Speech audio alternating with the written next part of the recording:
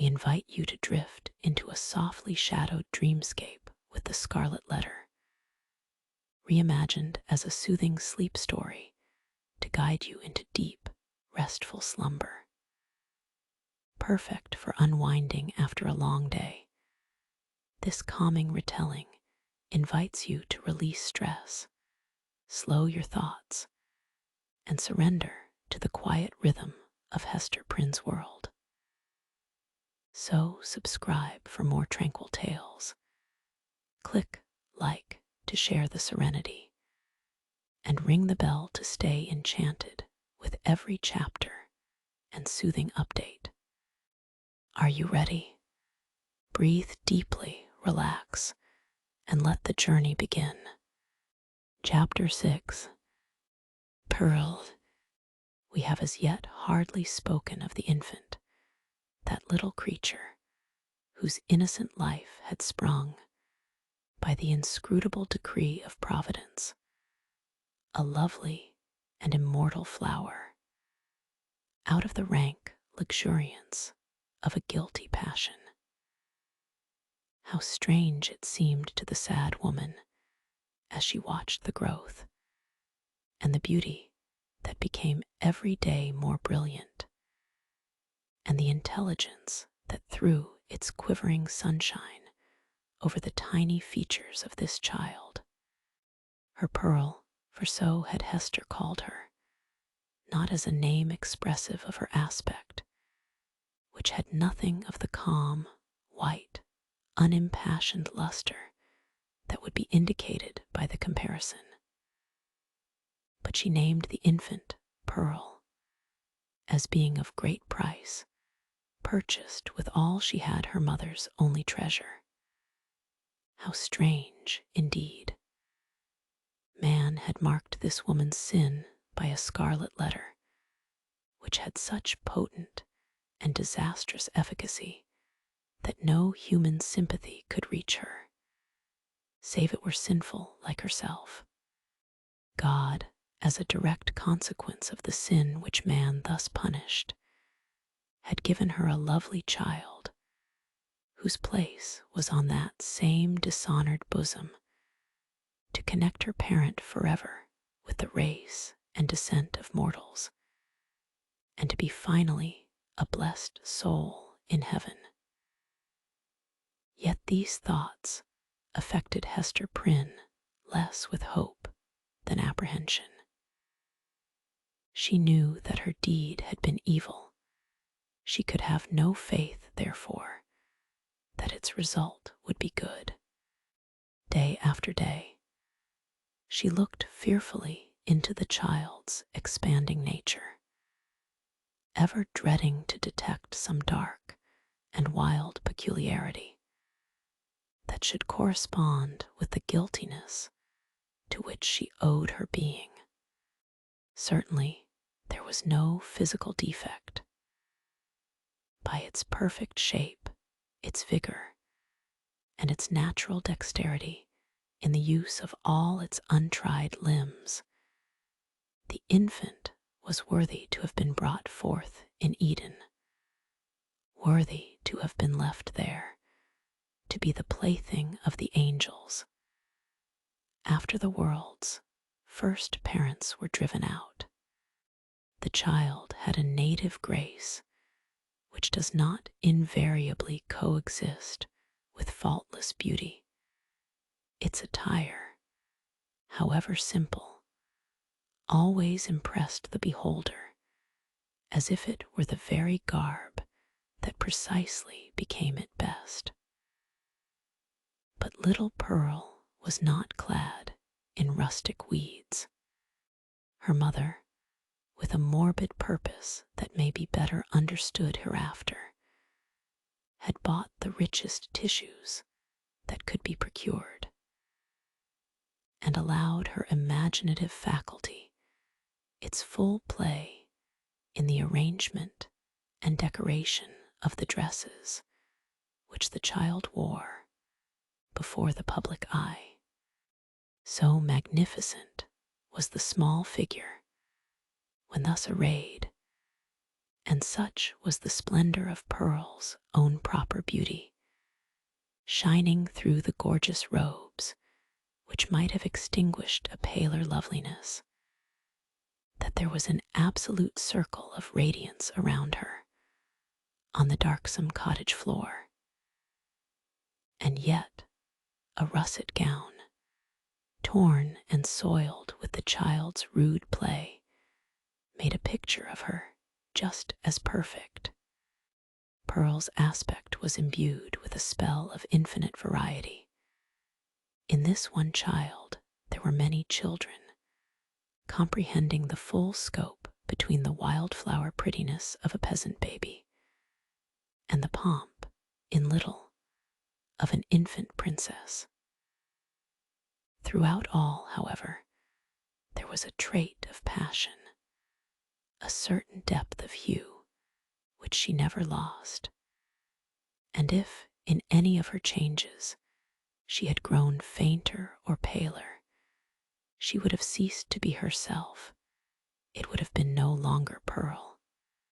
This outward mutability indicated, and did not more than fairly express, the various properties of her inner life. Her nature appeared to possess depth, too, as well as variety.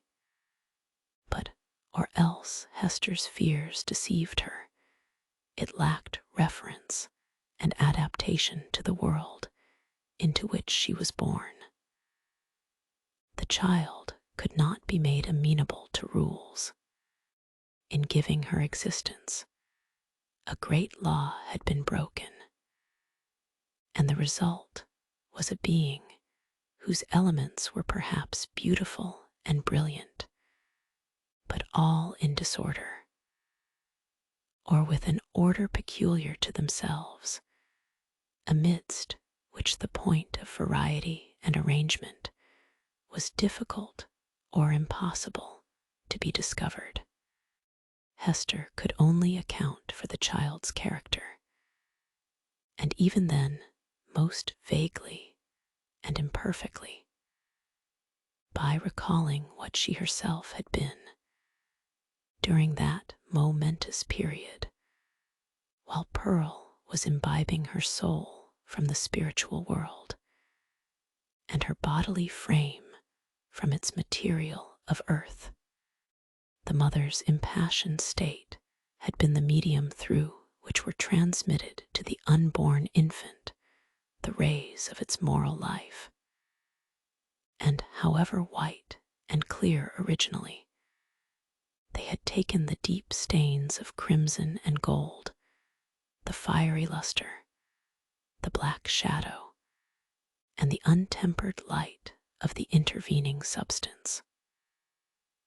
Above all, the warfare of Hester's spirit at that epoch was perpetuated in Pearl. She could recognize her wild, desperate, defiant mood, the flightiness of her temper, and even some of the very cloud shapes of gloom and despondency that had brooded in her heart. They were now illuminated by the morning radiance of a young child's disposition. But later in the day of earthly existence might be prolific of the storm and whirlwind. The discipline of the family in those days was of a far more rigid kind than now. The frown, the harsh rebuke, the frequent application of the rod, enjoined by scriptural authority, were used, not merely in the way of punishment for actual offenses, but as a wholesome regimen for the growth and promotion of all childish virtues. Hester Prynne, nevertheless, the lonely mother of this one child, ran little risk of erring on the side of undue severity. Mindful, however, of her own errors and misfortunes, she early sought to impose a tender but strict control over the infant immortality that was committed to her charge. But the task was beyond her skill. After testing both smiles and frowns, and proving that neither mode of treatment possessed any calculable influence, Hester was ultimately compelled to stand aside and permit the child to be swayed by her own impulses. Physical compulsion or restraint was effectual, of course, while it lasted. As to any other kind of discipline, whether addressed to her mind or heart, little Pearl might or might not be within its reach, in accordance with the caprice that ruled the moment. Her mother, while Pearl was yet an infant, grew acquainted with a certain peculiar look that warned her when it would be labor thrown away to insist, persuade, or plead. It was a look so intelligent, yet inexplicable, so perverse, sometimes so malicious, but generally accompanied by a wild flow of spirits, that Hester could not help questioning, at such moments, whether Pearl were a human child. She seemed rather an airy sprite, which, after playing its fantastic sports for a little while upon the cottage floor, would flit away with a mocking smile whenever that look appeared in her wild, bright, deeply black eyes.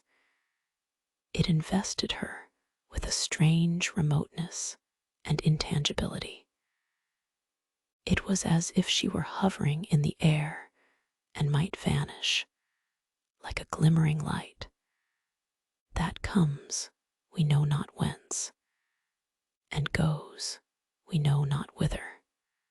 Beholding it, Hester was constrained to rush towards the child, to pursue the little elf in the flight which she invariably began to snatch her to her bosom, with a close pressure and earnest kisses, not so much from overflowing love as to assure herself that Pearl was flesh and blood, and not utterly delusive. But Pearl's laugh, when she was caught, though full of merriment and music, made her mother more doubtful than before. Heart-smitten at this bewildering and baffling spell that so often came between herself and her sole treasure, whom she had bought so dear, and who was all her world, Hester sometimes burst into passionate tears.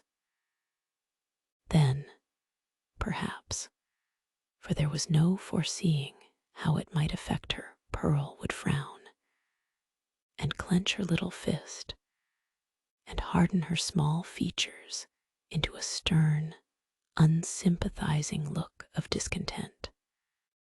Not seldom she would laugh anew, and louder than before, like a thing incapable and unintelligent of human sorrow. Or, but this more rarely happened, she would be convulsed with a rage of grief, and sob out her love for her mother in broken words, and seem intent on proving that she had a heart by breaking it. Yet Hester was hardly safe in confiding herself to that gusty tenderness. It passed as suddenly as it came. Brooding over all these matters, the mother felt like one who has evoked a spirit, but by some irregularity in the process of conjuration has failed to win the master word that should control this new and incomprehensible intelligence. Her only real comfort was when the child lay in the placidity of sleep. Then she was sure of her, and tasted hours of quiet, sad, delicious happiness, until, perhaps, with that perverse expression glimmering from beneath her opening lids, little Pearl awoke. How soon, with what strange rapidity, indeed, did Pearl arrive at an age that was capable of social intercourse, beyond the mother's ever-ready smile and nonsense words. And then, what a happiness would it have been could Hester Prynne have heard her clear, bird-like voice mingling with the uproar of other childish voices, and have distinguished and unraveled her own darling's tones amid all the entangled outcry of a group of sportive children. But this could never be. Pearl was a born outcast of the infantile world, an imp of evil, emblem and product of sin. She had no right among christened infants. Nothing was more remarkable than the instinct, as it seemed, with which the child comprehended her loneliness, the destiny that had drawn an inviolable circle round about her, the whole peculiarity, in short, of her position in respect to other children. Never, since her release from prison, had Hester met the public gaze without her. In all her walks about the town, Pearl, too, was there, first as the babe in arms, and afterwards as the little girl, small companion of her mother, holding a forefinger with her whole grasp, and tripping along at the rate of 3 or 4 footsteps to one of Hester's.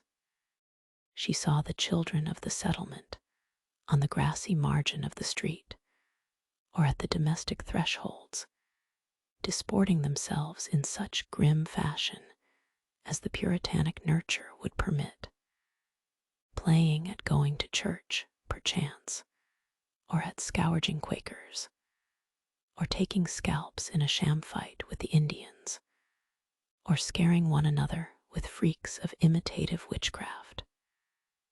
Pearl saw and gazed intently, but never sought to make acquaintance. If spoken to, she would not speak again. If the children gathered about her, as they sometimes did, Pearl would grow positively terrible in her puny wrath, snatching up stones to fling at them, with shrill, incoherent exclamations that made her mother tremble, because they had so much the sound of a witch's anathemas in some unknown tongue. The truth was that the little Puritans, being of the most intolerant brood that ever lived, had got a vague idea of something outlandish, unearthly, or at variance with ordinary fashions in the mother and child, and therefore scorned them in their hearts, and not unfrequently reviled them with their tongues. Pearl felt the sentiment, and requited it with the bitterest hatred that can be supposed to rankle in a childish bosom. These outbreaks of a fierce temper had a kind of value, and even comfort, for her mother, because there was at least an intelligible earnestness in the mood, instead of the fitful caprice that so often thwarted her in the child's manifestations. It appalled her, nevertheless, to discern here again a shadowy reflection of the evil that had existed in herself. All this enmity and passion had Pearl inherited by inalienable right out of Hester's heart. Mother and daughter stood together in the same circle of seclusion from human society, and in the nature of the child seemed to be perpetuated those unquiet elements that had distracted Hester Prynne before Pearl's birth, but had since begun to be soothed away by the softening influences of maternity. At home, within and around her mother's cottage, Pearl wanted not a wide and various circle of acquaintance. The spell of life went forth from her ever-creative spirit and communicated itself to 1,000 objects, as a torch kindles a flame wherever it may be applied.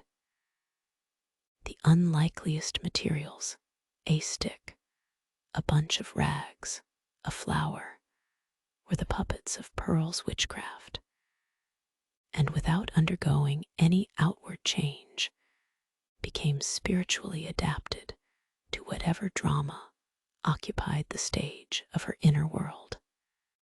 Her one baby voice served a multitude of imaginary personages, old and young, to talk with all. The pine trees, aged, black and solemn, and flinging groans, and other melancholy utterances on the breeze, needed little transformation to figure as Puritan elders. The ugliest weeds of the garden were their children, whom Pearl smote down and uprooted most unmercifully. It was wonderful, the vast variety of forms into which she threw her intellect, with no continuity indeed, but darting up and dancing, always in a state of preternatural activity, soon sinking down, as if exhausted by so rapid and feverish a tide of life, and succeeded by other shapes of a similar wild energy. It was like nothing so much as the phantasmagoric play of the northern lights. In the mere exercise of the fancy, however, and the sportiveness of a growing mind, there might be little more than was observable in other children of bright faculties, except as Pearl, in the dearth of human playmates, was thrown more upon the visionary throng which she created. The singularity lay in the hostile feelings with which the child regarded all these offspring of her own heart and mind. She never created a friend, but seemed always to be sowing broadcast the dragon's teeth, whence sprung a harvest of armed enemies against whom she rushed to battle. It was inexpressibly sad, then what depth of sorrow to mother, who felt in her own heart the cause, to observe, in one so young, this constant recognition of an adverse world, and so fierce a training of the energies that were to make good her cause in the contest that must ensue. Gazing at Pearl, Hester Prynne often dropped her work upon her knees, and cried out with an agony which she would fain have hidden, but which made utterance for itself betwixt speech and a groan. O Father in heaven, if thou art still my Father, what is this being which I have brought into the world? And Pearl, overhearing the ejaculation, or aware, through some more subtle channel of those throbs of anguish, would turn her vivid and beautiful little face upon her mother, smile with sprite-like intelligence, and resume her play. One peculiarity of the child's deportment remains yet to be told. The very first thing which she had noticed in her life was what? Not the mother's smile, responding to it, as other babies do, by that faint, embryo smile of the little mouth, remembered so doubtfully afterwards, and with such fond discussion whether it were indeed a smile. By no means. But that first object of which Pearl seemed to become aware was, shall we say it, the scarlet letter on Hester's bosom. One day, as her mother stooped over the cradle, the infant's eyes had been caught by the glimmering of the gold embroidery about the letter, and putting up her little hand, she grasped at it, smiling not doubtfully, but with a decided gleam that gave her face the look of a much older child. Then, gasping for breath, did Hester Prynne clutch the fatal token, instinctively endeavoring to tear it away. So infinite was the torture inflicted by the intelligent touch of Pearl's baby hand. Again, as if her mother's agonized gesture were meant only to make sport for her, did little Pearl look into her eyes and smile. From that epoch, except when the child was asleep, Hester had never felt a moment's safety, not a moment's calm enjoyment of her. Weeks, it is true, would sometimes elapse, during which Pearl's gaze might never once be fixed upon the scarlet letter. But then, again, it would come at unawares, like the stroke of sudden death, and always with that peculiar smile and odd expression of the eyes. Once this freakish, elvish cast came into the child's eyes, while Hester was looking at her own image in them, as mothers are fond of doing. And suddenly, for women in solitude and with troubled hearts, are pestered with unaccountable delusions, she fancied that she beheld not her own miniature portrait, but another face in the small black mirror of Pearl's eye. It was a face fiend-like, full of smiling malice, yet bearing the semblance of features that she had known full well, though seldom with a smile, and never with malice in them. It was as if an evil spirit possessed the child, and had just then peeped forth in mockery. Many a time afterwards had Hester been tortured, though less vividly, by the same illusion. In the afternoon of a certain summer's day, after Pearl grew big enough to run about, she amused herself with gathering handfuls of wildflowers and flinging them, one by one, at her mother's bosom, dancing up and down like a little elf whenever she hit the scarlet letter. Hester's first motion had been to cover her bosom with her clasped hands, but whether from pride or resignation, or a feeling that her penance might best be wrought out by this unutterable pain, she resisted the impulse and sat erect, pale as death, looking sadly into little Pearl's wild eyes. Still came the battery of flowers, almost invariably hitting the mark, and covering the mother's breast with hurts for which she could find no balm in this world, nor knew how to seek it in another. At last, her shot being all expended, the child stood still and gazed at Hester, with that little laughing image of a fiend peeping out. Or, whether it peeped or no, her mother so imagined it from the unsearchable abyss of her black eyes. "Child, what art thou?"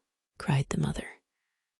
"Oh, I am your little Pearl," answered the child. But while she said it, Pearl laughed and began to dance up and down with the humorsome gesticulation of a little imp whose next freak might be to fly up the chimney. "Art thou my child in very truth?" asked Hester. Nor did she put the question altogether idly, but for the moment with a portion of genuine earnestness. For such was Pearl's wonderful intelligence that her mother half doubted whether she were not acquainted with the secret spell of her existence, and might not now reveal herself. "Yes, I am little Pearl," repeated the child, continuing her antics. "Thou art not my child. Thou art no Pearl of mine," said the mother, half playfully, for it was often the case that a sportive impulse came over her in the midst of her deepest suffering. "Tell me, then, what thou art, and who sent thee hither." "Tell me, mother," said the child seriously, coming up to Hester and pressing herself close to her knees. "Do thou tell me. Thy heavenly Father sent thee," answered Hester Prynne, but she said it with a hesitation that did not escape the acuteness of the child. Whether moved only by her ordinary freakishness, or because an evil spirit prompted her, she put up her small forefinger and touched the scarlet letter. "He did not send me," cried she positively. "I have no heavenly Father." "Hush, Pearl, hush. Thou must not talk so," answered the mother, suppressing a groan. "He sent us all into this world. He sent even me, thy mother, then much more thee. Or, if not, thou strange and elfish child, whence didst thou come?" Tell me," repeated Pearl, no longer seriously, but laughing and capering about the floor. "It is thou that must tell me." But Hester could not resolve the query, being herself in a dismal labyrinth of doubt. She remembered betwixt a smile and a shudder the talk of the neighboring townspeople, who, seeking vainly elsewhere for the child's paternity, and observing some of her odd attributes, had given out that poor little Pearl was a demon offspring, such as, ever since old Catholic times, had occasionally been seen on earth through the agency of their mother's sin, and to promote some foul and wicked purpose. Luther, according to the scandal of his monkish enemies, was a brat of that hellish breed. Nor was Pearl the only child to whom this inauspicious origin was assigned among the New England Puritans. Chapter 7. The Governor's Hall. Hester Prynne went, one day, to the mansion of Governor Bellingham with a pair of gloves which she had fringed and embroidered to his order, and which were to be worn on some great occasion of state. For, though the chances of a popular election had caused this former ruler to descend a step or two from the highest rank, he still held an honorable and influential place among the colonial magistracy. Another and far more important reason than the delivery of a pair of embroidered gloves impelled Hester, at this time, to seek an interview with a personage of so much power and activity in the affairs of the settlement. It had reached her ears that there was a design on the part of some of the leading inhabitants, cherishing the more rigid order of principles in religion and government, to deprive her of her child, on the supposition that Pearl, as already hinted, was of demon origin. These good people not unreasonably argued that a Christian interest in the mother's soul required them to remove such a stumbling block from her path. If the child, on the other hand, were really capable of moral and religious growth, and possessed the elements of ultimate salvation, then, surely, it would enjoy all the fairer prospect of these advantages by being transferred to wiser and better guardianship than Hester Prynne S. Among those who promoted the design, Governor Bellingham was said to be one of the most busy. It may appear singular, and indeed not a little ludicrous, that an affair of this kind, which, in later days, would have been referred to no higher jurisdiction than that of the selectmen of the town, should then have been a question publicly discussed, and on which statesmen of eminence took sides. At that epoch of pristine simplicity, however, matters of even slighter public interest, and of far less intrinsic weight than the welfare of Hester and her child, were strangely mixed up with the deliberations of legislators and acts of state. The period was hardly, if at all, earlier than that of our story, when a dispute concerning the right of property in a pig not only caused a fierce and bitter contest in the legislative body of the colony, but resulted in an important modification of the framework itself of the legislature. Full of concern, therefore, but so conscious of her own right that it seemed scarcely an unequal match between the public, on the one side, and a lonely woman, backed by the sympathies of nature, on the other. Hester Prynne set forth from her solitary cottage. Little Pearl, of course, was her companion.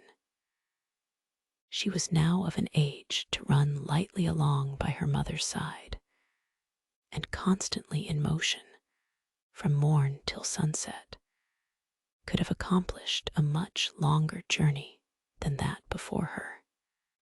Often, nevertheless, more from caprice than necessity, she demanded to be taken up in arms, but was soon as imperious to be set down again, and frisked onward before Hester on the grassy pathway, with many a harmless trip and tumble.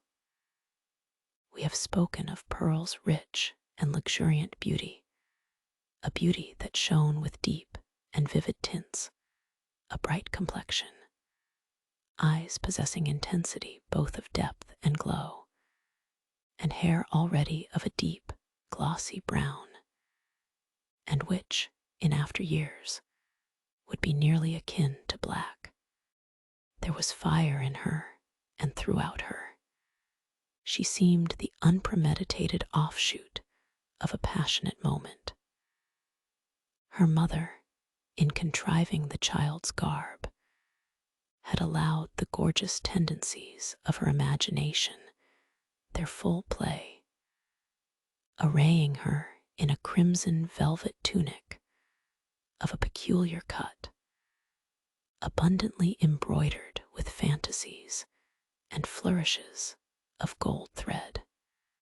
So much strength of coloring, which must have given a wan and pallid aspect to cheeks of a fainter bloom, was admirably adapted to Pearl's beauty, and made her the very brightest little jet of flame that ever danced upon the earth.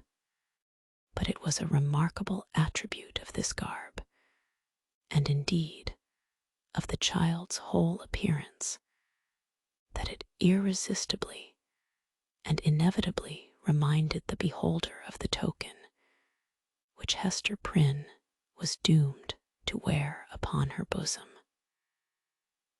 It was the scarlet letter in another form, the scarlet letter endowed with life, the mother herself, as if the red ignominy were so deeply scorched into her brain that all her conceptions assumed its form, had carefully wrought out the similitude, lavishing many hours of morbid ingenuity to create an analogy between the object of her affection and the emblem of her guilt and torture.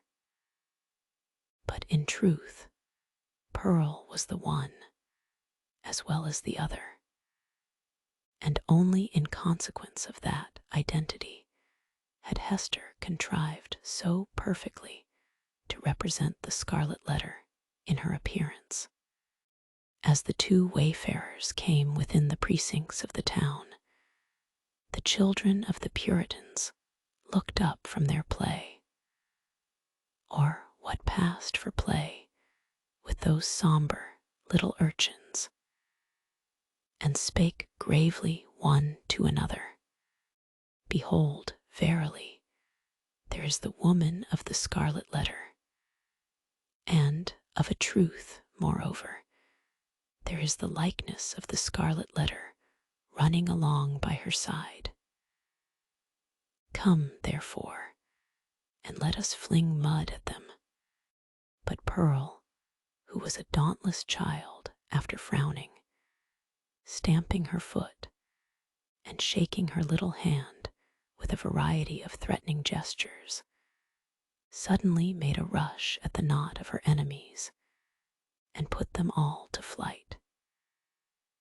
She resembled, in her fierce pursuit of them, an infant pestilence, the scarlet fever, or some such half-fledged angel of judgment, whose mission was to punish the sins of the rising generation. She screamed and shouted too, with a terrific volume of sound, which doubtless caused the hearts of the fugitives to quake within them. The victory accomplished, Pearl returned quietly to her mother and looked up, smiling, into her face. Without further adventure, they reached the dwelling of Governor Bellingham. This was a large wooden house, built in a fashion of which there are specimens still extant in the streets of our older towns, now moss-grown, crumbling to decay, and melancholy at heart with the many sorrowful or joyful occurrences, remembered or forgotten, that have happened and passed away within their dusky chambers. Then, however, there was the freshness of the passing year on its exterior, and the cheerfulness, gleaming forth from the sunny windows, of a human habitation, into which death had never entered. It had indeed a very cheery aspect, the walls being overspread with a kind of stucco, in which fragments of broken glass were plentifully intermixed, so that, when the sunshine fell aslantwise over the front of the edifice, it glittered and sparkled as if diamonds had been flung against it by the double handful. The brilliancy might have befitted Aladdin's palace rather than the mansion of a grave old Puritan ruler. It was further decorated with strange and seemingly cabalistic figures and diagrams. suitable to the quaint taste of the age, which had been drawn in the stucco when newly laid on, and had now grown hard and durable for the admiration of after times. Pearl, looking at this bright wonder of a house, began to caper and dance, and imperatively required that the whole breadth of sunshine should be stripped off its front and given her to play with. "No, my little Pearl," said her mother, "thou must gather thine own sunshine. I have none to give thee." They approached the door, which was of an arched form, and flanked on each side by a narrow tower or projection of the edifice, in both of which were lattice windows, with wooden shutters to close over them at need. Lifting the iron hammer that hung at the portal, Hester Prynne gave a summons, which was answered by one of the governor's bondservants, a free-born Englishman, but now a 7 years' slave. During that term, he was to be the property of his master, and as much a commodity of bargain and sale as an ox or a joint stool. The serf wore the blue coat, which was the customary garb of servingmen of that period, and long before, in the old hereditary halls of England. "Is the worshipful Governor Bellingham within?" inquired Hester. "Yea, forsooth," replied the bondservant, staring with wide-open eyes at the scarlet letter, which, being a newcomer in the country, he had never before seen. "Yea, his honourable worship is within, but he hath a godly minister or two with him, and likewise a leech. Ye may not see his worship now. Nevertheless, I will enter," answered Hester Prynne, and the bond-servant, perhaps judging from the decision of her air, and the glittering symbol in her bosom, that she was a great lady in the land, offered no opposition. So the mother and little Pearl were admitted into the hall of entrance, with many variations suggested by the nature of his building materials, diversity of climate, and a different mode of social life. Governor Bellingham had planned his new habitation after the residences of gentlemen of fair estate in his native land. Here, then, was a wide and reasonably lofty hall, extending through the whole depth of the house, and forming a medium of general communication, more or less directly, with all the other apartments. At one extremity, this spacious room was lighted by the windows of the 2 towers, which formed a small recess on either side of the portal. At the other end, though partly muffled by a curtain, it was more powerfully illuminated by one of those embowed hall windows which we read of in old books, and which was provided with a deep and cushioned seat. Here, on the cushion, lay a folio tome, probably of the Chronicles of England, or other such substantial literature, even as, in our own days, we scatter gilded volumes on the center table, to be turned over by the casual guest. The furniture of the hall consisted of some ponderous chairs, the backs of which were elaborately carved with wreaths of oaken flowers, and likewise a table in the same taste, the whole being of the Elizabethan age, or perhaps earlier, and heirlooms, transferred hither from the governor's paternal home. On the table in token that the sentiment of old English hospitality had not been left behind, stood a large pewter tankard, at the bottom of which, had Hester or Pearl peeped into it, they might have seen the frothy remnant of a recent draught of ale. On the wall hung a row of portraits, representing the forefathers of the Bellingham lineage, some with armor on their breasts, and others with stately ruffs and robes of peace.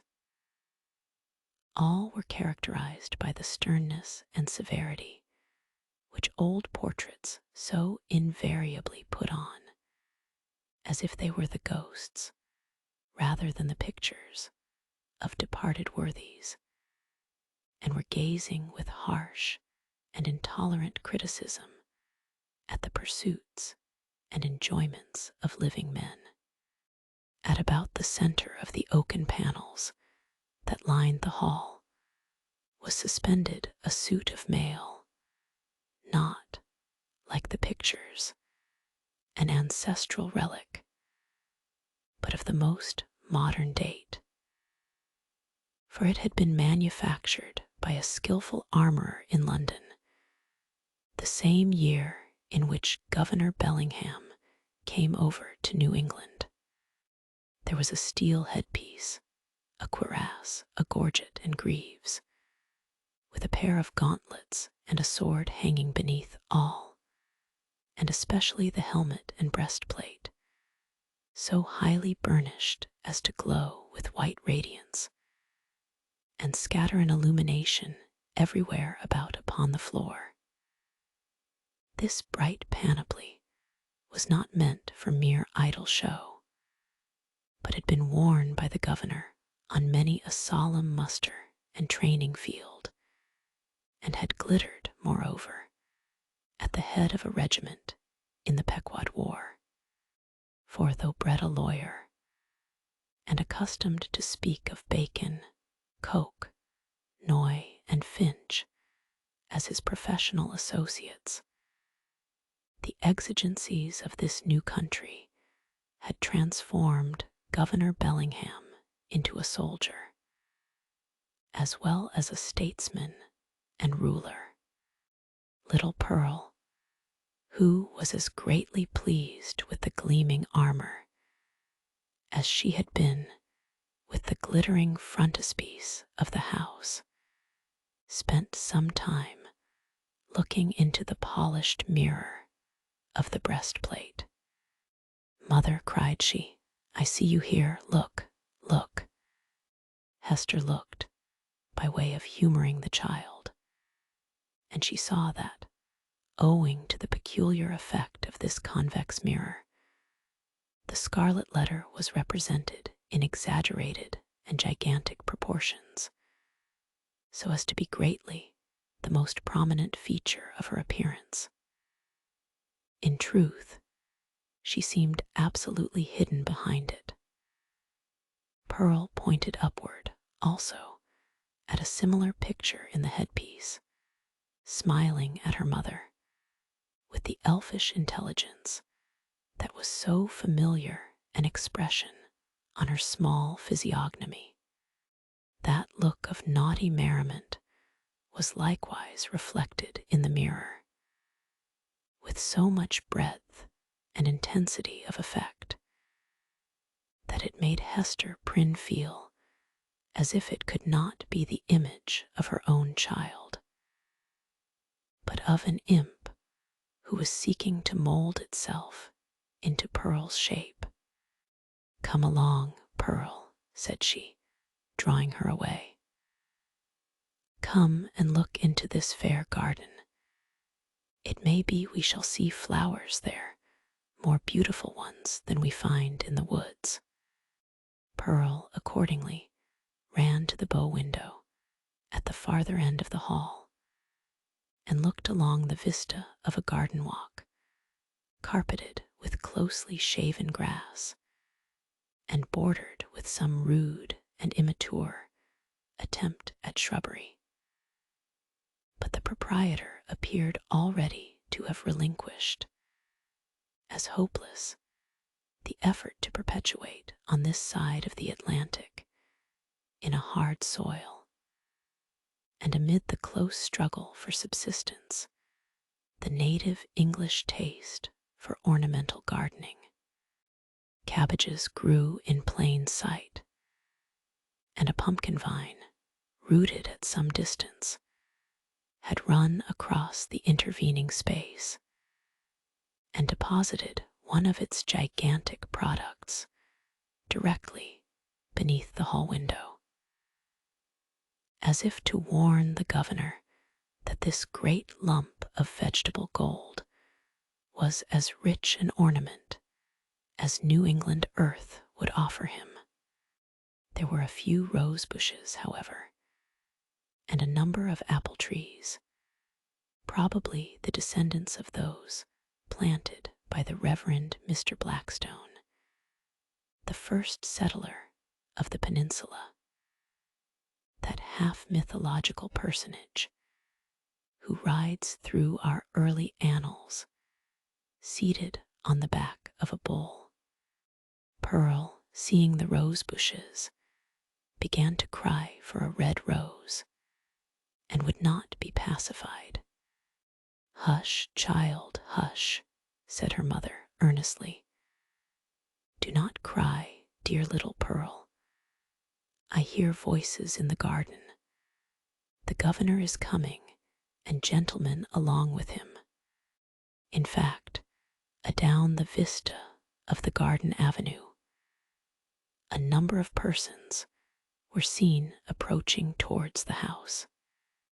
Pearl, in utter scorn of her mother's attempt to quiet her, gave an eldritch scream, and then became silent, not from any notion of obedience, but because the quick and mobile curiosity of her disposition was excited by the appearance of these new personages.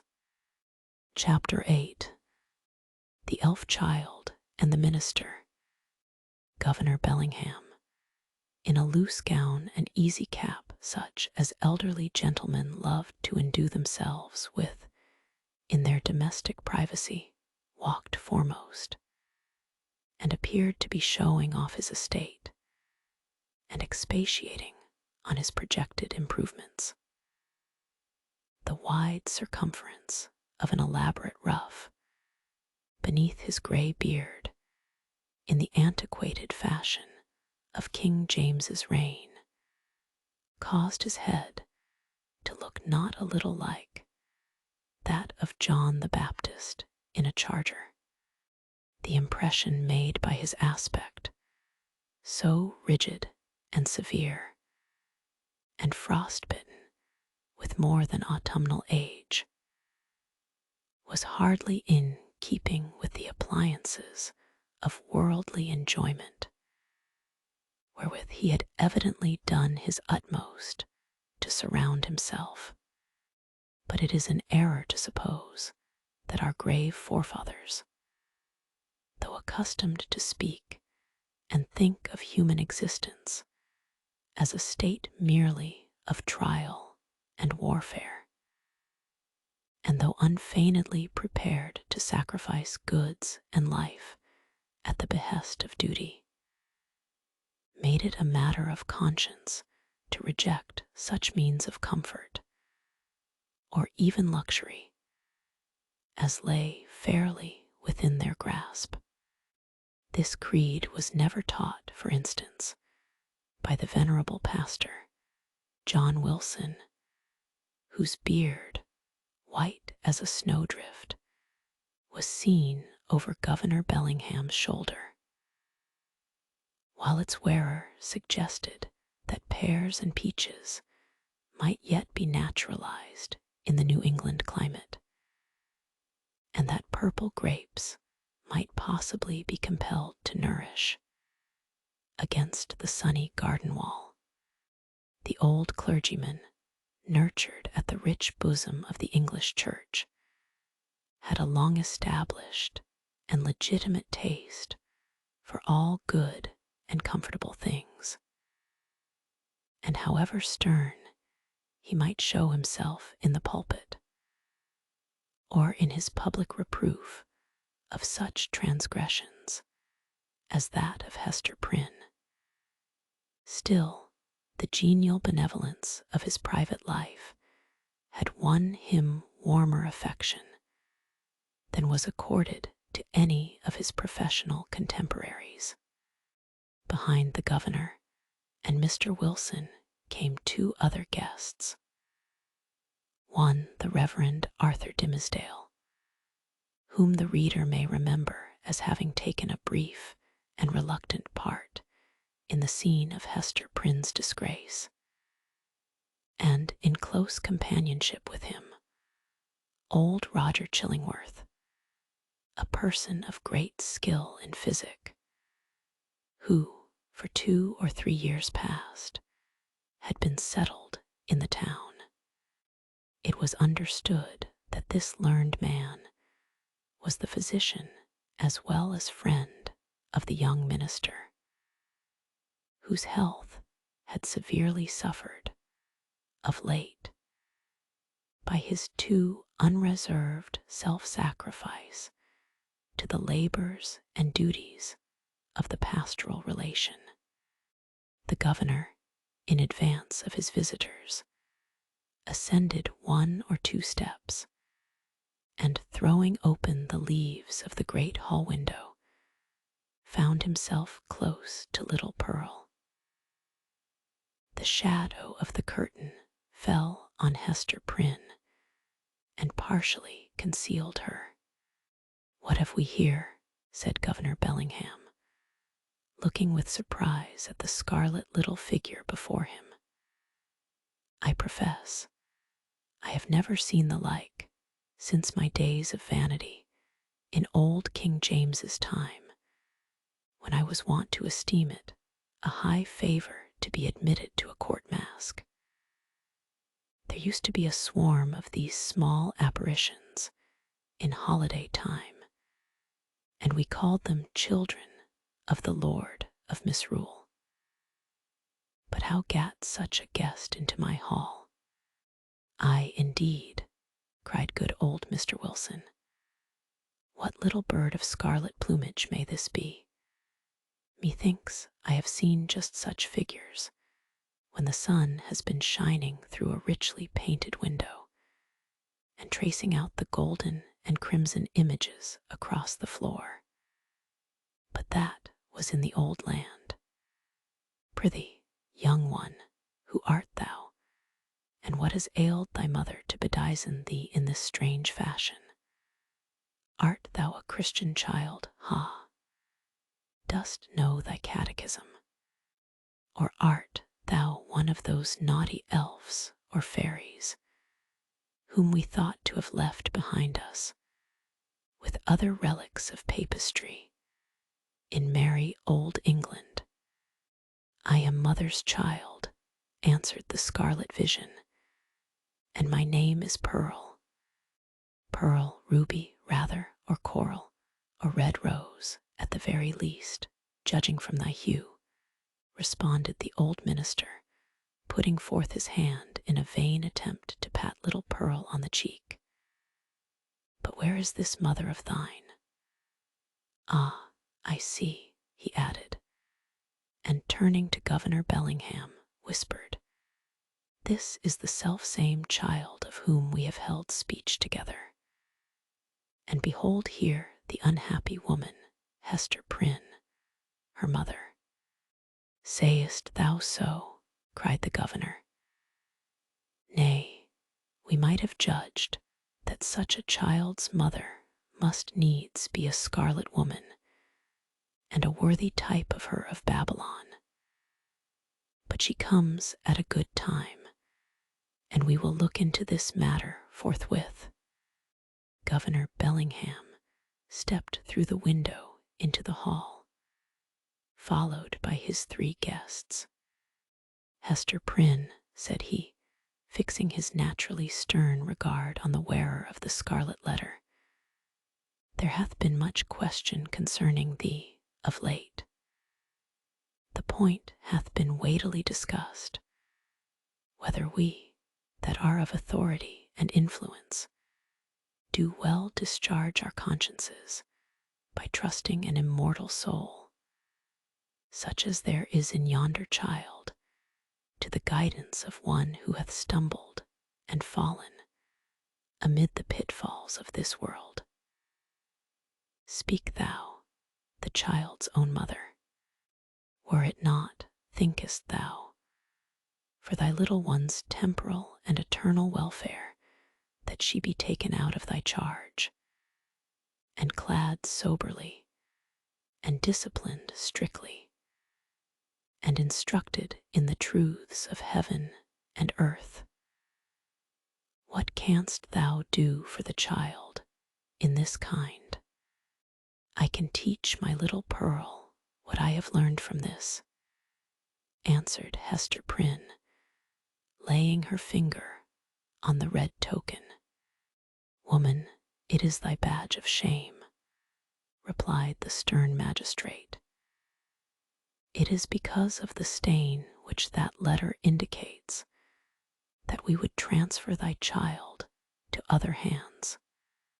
"Nevertheless," said the mother calmly, though growing more pale, "this badge hath taught me, it daily teaches me, it is teaching me at this moment lessons whereof my child may be the wiser and better, albeit they can profit nothing to myself."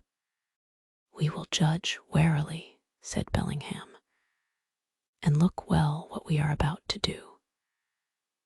Good Master Wilson, I pray you, examine this Pearl, since that is her name, and see whether she hath had such Christian nurture as befits a child of her age." The old minister seated himself in an armchair and made an effort to draw Pearl betwixt his knees. But the child, unaccustomed to the touch or familiarity of any but her mother, escaped through the open window and stood on the upper step, looking like a wild tropical bird of rich plumage, ready to take flight into the upper air. Mr. Wilson, not a little astonished at this outbreak, for he was a grandfatherly sort of personage, and usually a vast favorite with children, essayed, however, to proceed with the examination. "Pearl," said he with great solemnity, "thou must take heed to instruction, that so, in due season, thou mayest wear in thy bosom the pearl of great price. Canst thou tell me, my child, who made thee?" Now Pearl knew well enough who made her, for Hester Prynne, the daughter of a pious home, very soon after her talk with the child about her heavenly Father, had begun to inform her of those truths which the human spirit, at whatever stage of immaturity, imbibes with such eager interest. Pearl, therefore, so large were the attainments of her 3 years' lifetime, could have borne a fair examination in the New England Primer, or the first column of the Westminster Catechisms, although unacquainted with the outward form of either of those celebrated works. But that perversity which all children have more or less of, and of which little Pearl had a tenfold portion, now, at the most inopportune moment, took thorough possession of her, and closed her lips, or impelled her to to speak words amiss. After putting her finger in her mouth, with many ungracious refusals to answer good Mr. Wilson's question, the child finally announced that she had not been made at all, but had been plucked by her mother off the bush of wild roses that grew by the prison door. This fantasy was probably suggested by the near proximity of the governor's red roses. As Pearl stood outside of the window, together with her recollection of the prison rosebush, which she had passed in coming hither, old Roger Chillingworth, with a smile on his face, whispered something in the young clergyman's ear. Hester Prynne looked at the man of skill, and even then, with her fate hanging in the balance, was startled to perceive what a change had come over his features. How much uglier they were, how his dark complexion seemed to have grown duskier, and his figure more misshapen, since the days when she had familiarly known him. She met his eyes for an instant, but was immediately constrained to give all her attention to the scene now going forward. "This is awful," cried the governor, slowly recovering from the astonishment into which Pearl's response had thrown him. "Here is a child of 3 years old, and she cannot tell who made her. Without question, she is equally in the dark as to her soul, its present depravity, and future destiny. Methinks, gentlemen, we need inquire no further." Hester caught hold of Pearl and drew her forcibly into her arms, confronting the old Puritan magistrate with almost a fierce expression. Alone in the world, cast off by it, and with this sole treasure to keep her heart alive, she felt that she possessed indefeasible rights against the world, and was ready to defend them to the death. "God gave me the child," cried she. "He gave her in requital of all things else which he had taken from me. She is my happiness. She is my torture, none the less. Pearl keeps me here in life. Pearl punishes me too. See ye not, she is the scarlet letter, only capable of being loved, and so endowed with a millionfold the power of retribution for my sin. Ye shall not take her. I will die first." "My poor woman," said the not unkind old minister, "the child shall be well cared for, far better than thou canst do it."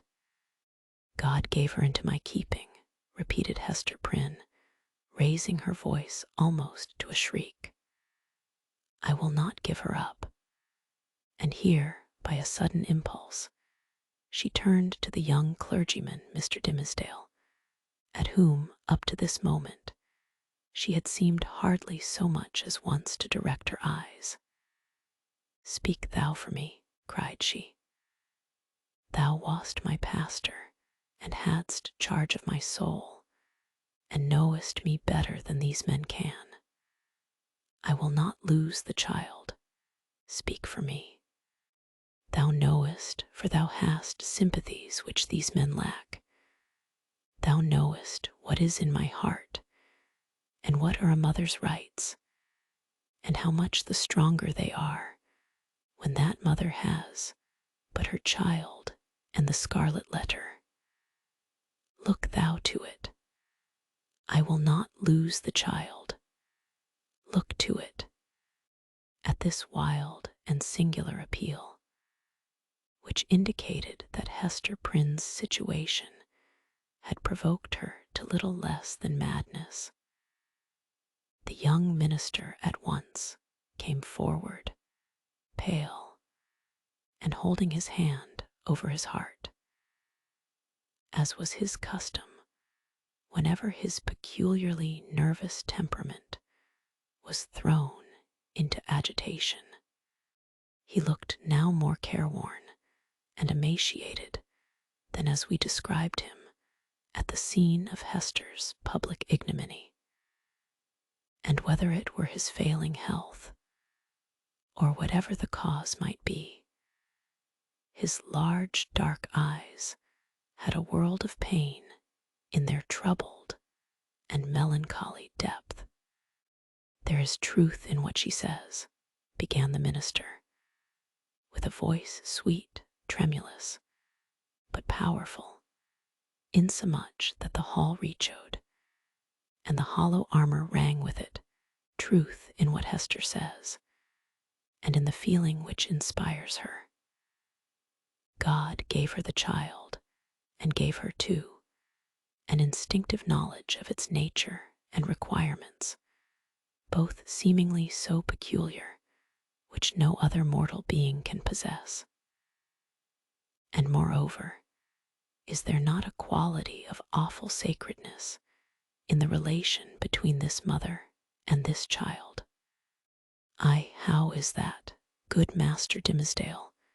interrupted the governor.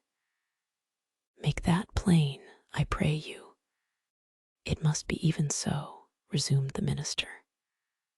"For if we deem it otherwise, do we not thereby say that the Heavenly Father, the Creator of all flesh, hath lightly recognized a deed of sin, and made of no account the distinction between unhallowed lust and holy love?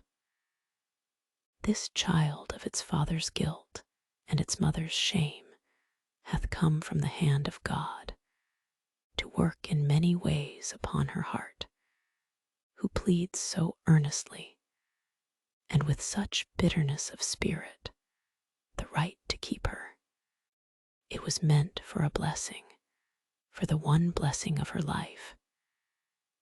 It was meant, doubtless, as the mother herself hath told us, for a retribution too, a torture to be felt at many an unthought of moment, a pang, a sting, an ever-occurring agony in the midst of a troubled joy. Hath she not expressed this thought in the garb of the poor child, so forcibly reminding us of that red symbol which sears her bosom? "Well said, again," cried good Mr. Wilson. "I feared the woman had no better thought than to make a mountebank of her child." "Oh, not so, not so," continued Mr. Dimmesdale. "She recognizes, believe me, the solemn miracle which God hath wrought in the existence of that child.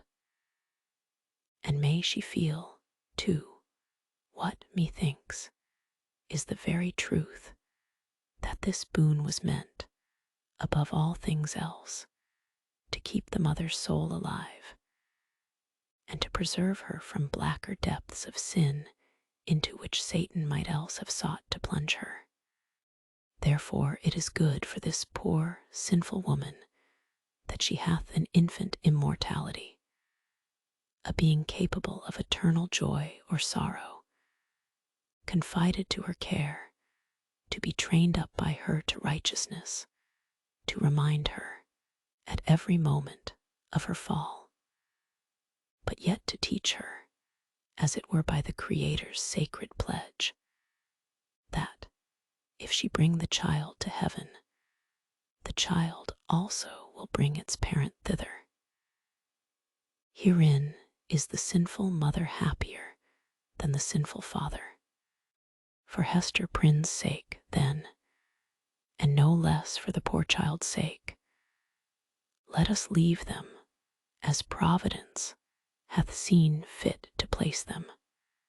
You speak, my friend, with a strange earnestness, said old Roger Chillingworth, smiling at him and there is a weighty import in what my young brother hath spoken," added the Reverend Mr. Wilson. "What say you, worshipful Master Bellingham?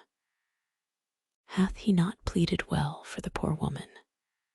"Indeed hath he," answered the magistrate, "and hath adduced such arguments that we will even leave the matter as it now stands, so long, at least, as there shall be no further scandal in the woman. Care must be had, nevertheless, to put the child to due and stated examination in the catechism, at thy hands, or Master Dimmesdale, S.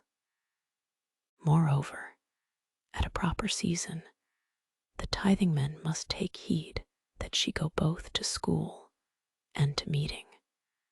The young minister, on ceasing to speak, had withdrawn a few steps from the group, and stood with his face partially concealed in the heavy folds of the window curtain, while the shadow of his figure, which the sunlight cast upon the floor, was tremulous with the vehemence of his appeal. Pearl, that wild and flighty little elf, stole softly towards him, and taking his hand in the grasp of both her own, laid her cheek against it, a caress so tender, and withal so unobtrusive, that her mother, who was looking on, asked herself, "Is that my Pearl?"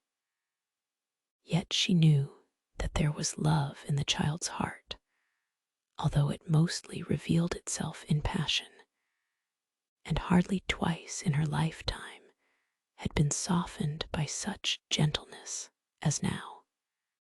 The minister, for save the long-sought regards of woman, nothing is sweeter than these marks of childish preference, accorded spontaneously by a spiritual instinct, and therefore seeming to imply in us something truly worthy to be loved. The minister looked round, laid his hand on the child's head, hesitated an instant, and then kissed her brow. Little Pearl's unwonted mood of sentiment lasted no longer. She laughed, and went capering down the hall so airily that old Mr. Wilson raised a question whether even her tiptoes touched the floor. "The little baggage hath witchcraft in her, I profess," said he to Mr. Dimmesdale. "She needs no old woman's broomstick to fly withal." "A strange child," remarked old Roger Chillingworth. "It is easy to see the mother's part in her. Would it be beyond a philosopher's research, think ye, gentlemen, to analyze that child's nature, and from its make and mold to give a shrewd guess at the father? Nay, it would be sinful, in such a question, to follow the clue of profane philosophy," said Mr. Wilson. "Better to fast and pray upon it, and still better, it may be, to leave the mystery as we find it, unless Providence reveal it of its own accord. Thereby, every good Christian man hath a title to show a father's kindness towards the poor, deserted babe." The affair being so satisfactorily concluded, Hester Prynne, with Pearl, departed from the house. As they descended the steps, it is averred that the lattice of a chamber window was thrown open, and forth into the sunny day was thrust the face of Mistress Hibbins, Governor Bellingham's bitter-tempered sister, and the same who, a few years later, was executed as a witch. Hist, hist, said she, while her ill-omened physiognomy seemed to cast a shadow over the cheerful newness of the house. Wilt thou go with us tonight? There will be a merry company in the forest, and I well nigh promised the black man that comely Hester Prynne should make one. Make my excuse to him, so please you, answered Hester with a triumphant smile. I must tarry at home and keep watch over my little Pearl. Had they taken her from me, I would willingly have gone into the forest and signed my name in the black man's book too, and that with mine own blood. We shall have thee there anon, said the witch lady, frowning, as she drew back her head. But here, if we suppose this interview betwixt Mistress Hibbins and Hester Prynne to be authentic, and not a parable, was already an illustration of the young minister's argument against sundering the relation of a fallen mother to the offspring of her frailty. Even thus early had the child saved her from Satan's snare. Chapter 9. The Leech. Under the appellation of Roger Chillingworth, the reader will remember, was hidden another name, which its former wearer had resolved should never more be spoken. It has been related how, in the crowd that witnessed Hester Prynne's ignominious exposure, stood a man, elderly, travel-worn, who, just emerging from the perilous wilderness, beheld the woman, in whom he hoped to find embodied the warmth and cheerfulness of home, set up as a type of sin before the people. Her matronly fame was trodden under all men's feet. Infamy was babbling around her in the public marketplace. For her kindred, should the tidings ever reach them, and for the companions of her unspotted life, there remained nothing but the contagion of her dishonor, which would not fail to be distributed in strict accordance and proportion with the intimacy and sacredness of their previous relationship. Then why, since the choice was with himself, should the individual, whose connection with the fallen woman had been the most intimate and sacred of them all, come forward to vindicate his claim to an inheritance so little desirable? He resolved not to be pilloried beside her on her pedestal of shame, unknown to all but Hester Prynne, and possessing the lock and key of her silence. He chose to withdraw his name from the roll of mankind, and, as regarded his former ties and interests, to vanish out of life as completely as if he indeed lay at the bottom of the ocean, whither rumor had long ago consigned him. This purpose once effected, new interests would immediately spring up, and likewise a new purpose, dark, it is true, if not guilty, but of force enough to engage the full strength of his faculties. In pursuance of this resolve, he took up his residence in the Puritan town as Roger Chillingworth, without other introduction than the learning and intelligence of which he possessed more than a common measure. As his studies, at a previous period of his life, had made him extensively acquainted with the medical science of the day, it was as a physician that he presented himself, and as such was cordially received. Skillful men of the medical and chirurgical profession were of rare occurrence in the colony. They seldom, it would appear, partook of the religious zeal that brought other emigrants across the Atlantic. In their researches into the human frame, it may be that the higher and more subtle faculties of such men were materialized, and that they lost the spiritual view of existence amid the intricacies of that wondrous mechanism, which seemed to involve art enough to comprise all of life within itself.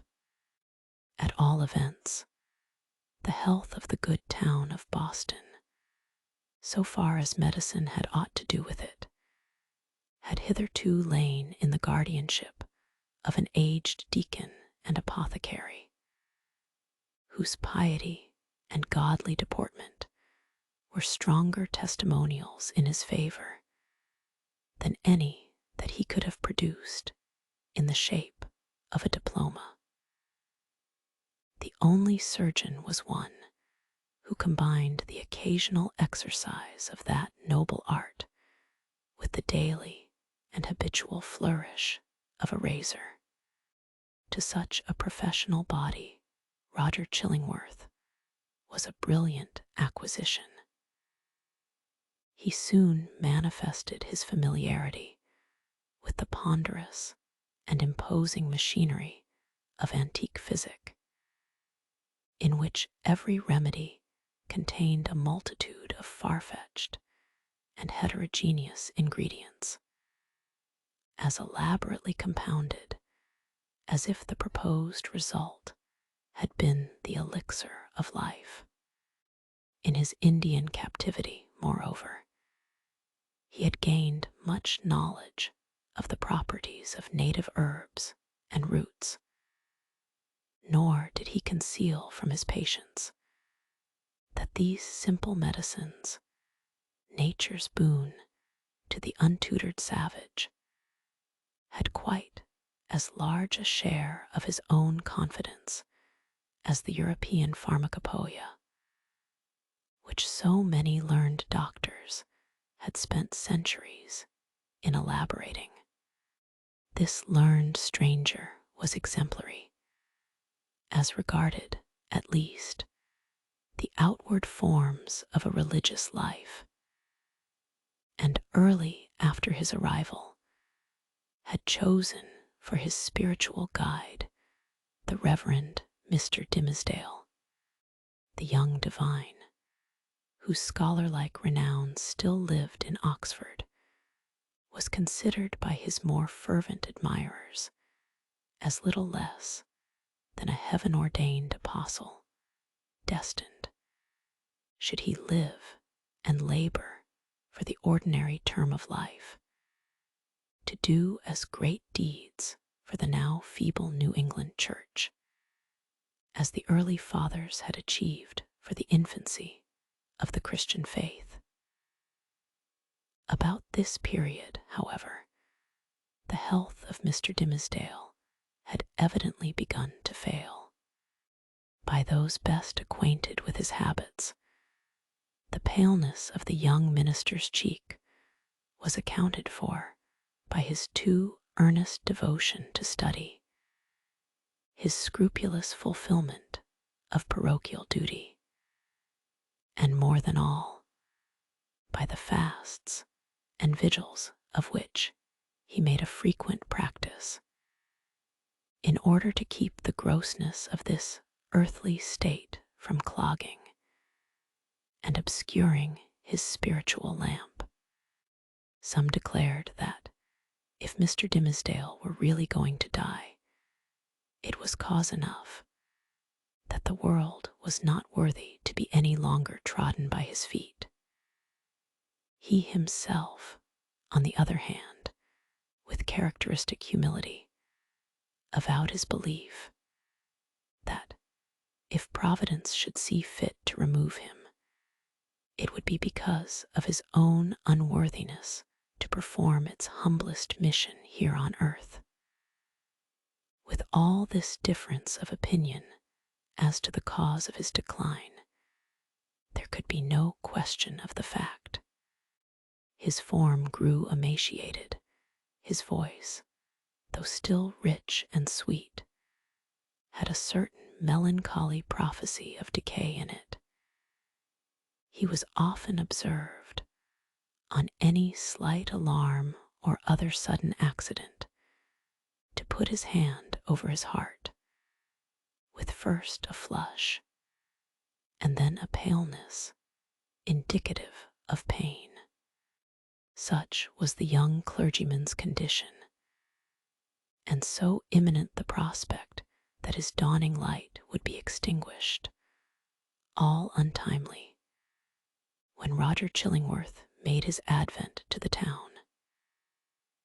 His first entry on the scene, few people could tell whence, dropping down, as it were, out of the sky, or starting from the nether earth, had an aspect of mystery, which was easily heightened to the miraculous. He was now known to be a man of skill. It was observed that he gathered herbs and the blossoms of wildflowers, and dug up roots, and plucked off twigs from the forest trees, like one acquainted with hidden virtues in what was valueless to common eyes. He was heard to speak of Sir Kenelm Digby and other famous men whose scientific attainments were esteemed hardly less than supernatural, as having been his correspondents or associates. Why, with such rank in the learned world, had he come hither? What could he, whose sphere was in great cities, be seeking in the wilderness? In answer to this query, a rumor gained ground, and, however absurd, was entertained by some very sensible people, that heaven had wrought an absolute miracle by transporting an eminent doctor of physic from a German university bodily through the air, and setting him down at the door of Mr. Dimmesdale's study. Individuals of wiser faith, indeed, who knew that heaven promotes its purposes without aiming at the stage effect of what is called miraculous interposition, were inclined to see a providential hand in Roger Chillingworth's so opportune arrival. This idea was countenanced by the strong interest which the physician ever manifested in the young clergyman. He attached himself to him as a parishioner, and sought to win a friendly regard and confidence from his naturally reserved sensibility. He expressed great alarm at his pastor's state of health, but was anxious to attempt the cure, and if early undertaken, seemed not despondent of a favorable result.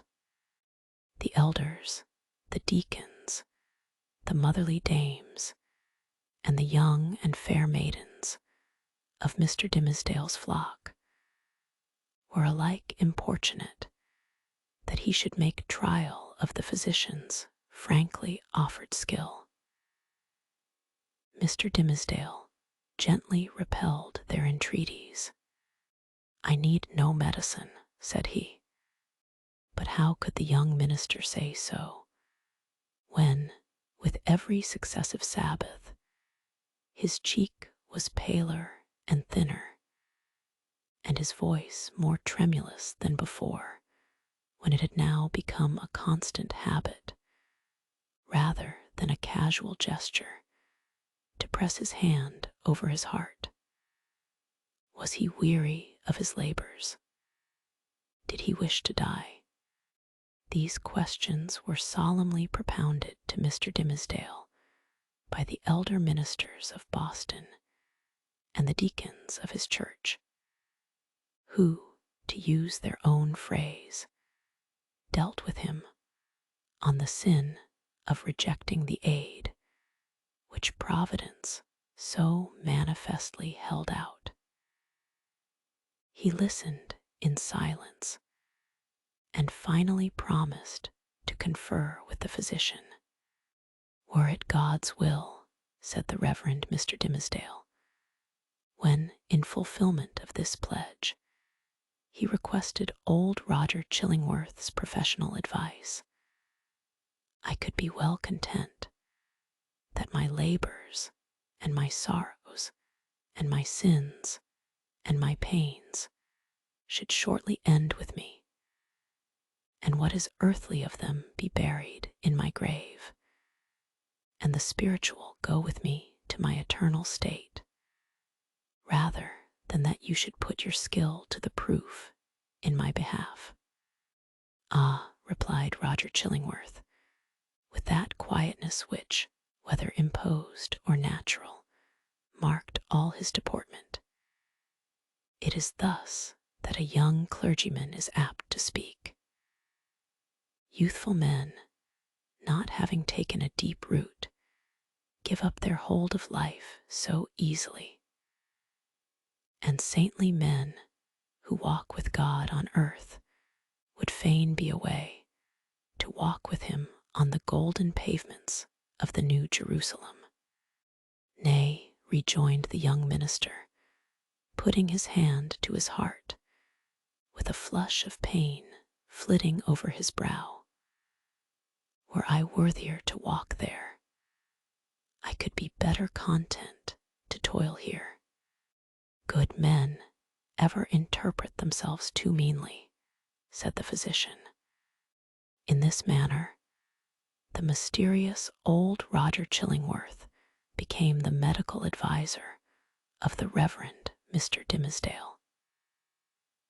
As not only the disease interested the physician, but he was strongly moved to look into the character and qualities of the patient.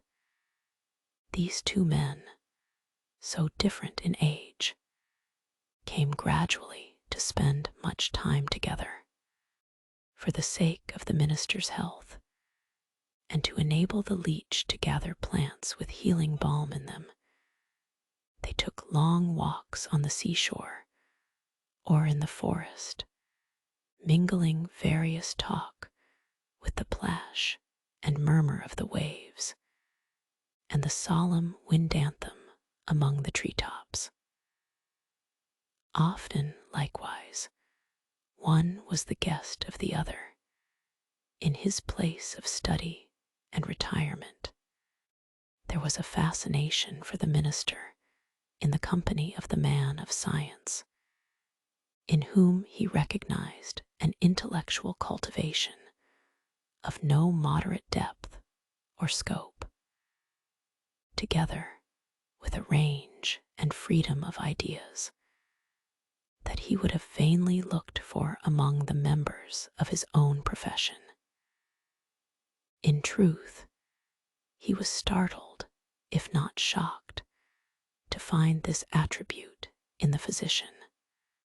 Mr. Dimmesdale was a true priest, a true religionist, with the reverential sentiment largely developed, and an order of mind that impelled itself powerfully along the track of a creed, and wore its passage continually deeper with the lapse of time. In no state of society would he have been what is called a man of liberal views. It would always be essential to his peace to feel the pressure of a faith about him, supporting, while it confined him within its iron framework. Not the less, however, though with a tremulous enjoyment, did he feel the occasional relief of looking at the universe through the medium of another kind of intellect than those with which he habitually held converse. It was as if a window were thrown open, admitting a freer atmosphere into the close and stifled study, where his life was wasting itself away amid lamplight or obstructed daybeams, and the musty fragrance, be it sensual or moral, that exhales from books. But the air was too fresh and chill to be long breathed with comfort. So the minister and the physician with him withdrew again within the limits of what their church defined as orthodox. Thus Roger Chillingworth scrutinized his patient carefully, both as he saw him in his ordinary life, keeping an accustomed pathway in the range of thoughts familiar to him, and as he appeared when thrown amidst other moral scenery, the novelty of which might call out something new to the surface of his character. He deemed it essential, it would seem, to know the man before attempting to do him good. Wherever there is a heart and an intellect, the diseases of the physical frame are tinged with the peculiarities of these. In Arthur Dimmesdale, thought and imagination were so active, and sensibility so intense, that the bodily infirmity would be likely to have its groundwork there. So Roger Chillingworth, the man of skill, the kind and friendly physician, strove to go deep into his patient's bosom, delving among his principles, prying into his recollections, and probing everything with a cautious touch, like a treasure seeker in a dark cavern. Few secrets can escape an investigator who has opportunity and license to undertake such a quest, and skill to follow it up. A man burdened with a secret should especially avoid the intimacy of his physician. If the latter possess native sagacity and a nameless something more, let us call it intuition. If he show no intrusive egotism, nor disagreeably prominent characteristics of his own, if he have the power, which must be born with him, to bring his mind into such affinity with his patient's, that this last shall unawares have spoken what he imagines himself only to have thought, if such revelations be received without tumult, and acknowledged not so often by an uttered sympathy as by silence, an inarticulate breath, and here and there a word, to indicate that all is understood, if to these qualifications of a confidant be joined the advantages afforded by his recognized character as a physician, then, at some inevitable moment, will the soul of the sufferer be dissolved and flow forth in a dark but transparent stream, bringing all its mysteries into the daylight. Roger Chillingworth possessed all, or most, of the attributes above enumerated. Nevertheless, time went on. A kind of intimacy, as we have said, grew up between these two cultivated minds, which had as wide a field as the whole sphere of human thought and study to meet upon. They discussed every topic of ethics and religion, of public affairs and private character. They talked much, on both sides, of matters that seemed personal to themselves, and yet no secret, such as the physician fancied must exist there, ever stole out of the minister's consciousness into his companion's ear. The latter had his suspicions, indeed, that even the nature of Mr. Dimmesdale's bodily disease had never fairly been revealed to him. It was a strange reserve. After a time, at a hint from Roger Chillingworth, the friends of Mr. Dimmesdale effected an arrangement by which the two were lodged in the same house, so that every ebb and flow of the minister's life-tide might pass under the eye of his anxious and attached physician. There was much joy throughout the town when this greatly desirable object was attained. It was held to be the best possible measure for the young clergyman's welfare, unless, indeed, as often urged by such as felt authorized to do so, he had selected some one of the many blooming damsels, spiritually devoted to him, to become his devoted wife. This latter step, however, there was no present prospect that Arthur Dimmesdale would be prevailed upon to take. He rejected all suggestions of the kind, as if priestly celibacy were one of his articles of church discipline. Doomed by his own choice, therefore, as Mr. Dimmesdale so evidently was, to eat his unsavory morsel always at another's board, and endure the lifelong chill which must be his lot who seeks to warm himself only at another's fireside. It truly seemed that this sagacious, experienced, benevolent old physician, with his concord of paternal and reverential love for the young pastor, was the very man of all mankind to be constantly within reach of his voice.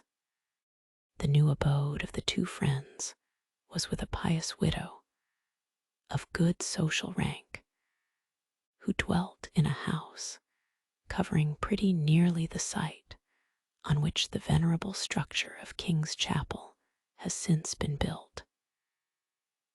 It had the graveyard, originally Isaac Johnson's home field, on one side, and so was well adapted to call up serious reflections, suited to their respective employments in both minister and man of physic.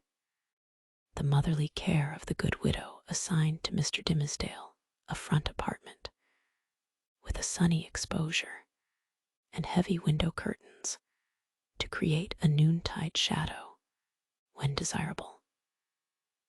The walls were hung round with tapestry, said to be from the Gobelin looms, and at all events representing the scriptural story of David and Bathsheba, and Nathan the prophet, in colors still unfaded, but which made the fair woman of the scene almost as grimly picturesque as the woe-denouncing seer.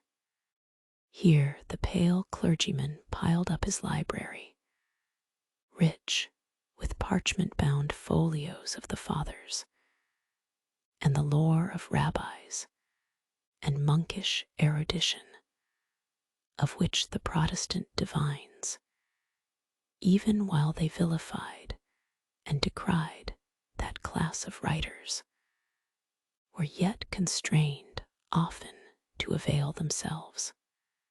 On the other side of the house, old Roger Chillingworth arranged his study and laboratory, not such as a modern man of science would reckon even tolerably complete, but provided with a distilling apparatus and the means of compounding drugs and chemicals, which the practiced alchemist knew well how to turn to purpose.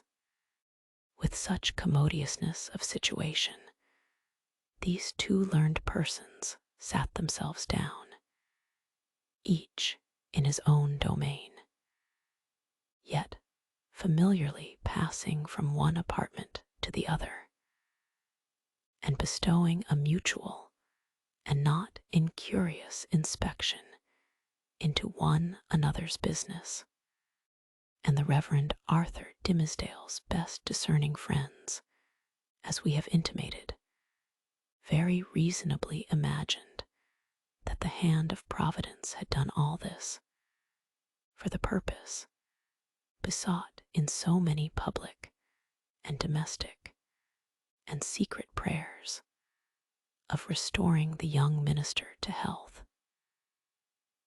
But it must now be said, another portion of the community had latterly begun to take its own view of the relation betwixt Mr. Dimmesdale and the mysterious old physician. When an uninstructed multitude attempts to see with its eyes, it is exceedingly apt to be deceived. When, however, it forms its judgment, as it usually does, on the intuitions of its great and warm heart, the conclusions thus attained are often so profound and so unerring as to possess the character of truths supernaturally revealed. The people, in the case of which we speak, could justify its prejudice against Roger Chillingworth by no fact or argument worthy of serious refutation. There was an aged handicraftsman, it is true, who had been a citizen of London at the period of Sir Thomas Overbury's murder, now some 30 years agone. He testified to having seen the physician under some other name, which the narrator of the story had now forgotten, in company with Dr. Foreman, the famous old conjurer, who was implicated in the affair of Overbury.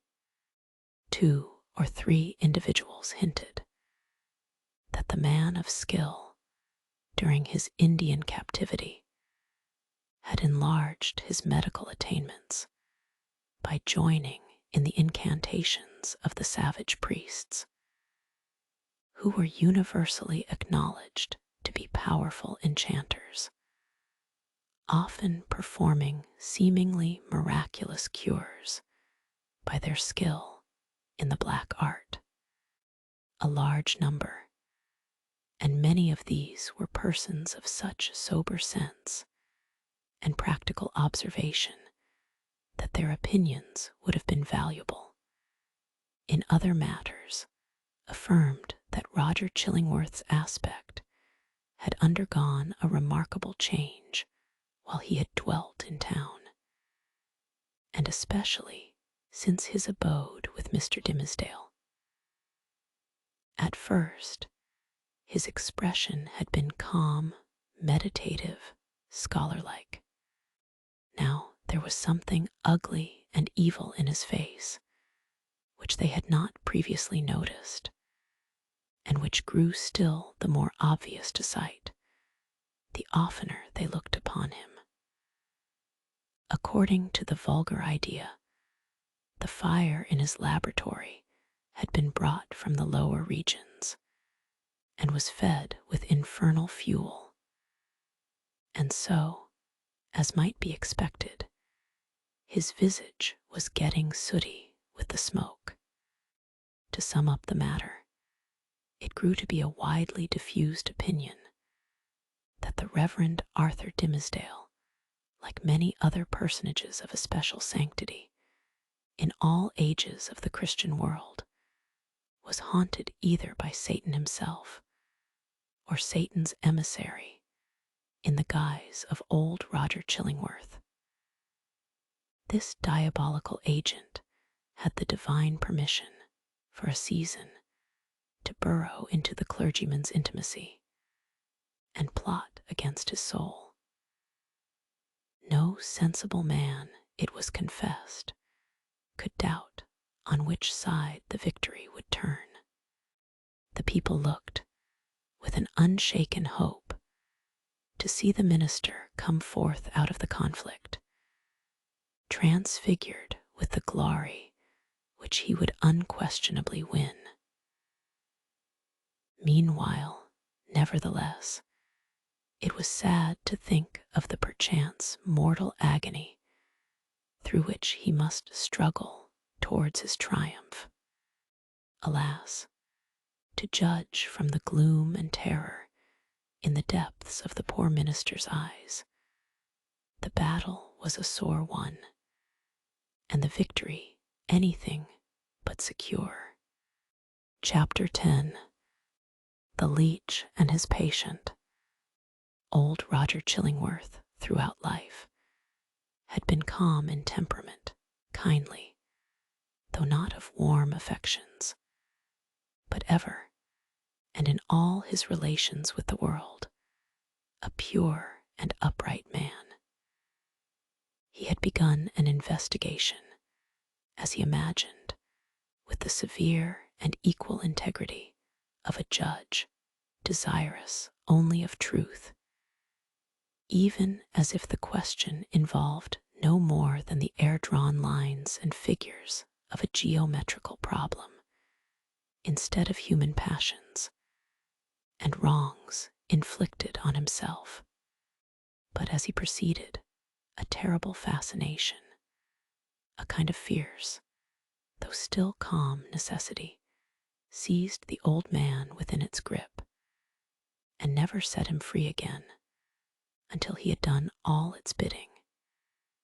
He now dug into the poor clergyman's heart like a miner searching for gold, or rather like a sexton delving into a grave, possibly in quest of a jewel that had been buried on the dead man's bosom, but likely to find nothing save mortality and corruption. Alas for his own soul, if these were what he sought. Sometimes a light glimmered out of the physician's eyes, burning blue and ominous, like the reflection of a furnace, or, let us say, like one of those gleams of ghastly fire that darted from Bunyan's awful doorway in the hillside and quivered on the pilgrim's face. The soil where this dark miner was working had perchance shown indications that encouraged him. This man, said he, at one such moment to himself, pure as they deem him, all spiritual as he seems, hath inherited a strong animal nature from his father or his mother. Let us dig a little further in the direction of this vein. Then, after long search into the minister's dim interior, and turning over many precious materials, in the shape of high aspirations for the welfare of his race, warm love of souls, pure sentiments, natural piety, strengthened by thought and study, and illuminated by revelation, all of which invaluable gold was perhaps no better than rubbish to the seeker, he would turn back, discouraged, and begin his quest towards another point. He groped along as stealthily, with as cautious a tread, and as wary an outlook as a thief entering a chamber where a man lies only half asleep, or, it may be, broad awake, with purpose to steal the very treasure which this man guards as the apple of his eye. In spite of his premeditated carefulness, the floor would now and then creak, his garments would rustle. The shadow of his presence, in a forbidden proximity, would be thrown across his victim. In other words, Mr. Dimmesdale, whose sensibility of nerve often produced the effect of spiritual intuition, would become vaguely aware that something inimical to his peace had thrust itself into relation with him. But old Roger Chillingworth, too, had perceptions that were almost intuitive, and when the minister threw his startled eyes towards him, there the physician sat, his kind, watchful, sympathizing, but never intrusive friend. Yet Mr. Dimmesdale would perhaps have seen this individual's character more perfectly if a certain morbidness, to which sick hearts are liable, had not rendered him suspicious of all mankind. Trusting no man as his friend, he could not recognize his enemy when the latter actually appeared. He therefore still kept up a familiar intercourse with him, daily receiving the old physician in his study, or visiting the laboratory, and, for recreation's sake, watching the processes by which weeds were converted into drugs of potency.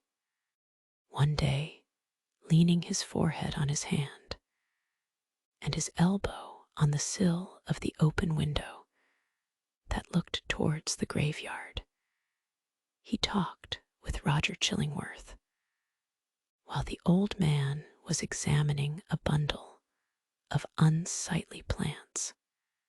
"Where," asked he, with a look askance at them, for it was the clergyman's peculiarity that he seldom nowadays looked straight forth at any object, whether human or inanimate. "Where, my kind doctor, did you gather those herbs with such a dark, flabby leaf?" "Even in the graveyard here at hand," answered the physician, continuing his employment. "They are new to me. I found them growing on a grave which bore no tombstone nor other memorial of the dead man, save these ugly weeds that have taken upon themselves to keep him in remembrance. They grew out of his heart and typify, it may be, some hideous secret that was buried with him, and which he had done better to confess during his lifetime."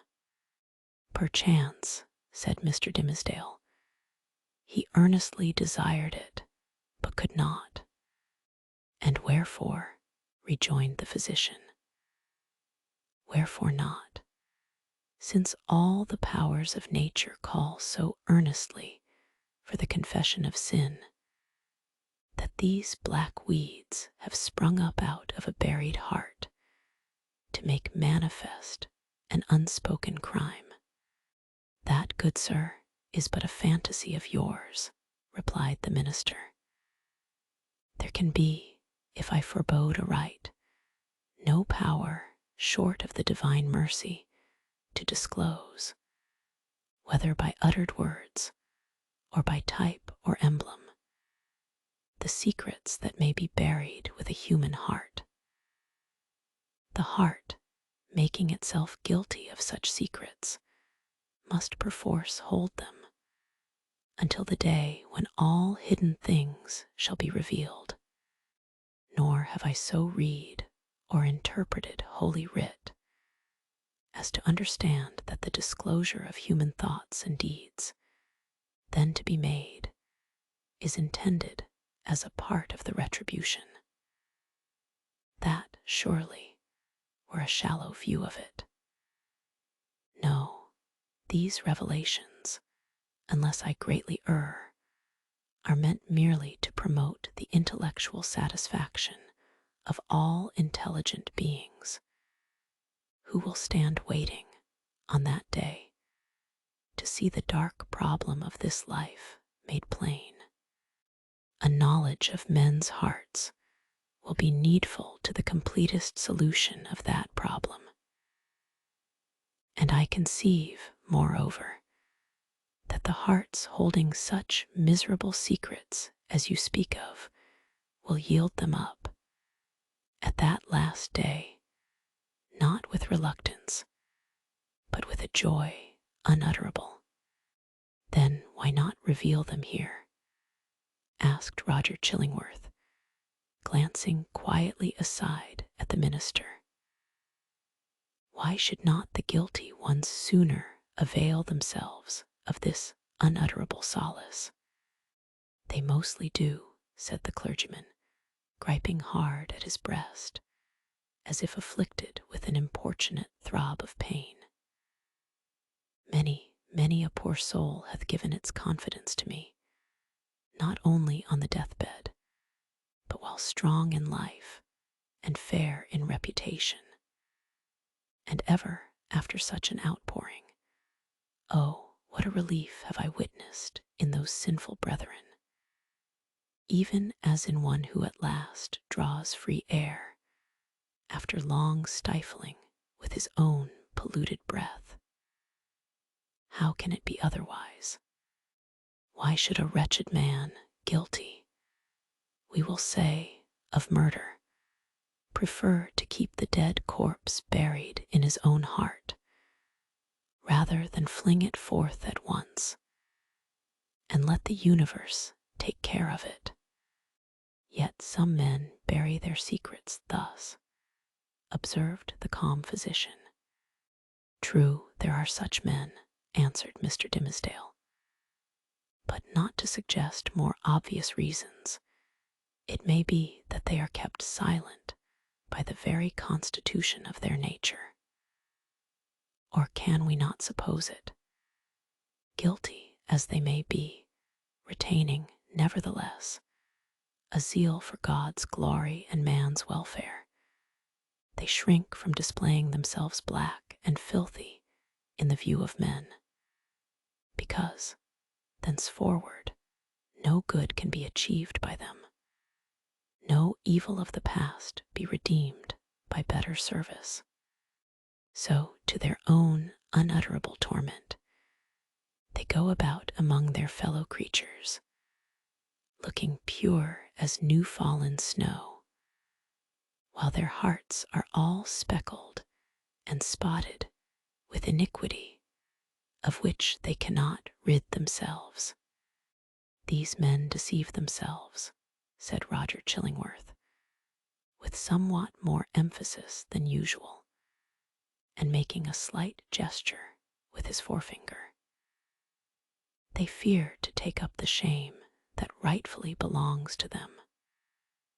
Their love for man, their zeal for God's service, these holy impulses may or may not coexist in their hearts with the evil inmates to which their guilt has unbarred the door, and which must needs propagate a hellish breed within them.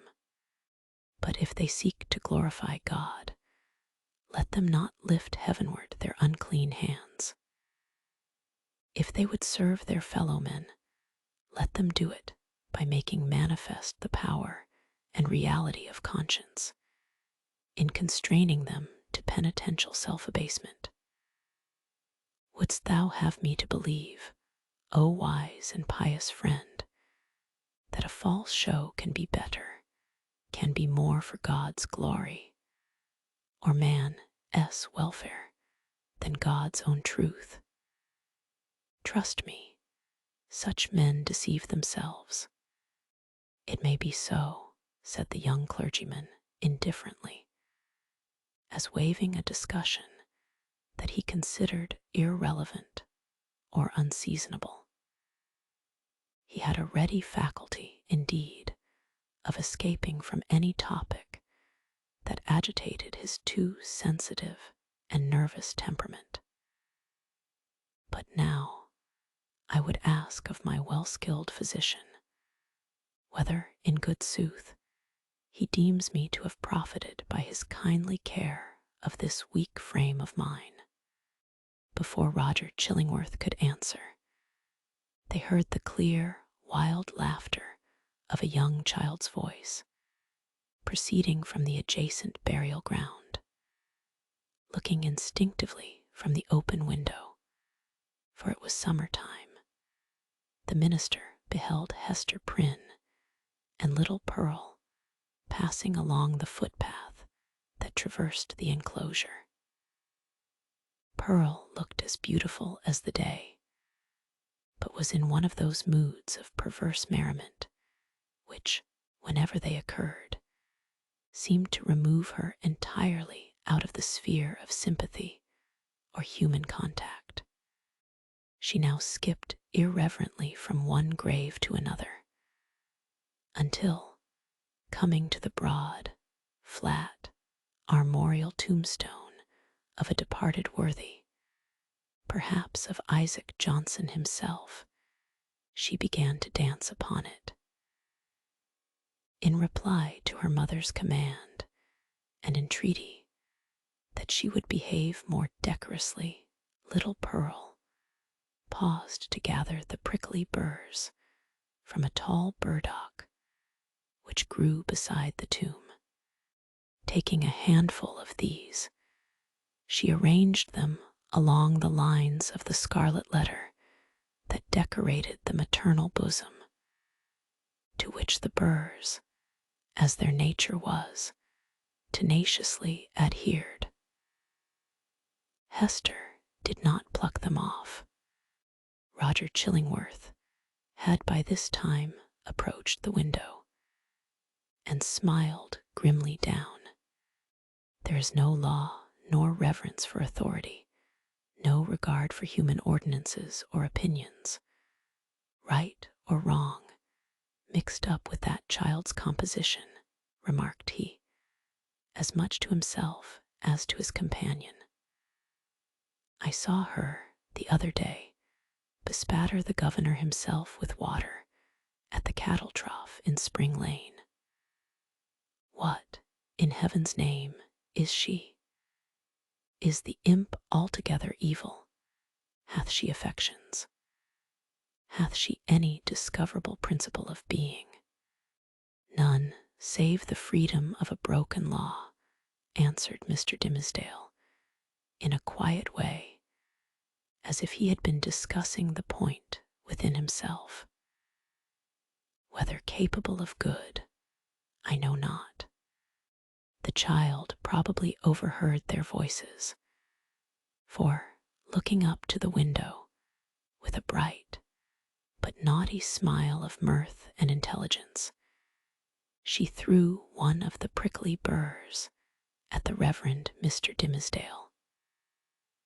The sensitive clergyman shrunk with nervous dread from the light missile. Detecting his emotion, Pearl clapped her little hands in the most extravagant ecstasy. Hester Prynne, likewise, had involuntarily looked up, and all these four persons, old and young, regarded one another in silence, till the child laughed aloud and shouted, "Come away, mother. Come away, or yonder old black man will catch you. He hath got hold of the minister already. Come away, mother, or he will catch you." But he cannot catch little Pearl. So she drew her mother away, skipping, dancing, and frisking fantastically among the hillocks of the dead people, like a creature that had nothing in common with a bygone and buried generation, nor owned herself akin to it. It was as if she had been made afresh, out of new elements, and must perforce be permitted to live her own life, and be a law unto herself, without her eccentricities being reckoned to her for a crime. "There goes a woman," resumed Roger Chillingworth, after a pause, "who, be her demerits what they may, hath none of that mystery of hidden sinfulness which you deem so grievous to be borne. Is Hester Prynne the less miserable, think you, for that scarlet letter on her breast?" "I do verily believe it," answered the clergyman. "Nevertheless, I cannot answer for her." There was a look of pain in her face, which I would gladly have been spared the sight of.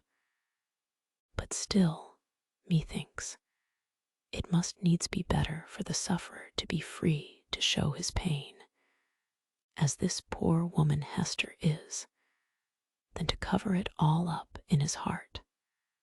There was another pause, and the physician began anew to examine and arrange the plants which he had gathered. You inquired of me a little time agone, said he at length, my judgment as touching your health. I did, answered the clergyman, and would gladly learn it. Speak frankly, I pray you, be it for life or death. Freely then and plainly, said the physician, still busy with his plants, but keeping a wary eye on Mr. Dimmesdale. The disorder is a strange one, not so much in itself, nor as outwardly manifested, in so far at least, as the symptoms have been laid open to my observation.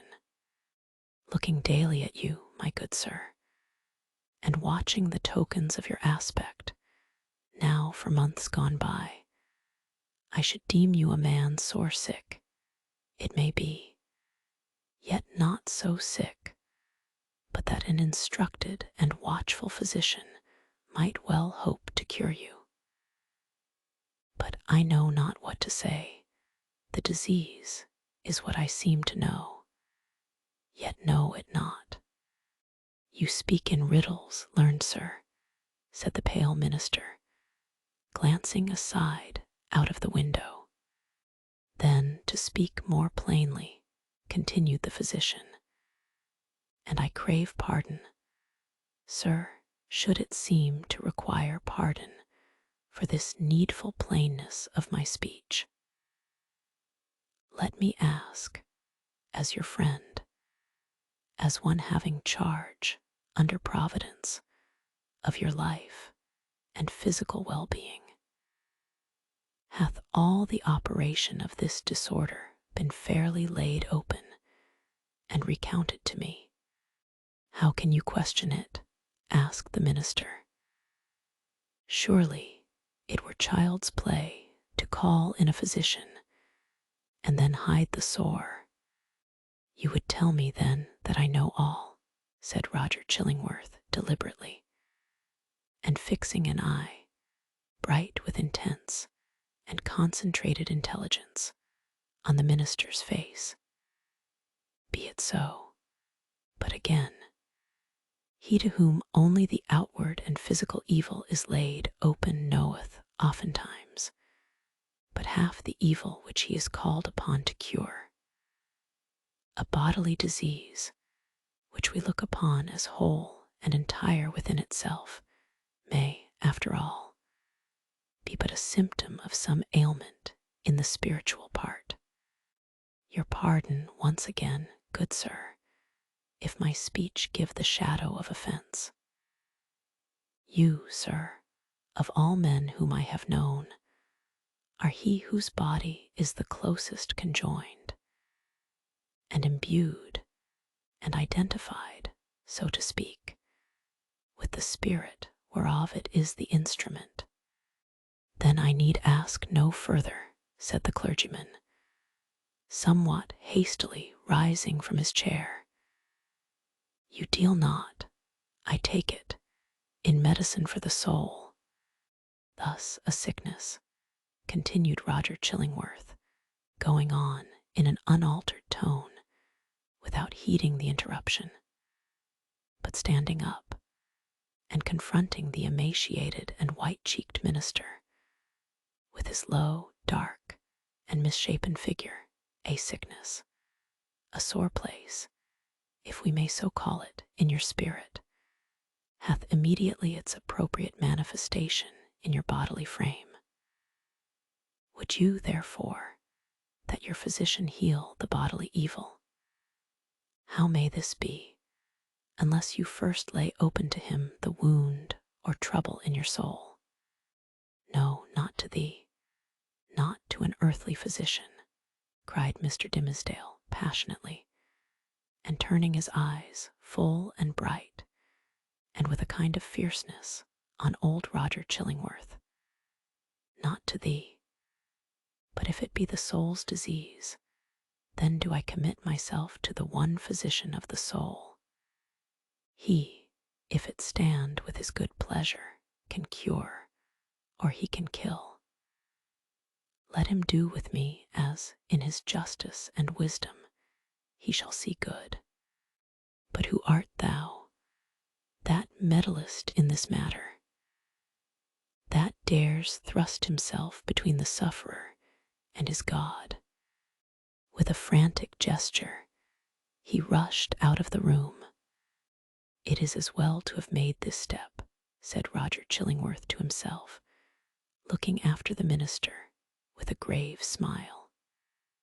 There is nothing lost. We shall be friends again anon.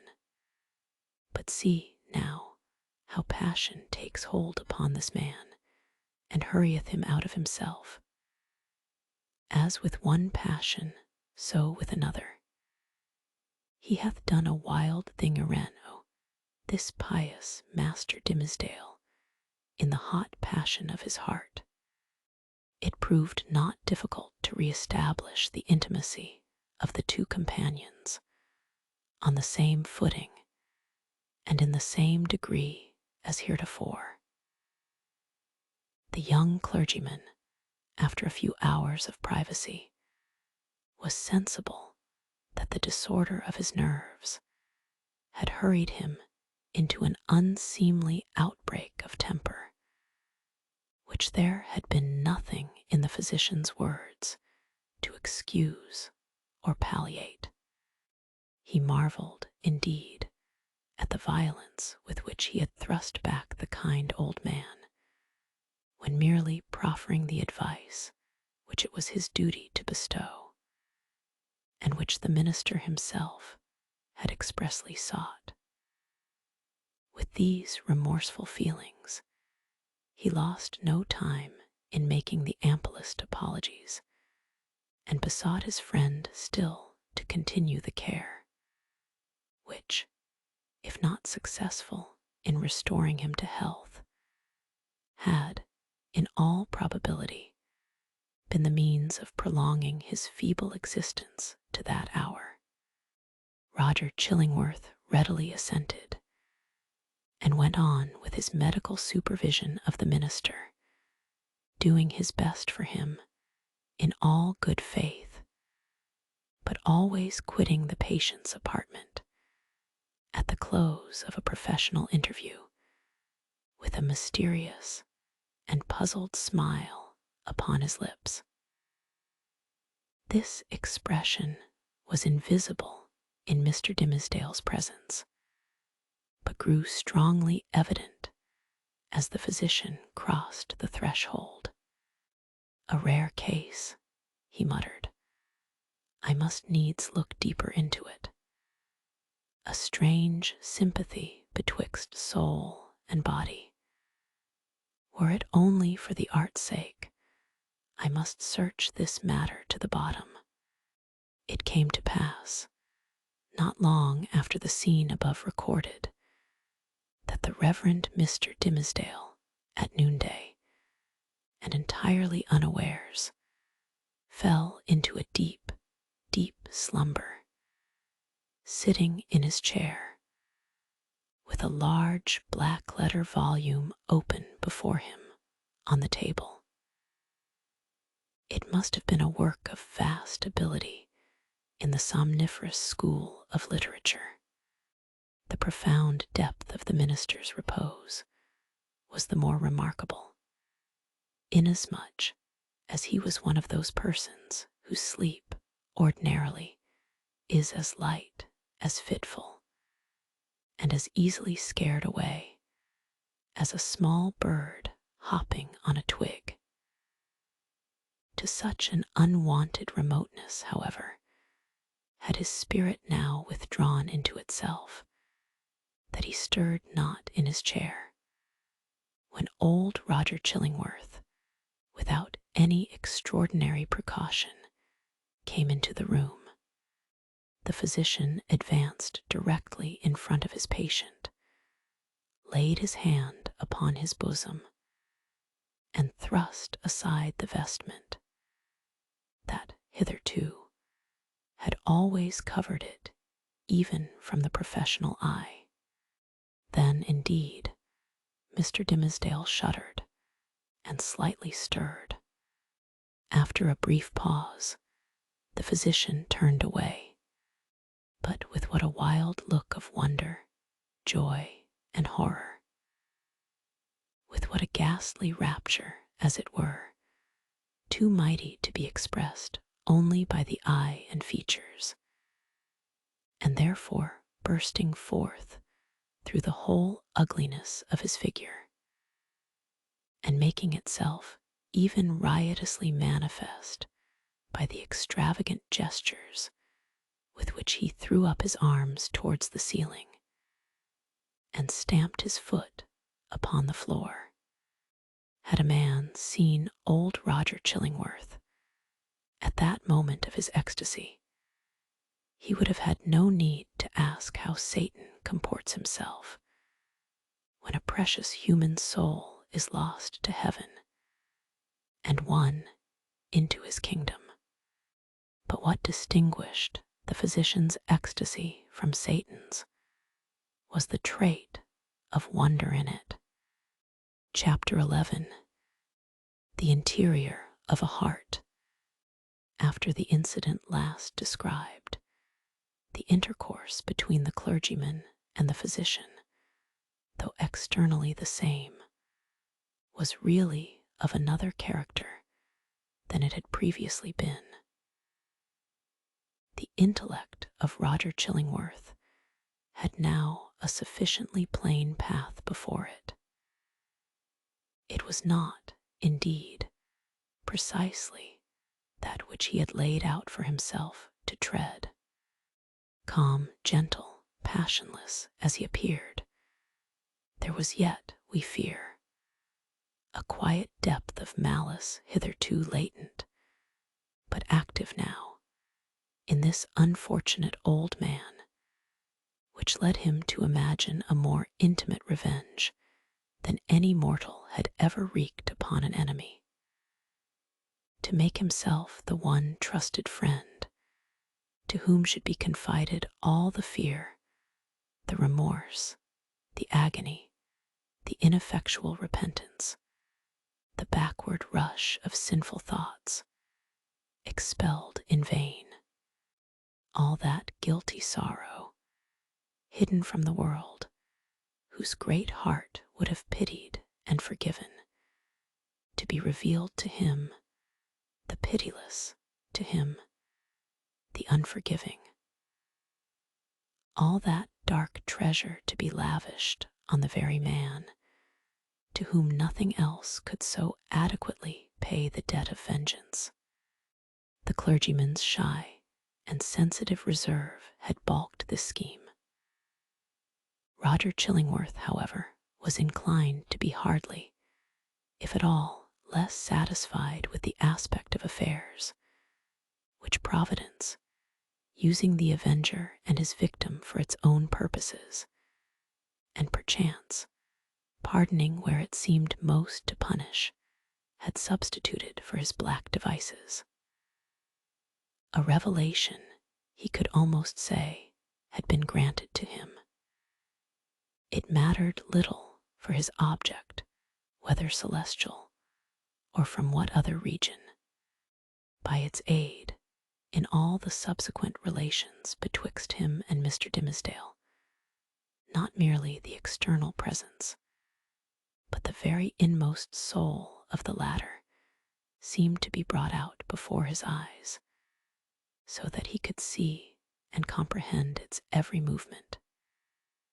He became, thenceforth, not a spectator only, but a chief actor in the poor minister's interior world. He could play upon him as he chose. Would he arouse him with a throb of agony? The victim was forever on the rack, It needed only to know the spring that controlled the engine, and the physician knew it well. Would he startle him with sudden fear? As at the waving of a magician's wand, uprose a grisly phantom, uprose 1,000 phantoms in many shapes of death or more awful shame, all flocking round about the clergyman and pointing with their fingers at his breast. All this was accomplished with a subtlety so perfect that the minister, though he had constantly a dim perception of some evil influence watching over him, could never gain a knowledge of its actual nature. True, he looked doubtfully, fearfully, even at times, with horror and the bitterness of hatred at the deformed figure of the old physician. His gestures, his gait, his grizzled beard, his slightest and most indifferent acts, the very fashion of his garments, were odious in the clergyman's sight, a token implicitly to be relied on of a deeper antipathy in the breast of the latter than he was willing to acknowledge to himself. For as it was impossible to assign a reason for such distrust and abhorrence, so Mr. Dimmesdale, conscious that the poison of one morbid spot was infecting his heart's entire substance, attributed all his presentiments to no other cause. He took himself to task for his bad sympathies in reference to Roger Chillingworth, disregarded the lesson that he should have drawn from them, and did his best to root them out. Unable to accomplish this, he nevertheless, as a matter of principle, continued his habits of social familiarity with the old man, and thus gave him constant opportunities for perfecting the purpose to which, poor, forlorn creature that he was, and more wretched than his victim, the avenger had devoted himself. While thus suffering under bodily disease, and gnawed and tortured by some black trouble of the soul, and given over to the machinations of his deadliest enemy, the Reverend Mr. Dimmesdale had achieved a brilliant popularity in his sacred office. He won it, indeed, in great part by his sorrows. His intellectual gifts, his moral perceptions, his power of experiencing and communicating emotion were kept in a state of preternatural activity by the prick and anguish of his daily life. His fame, though still on its upward slope, already overshadowed the soberer reputations of his fellow clergymen, eminent as several of them were. There were scholars among them who had spent more years in acquiring abstruse lore connected with the divine profession than Mr. Dimmesdale had lived, and who might well, therefore, be more profoundly versed in such solid and valuable attainments than their youthful brother. There were men, too, of a sturdier texture of mind than his, and endowed with a far greater share of shrewd, hard, iron, or granite understanding, which, duly mingled with a fair proportion of doctrinal ingredient, constitutes a highly respectable, efficacious, and unamiable variety of the clerical species.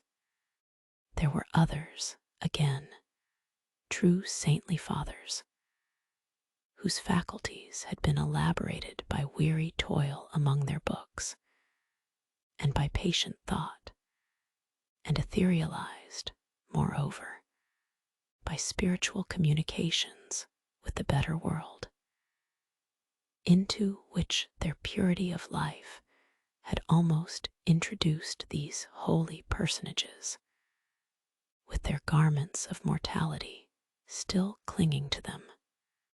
All that they lacked was the gift that descended upon the chosen disciples at Pentecost in tongues of flame, symbolizing, it would seem, not the power of speech in foreign and unknown languages, but that of addressing the whole human brotherhood in the heart's native language. These fathers, otherwise so apostolic, lacked heaven's last and rarest attestation of their office, the tongue of flame. They would have vainly sought, had they ever dreamed of seeking, to express the highest truths through the humblest medium of familiar words and images. Their voices came down, afar and indistinctly, from the upper heights where they habitually dwelt. Not improbably, it was to this latter class of men that Mr. Dimmesdale, by many of his traits of character, naturally belonged. To the high mountain peaks of faith and sanctity he would have climbed, had not the tendency been thwarted by the burden, whatever it might be, of crime or anguish, beneath which it was his doom to totter. It kept him down, on a level with the lowest, him, the man of ethereal attributes, whose voice the angels might else have listened to and answered.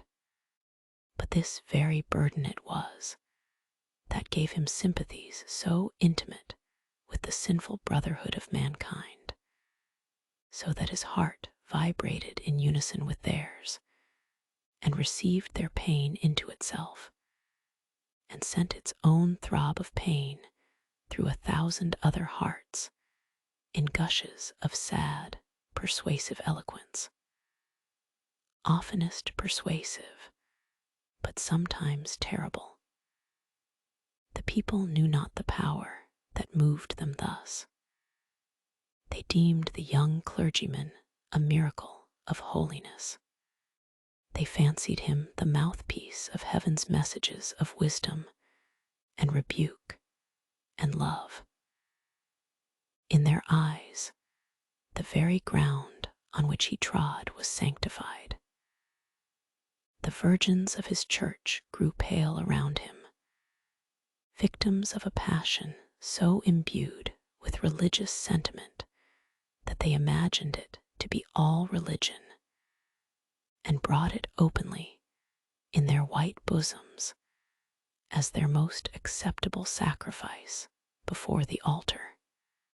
The aged members of his flock, beholding Mr. Dimmesdale's frame so feeble, while they were themselves so rugged in their infirmity, believed that he would go heavenward before them, and enjoined it upon their children that their old bones should be buried close to their young pastor's holy grave. And all this time, perchance, when poor Mr. Dimmesdale was thinking of his grave, he questioned with himself whether the grass would ever grow on it, because an accursed thing must there be buried. It is inconceivable, the agony with which this public veneration tortured him. It was his genuine impulse to adore the truth, and to reckon all things shadow-like and utterly devoid of weight or value, that had not its divine essence as the life within their life. Then, what was he, a substance, or the dimmest of all shadows? He longed to speak out from his own pulpit at the full height of his voice and tell the people what he was. I whom you behold in these black garments of the priesthood, I who ascend the sacred desk and turn my pale face heavenward, taking upon myself to hold communion in your behalf with the most high omniscience, I, in whose daily life you discern the sanctity of Enoch, I, whose footsteps, as you suppose, leave a gleam along my earthly track, whereby the pilgrims that shall come after me may be guided to the regions of the blessed.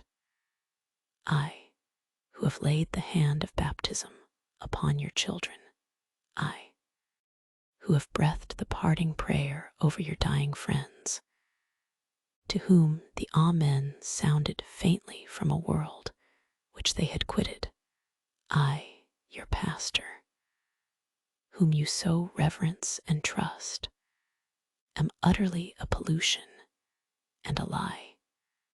More than once, Mr. Dimmesdale had gone into the pulpit with a purpose never to come down its steps until he should have spoken words like the above.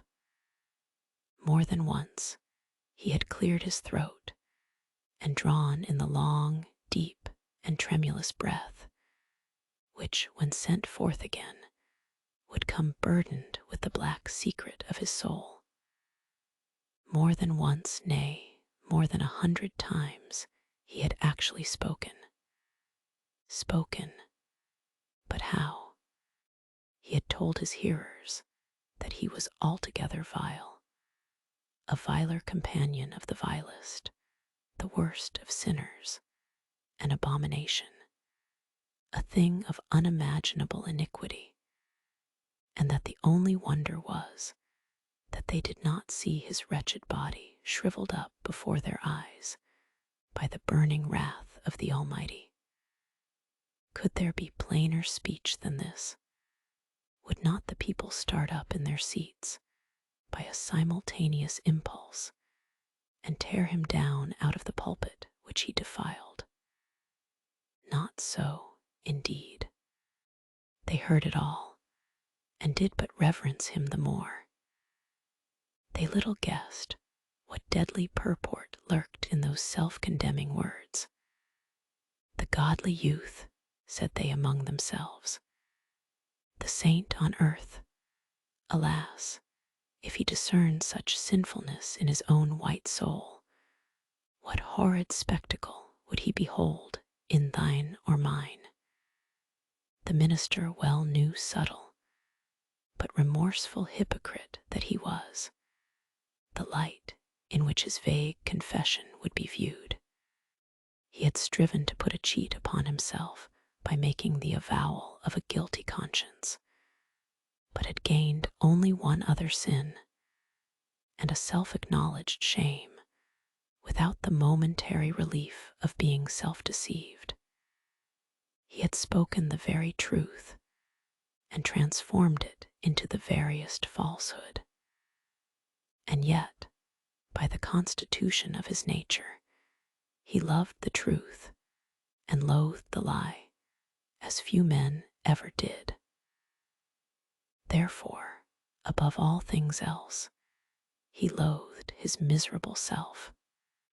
His inward trouble drove him to practices more in accordance with the old, corrupted faith of Rome than with the better light of the church in which he had been born and bred.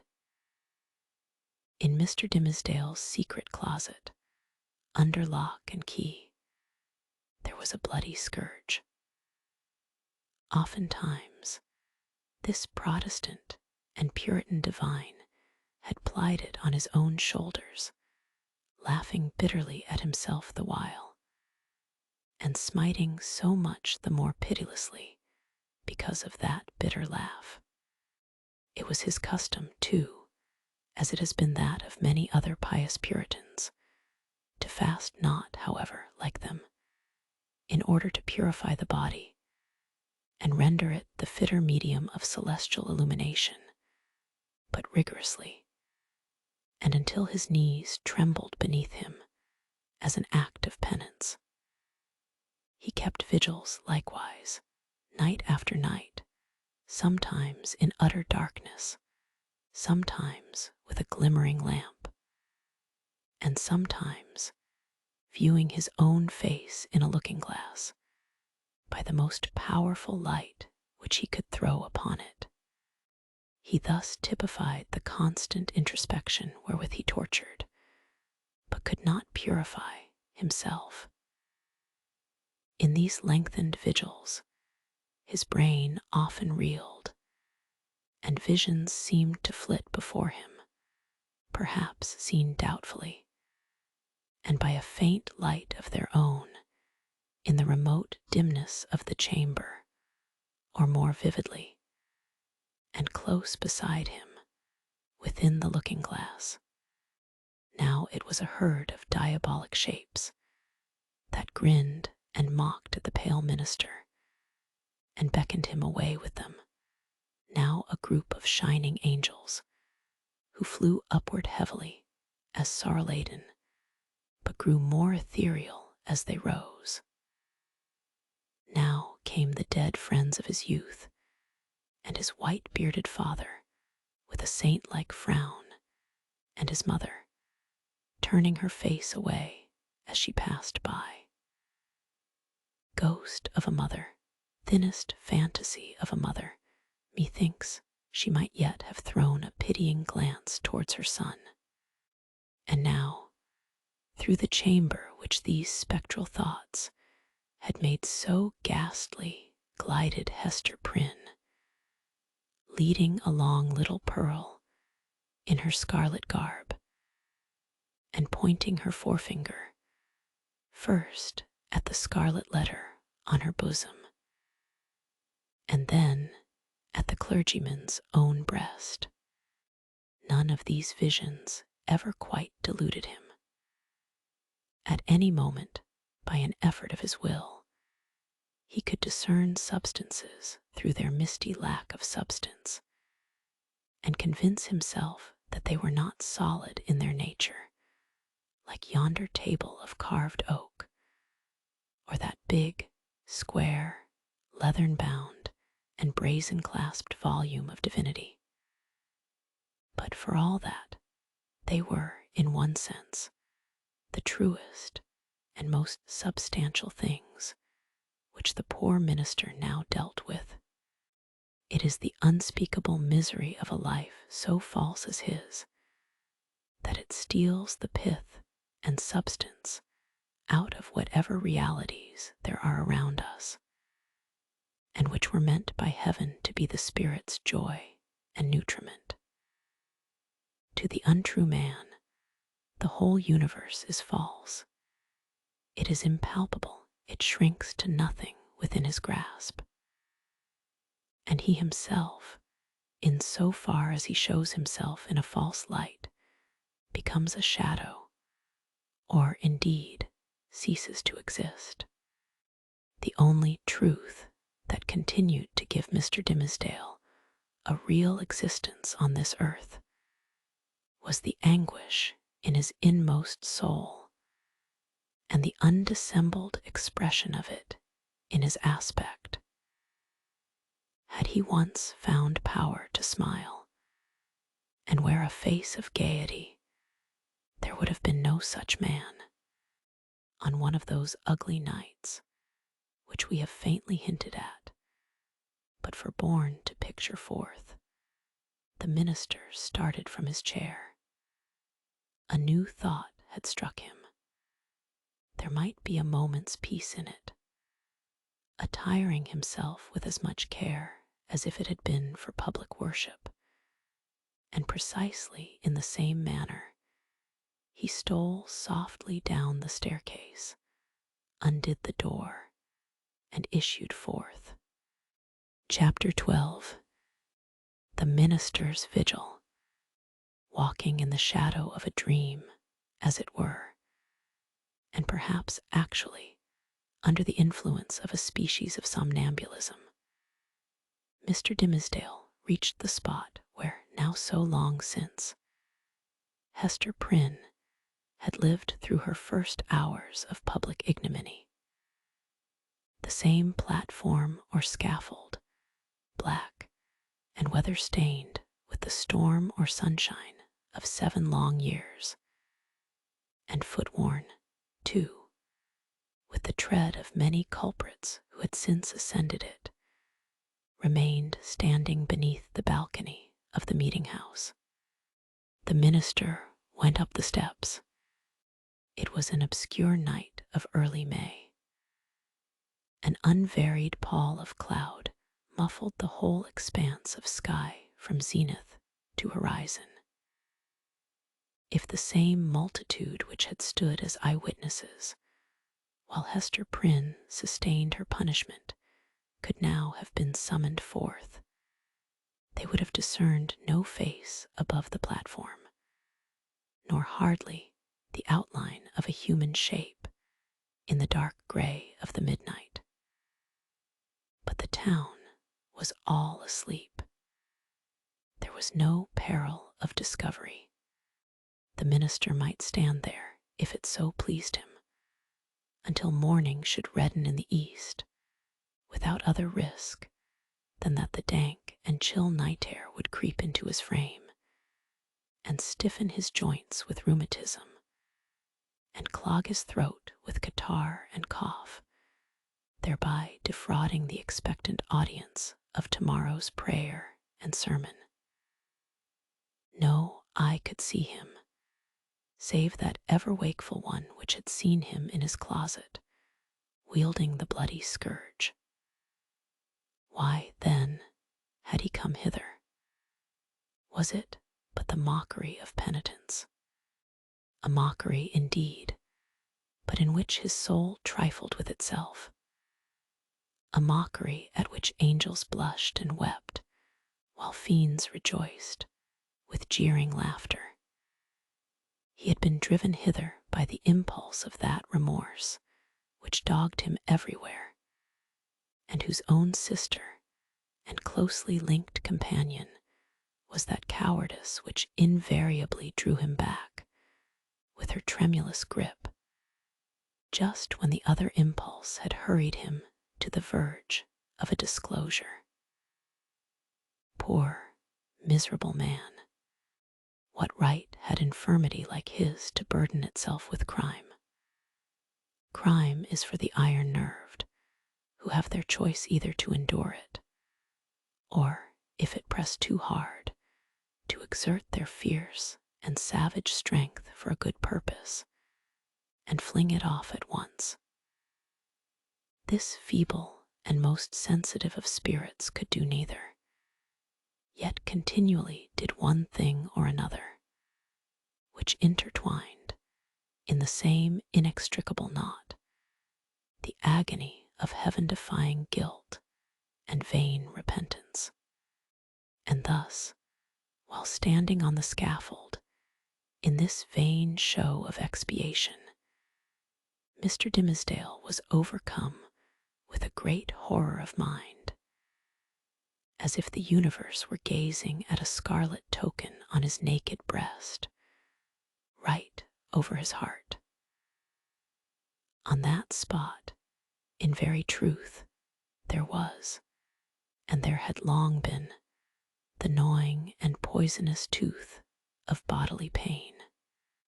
Without any effort of his will or power to restrain himself, he shrieked aloud, an outcry that went pealing through the night, and was beaten back from one house to another, and reverberated from the hills in the background, as if a company of devils, detecting so much misery and terror in it, had made a plaything of the sound, and were bandying it to and fro. "It is done," muttered the minister, covering his face with his hands. "The whole town will awake and hurry forth and find me here." But it was not so. The shriek had perhaps sounded with a far greater power to his own startled ears than it actually possessed. The town did not awake, or if it did, the drowsy slumberers mistook the cry either for something frightful in a dream, or for the noise of witches, whose voices at that period were often heard to pass over the settlements or lonely cottages as they rode with Satan through the air.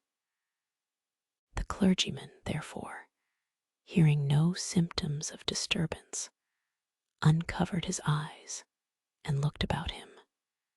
At one of the chamber windows of Governor Bellingham's mansion, which stood at some distance on the line of another street, he beheld the appearance of the old magistrate himself, with a lamp in his hand, a white nightcap on his head, and a long white gown enveloping his figure.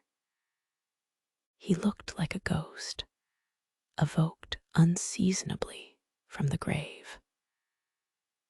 The cry had evidently startled him. At another window of the same house, moreover, appeared old Mistress Hibbins, the governor's sister, also with a lamp, which, even thus far off, revealed the expression of her sour and discontented face. She thrust forth her head from the lattice and looked anxiously upward. Beyond the shadow of a doubt, this venerable witch lady had heard Mr. Dimmesdale's outcry and interpreted it, with its multitudinous echoes and reverberations, as the clamor of the fiends and night hags, with whom she was well known to make excursions into the forest. Detecting the gleam of Governor Bellingham's lamp, the old lady quickly extinguished her own and vanished. Possibly she went up among the clouds. The minister saw nothing further of her motions. The magistrate, after a wary observation of the darkness, into which, nevertheless, he could see but little further than he might into a millstone, retired from the window. The minister grew comparatively calm. His eyes, however, were soon greeted by a little glimmering light, which, at first a long way off, was approaching up the street. It threw a gleam of recognition on here a post, and there a garden fence, and here a latticed window pane, and there a pump with its full trough of water, and here again an arched door of oak with an iron knocker and a rough log for the doorstep. The Reverend Mr.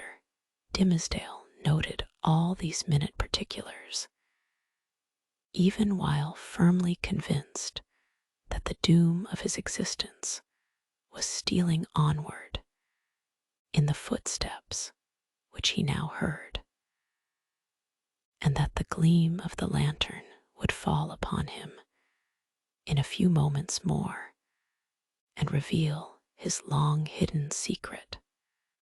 As the light drew nearer, he beheld within its illuminated circle his brother clergyman, or, to speak more accurately, his professional father, as well as highly valued friend, the Reverend Mr. Wilson, who, as Mr. Dimmesdale now conjectured, had been praying at the bedside of some dying man. And so he had.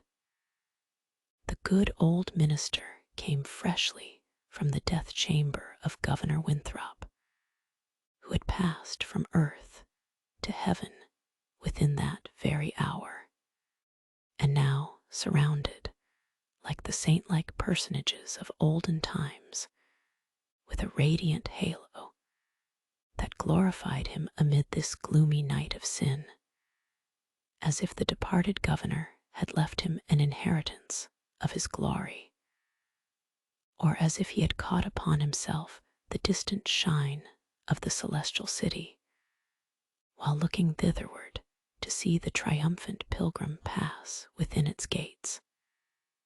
Now, in short, good Father Wilson was moving homeward, aiding his footsteps with a lighted lantern.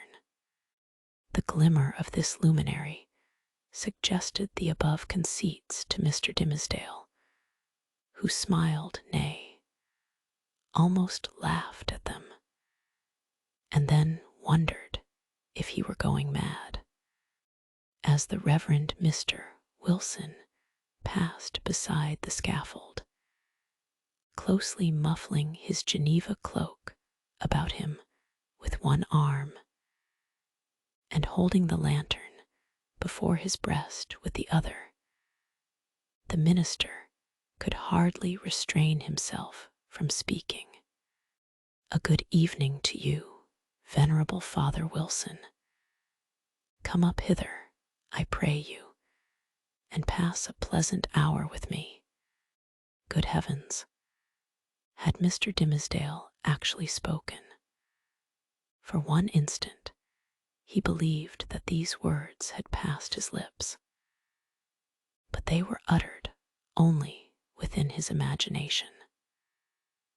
The venerable Father Wilson continued to step slowly onward, looking carefully at the muddy pathway before his feet, and never once turning his head towards the guilty platform.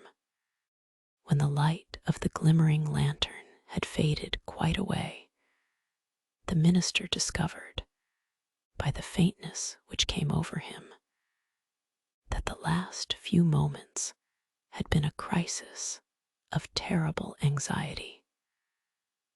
Although his mind had made an involuntary effort to relieve itself by a kind of lurid playfulness, shortly afterwards the like grisly sense of the humorous again stole in among the solemn phantoms of his thought. He felt his limbs growing stiff with the unaccustomed chilliness of the night, and doubted whether he should be able to descend the steps of the scaffold. Morning would break and find him there. The neighborhood would begin to rouse itself.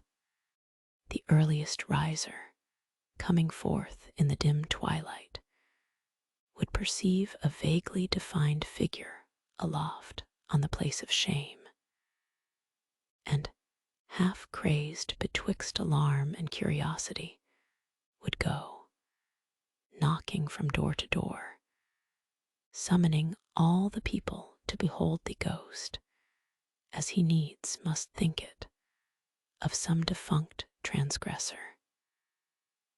A dusky tumult would flap its wings from one house to another.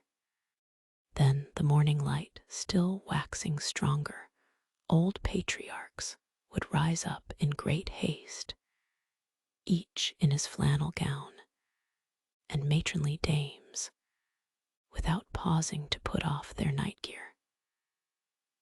The whole tribe of decorous personages, who had never heretofore been seen with a single hair of their heads awry, would start into public view, with the disorder of a nightmare in their aspects.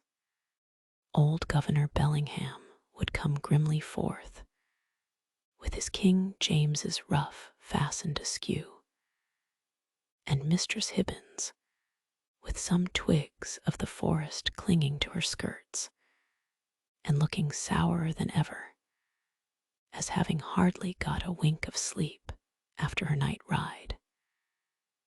And good Father Wilson, too, after spending half the night at a deathbed, and liking ill to be disturbed thus early out of his dreams about the glorified saints. Hither likewise would come the elders and deacons of Mr. Dimmesdale's church, and the young virgins who so idolized their minister and had made a shrine for him in their white bosoms, which now, by the by, in their hurry and confusion, they would scantly have given themselves time to cover with their kerchiefs. All people, in a word, would come stumbling over their thresholds and turning up their amazed and horror-stricken visages around the scaffold. Whom would they discern there, with the red eastern light upon his brow?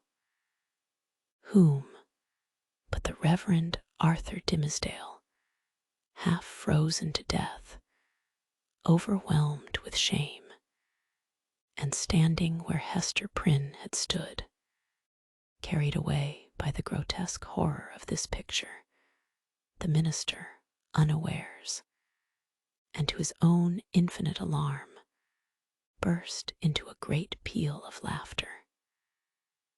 It was immediately responded to by a light, airy, childish laugh, in which, with a thrill of the heart, but he knew not whether of exquisite pain or pleasure as acute, he recognized the tones of little Pearl. "Pearl, little Pearl," cried he after a moment's pause, then, suppressing his voice, "Hester, Hester Prynne, are you there?" "Yes, it is Hester Prynne," she replied, in a tone of surprise, and the minister heard her footsteps approaching from the sidewalk, along which she had been passing. "It is I, and my little Pearl." "Whence come you, Hester?" asked the minister. "What sent you hither?" "I have been watching at a deathbed," answered Hester Prynne, "at Governor Winthrop's deathbed, and have taken his measure for a robe, and am now going homeward to my dwelling." "Come up hither, Hester, thou and little Pearl," said the Reverend Mr. Dimmesdale. "Ye have both been here before, but I was not with you.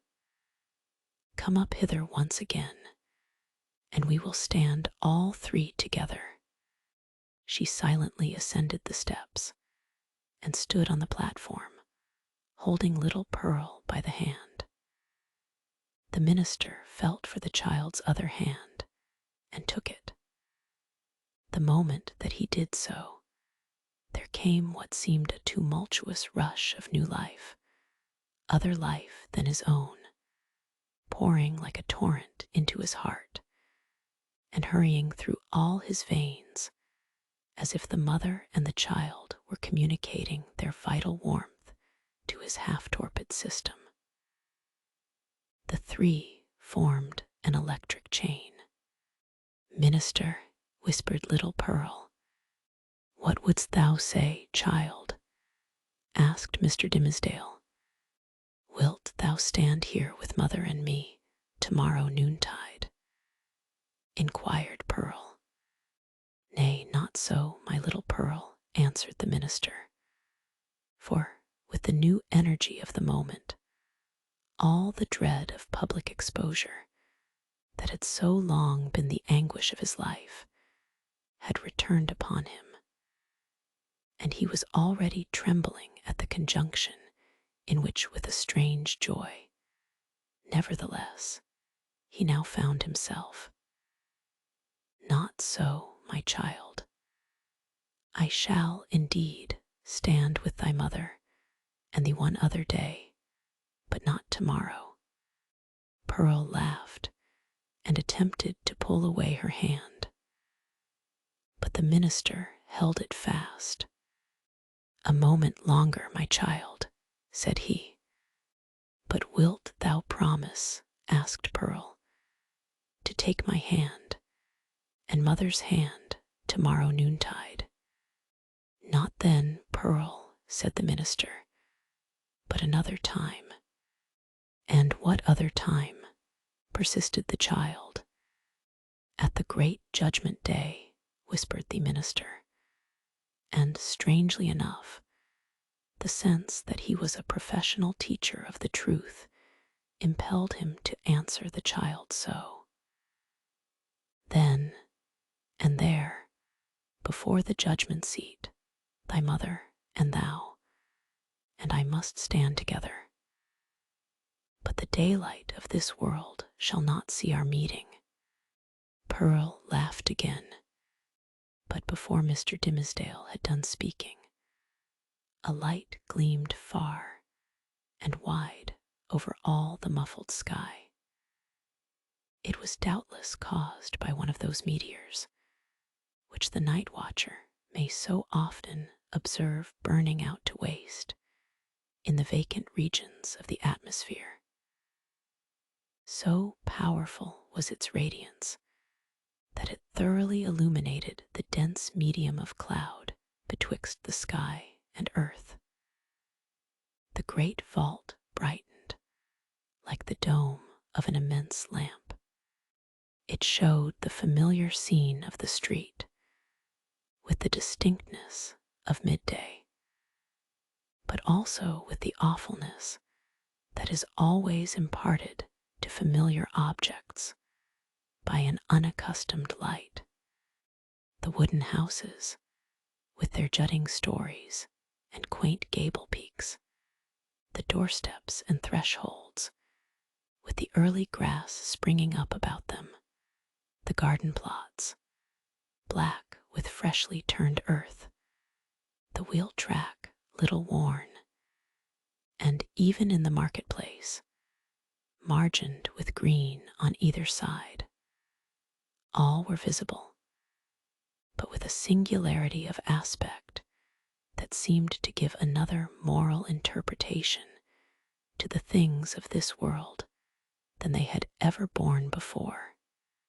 And there stood the minister, with his hand over his heart, and Hester Prynne, with the embroidered letter glimmering on her bosom, and little Pearl herself, a symbol, and the connecting link between those two. They stood in the noon of that strange and solemn splendor, as if it were the light that is to reveal all secrets, and the daybreak that shall unite all who belong to one another. There was witchcraft in little Pearl's eyes, and her face, as she glanced upward at the minister, wore that naughty smile which made its expression frequently so elvish. She withdrew her hand from Mr. Dimmesdale and pointed across the street. But he clasped both his hands over his breast and cast his eyes towards the zenith. Nothing was more common in those days than to interpret all meteoric appearances and other natural phenomena that occurred with less regularity than the rise and set of sun and moon, as so many revelations from a supernatural source. Thus, a blazing spear, a sword of flame, a bow, or a sheaf of arrows, seen in the midnight sky, prefigured Indian warfare. Pestilence was known to have been foreboded by a shower of crimson light. We doubt whether any marked event, for good or evil, ever befell New England, from its settlement down to revolutionary times, of which the inhabitants had not been previously warned by some spectacle of this nature. Not seldom, it had been seen by multitudes. Oftener, however, its credibility rested on the faith of some lonely eyewitness who beheld the wonder through the colored, magnifying, and distorting medium of his imagination, and shaped it more distinctly in his afterthought.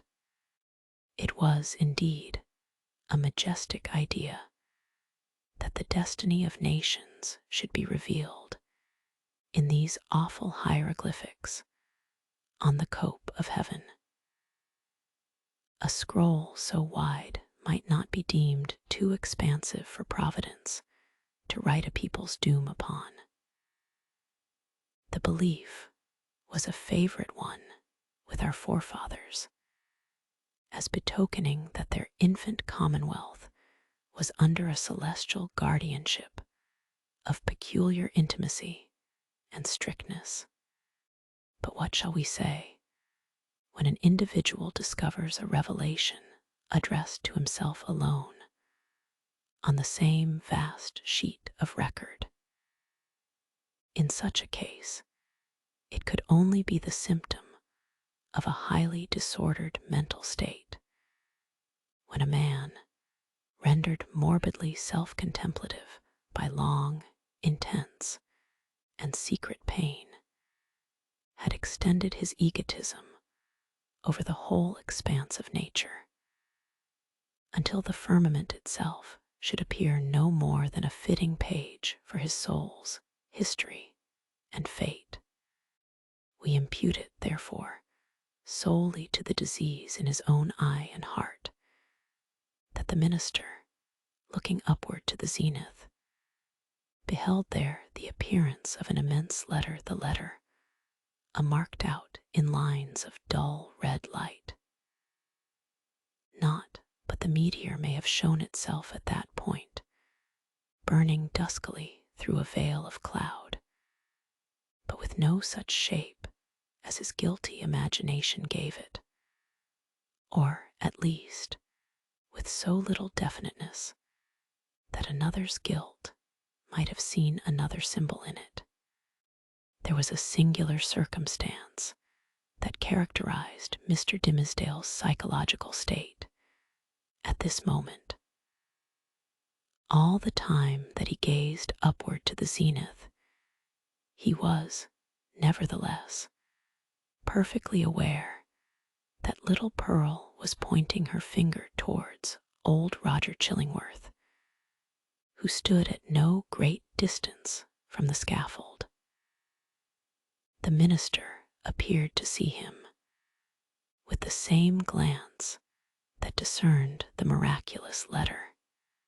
To his features, as to all other objects, the meteoric light imparted a new expression. Or it might well be that the physician was not careful then, as at all other times, to hide the malevolence with which he looked upon his victim.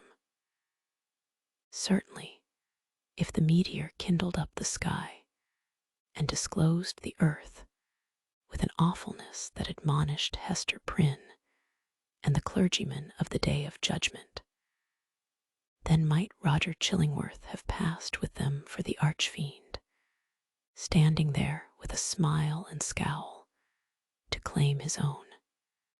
So vivid was the expression, or so intense the minister's perception of it, that it seemed still to remain painted on the darkness, after the meteor had vanished, with an effect as if the street and all things else were at once annihilated. "Who is that man, Hester?" gasped Mr. Dimmesdale, overcome with terror. "I shiver at him. Dost thou know the man?" "I hate him, Hester." She remembered her oath, and was silent. "I tell thee, my soul shivers at him," muttered the minister again. "Who is he? Who is he? Canst thou do nothing for me? I have a nameless horror of the man." "Minister," said little Pearl, "I can tell thee who he is."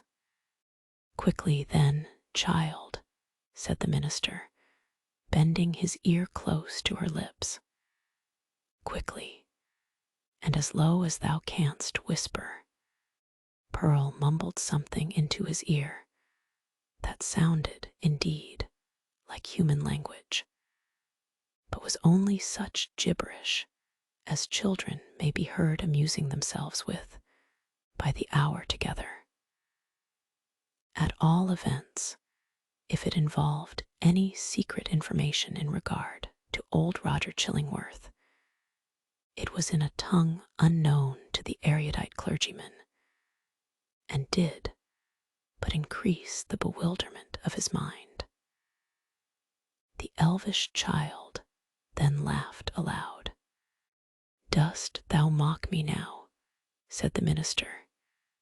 "Thou wast not bold, thou wast not true," answered the child. "Thou wouldst not promise to take my hand and mother's hand tomorrow noontide." "Worthy sir," answered the physician, who had now advanced to the foot of the platform, "pious Master Dimmesdale, can this be you? Well, well, indeed. We men of study, whose heads are in our books, have need to be straitly looked after. We dream in our waking moments, and walk in our sleep. Come, good sir, and my dear friend, I pray you, let me lead you home." "How knewest thou that I was here?" asked the minister, fearfully. "Verily, and in good faith," answered Roger Chillingworth, "I knew nothing of the matter.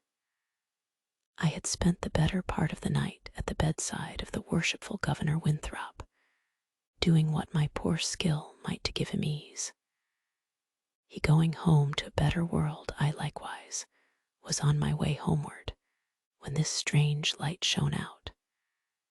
Come with me, I beseech you, reverend sir, else you will be poorly able to do Sabbath duty tomorrow.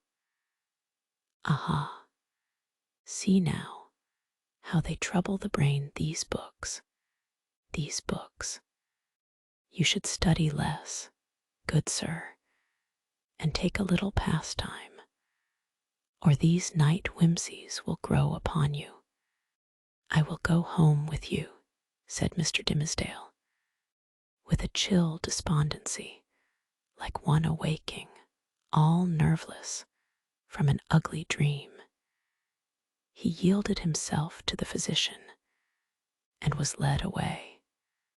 The next day, however, being the Sabbath, he preached a discourse which was held to be the richest and most powerful, and the most replete with heavenly influences that had ever proceeded from his lips.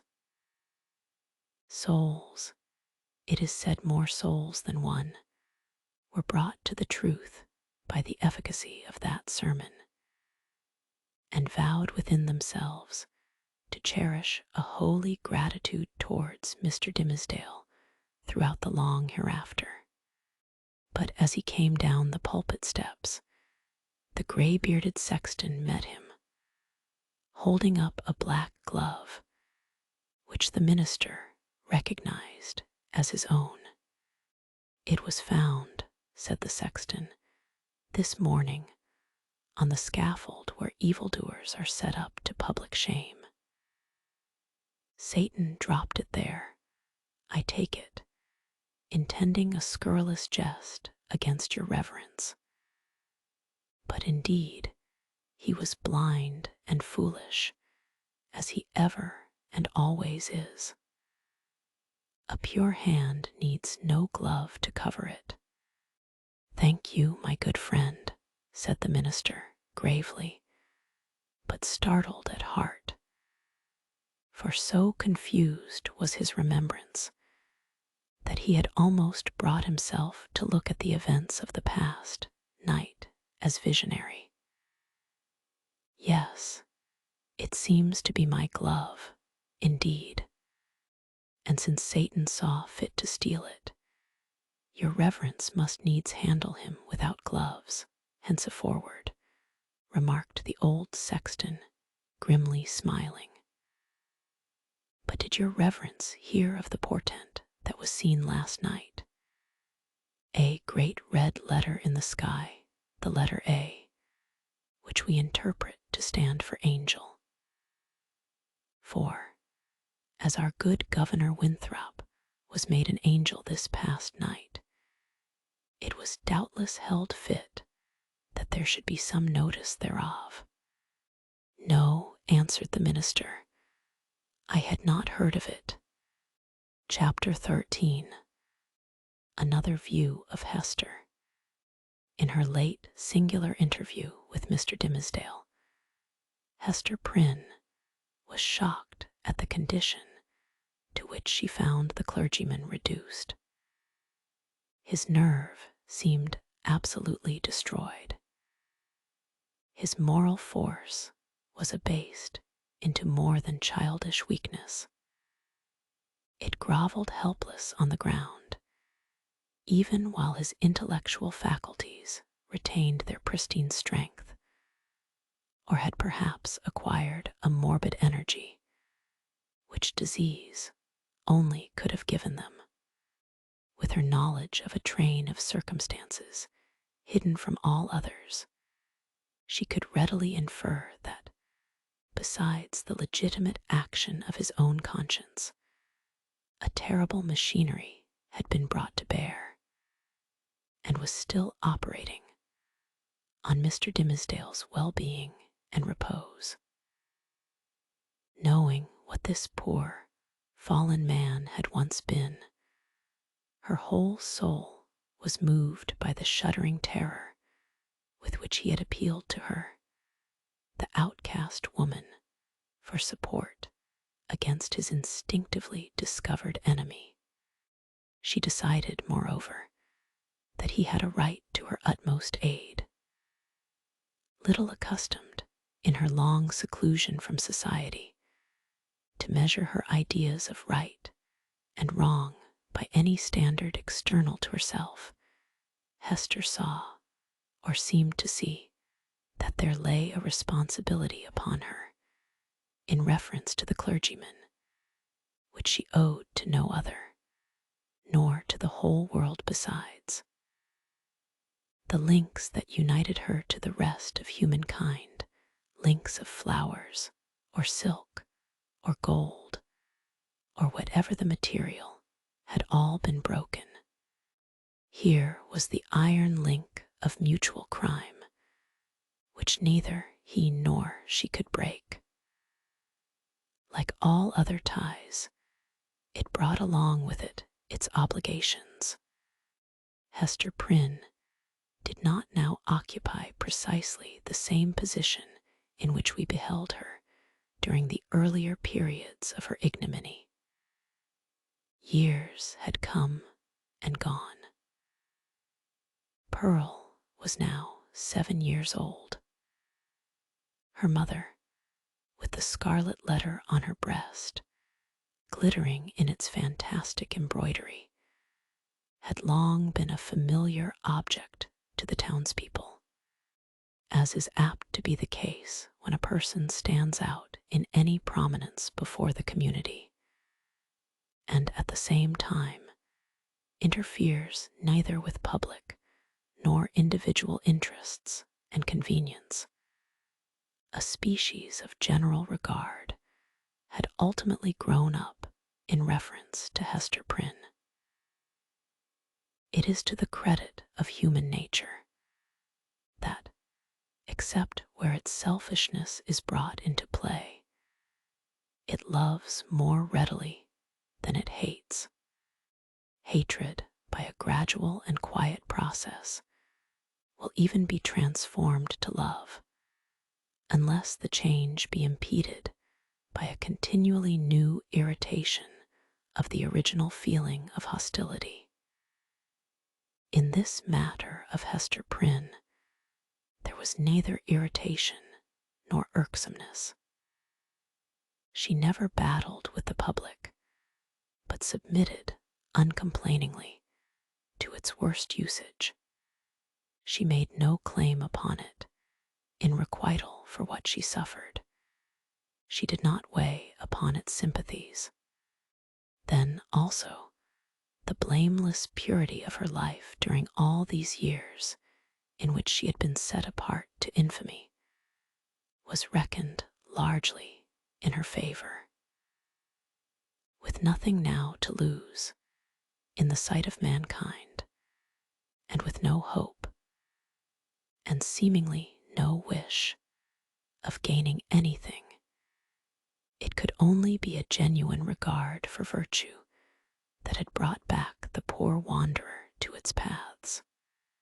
It was perceived, too, that while Hester never put forward even the humblest title to share in the world's privileges, further than to breathe the common air, and earn daily bread for little Pearl and herself by the faithful labor of her hands, she was quick to acknowledge her sisterhood with the race of man whenever benefits were to be conferred. None so ready as she to give of her little substance to every demand of poverty. Even though the bitter-hearted pauper threw back a gibe in requital of the food brought regularly to his door, or the garments wrought for him by the fingers that could have embroidered a monarch's robe. None so self-devoted as Hester, when pestilence stalked through the town. In all seasons of calamity, indeed, whether general or of individuals, the outcast of society at once found her place. She came not as a guest, but as a rightful inmate into the household that was darkened by trouble, as if its gloomy twilight were a medium in which she was entitled to hold intercourse with her fellow creatures. There glimmered the embroidered letter, with comfort in its unearthly ray. Elsewhere the token of sin, it was the taper of the sick chamber. It had even thrown its gleam in the sufferer's hard extremity across the verge of time. It had shown him where to set his foot, while the light of earth was fast becoming dim, and ere the light of futurity could reach him. In such emergencies, Hester's nature showed itself warm and rich, a wellspring of human tenderness, unfailing to every real demand, and inexhaustible by the largest. Her breast, with its badge of shame, was but the softer pillow for the head that needed one. She was self-ordained a sister of mercy, or we may rather say, the world's heavy hand had so ordained her, when neither the world nor she looked forward to this result. The letter was the symbol of her calling. Such helpfulness was found in her, so much power to do, and power to sympathize, that many people refused to interpret the Scarlet A by its original signification. They said that it meant able, so strong was Hester Prynne, with a woman's strength. It was only the darkened house that could contain her. When sunshine came again, she was not there. Her shadow had faded across the threshold. The helpful inmate had departed without one backward glance to gather up the meed of gratitude, if any were in the hearts of those whom she had served so zealously. Meeting them in the street, she never raised her head to receive their greeting. If they were resolute to accost her, she laid her finger on the scarlet letter and passed on. This might be pride, but was so like humility that it produced all the softening influence of the latter quality on the public mind. The public is despotic in its temper. It is capable of denying common justice when too strenuously demanded as a right, but quite as frequently it awards more than justice when the appeal is made, as despots love to have it made, entirely to its generosity. Interpreting Hester Prynne's deportment as an appeal of this nature, Society was inclined to show its former victim a more benign countenance than she cared to be favored with, or, perchance, than she deserved. The rulers and the wise and learned men of the community were longer in acknowledging the influence of Hester's good qualities than the people. The prejudices which they shared in common with the latter were fortified in themselves by an iron framework of reasoning that made it a far tougher labor to expel them. Day by day, nevertheless, their sour and rigid wrinkles were relaxing into something which, in the due course of years, might grow to be an expression of almost benevolence. Thus it was with the men of rank, on whom their eminent position imposed the guardianship of the public morals.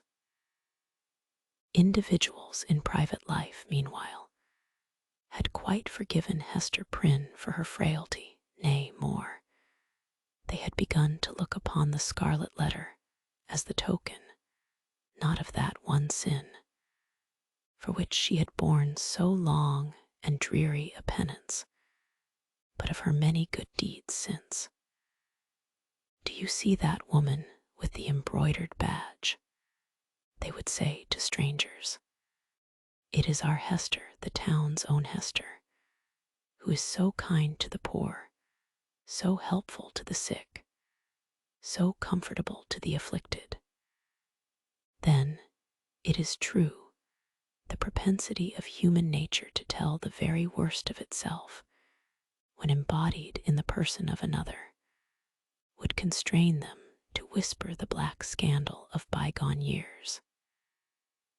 It was none the less a fact, however, that, in the eyes of the very men who spoke thus, the Scarlet Letter had the effect of the cross on a nun's bosom. It imparted to the wearer a kind of sacredness, which enabled her to walk securely amid all peril. Had she fallen among thieves, it would have kept her safe. It was reported and believed by many that an Indian had drawn his arrow against the badge, and that the missile struck it, but fell harmless to the ground. The effect of the symbol, or rather, of the position in respect to society that was indicated by it on the mind of Hester Prynne herself, was powerful and peculiar. All the light and graceful foliage of her character had been withered up by this red-hot brand, and had long ago fallen away, leaving a bare and harsh outline which might have been repulsive had she possessed friends or companions to be repelled by it. Even the attractiveness of her person had undergone a similar change.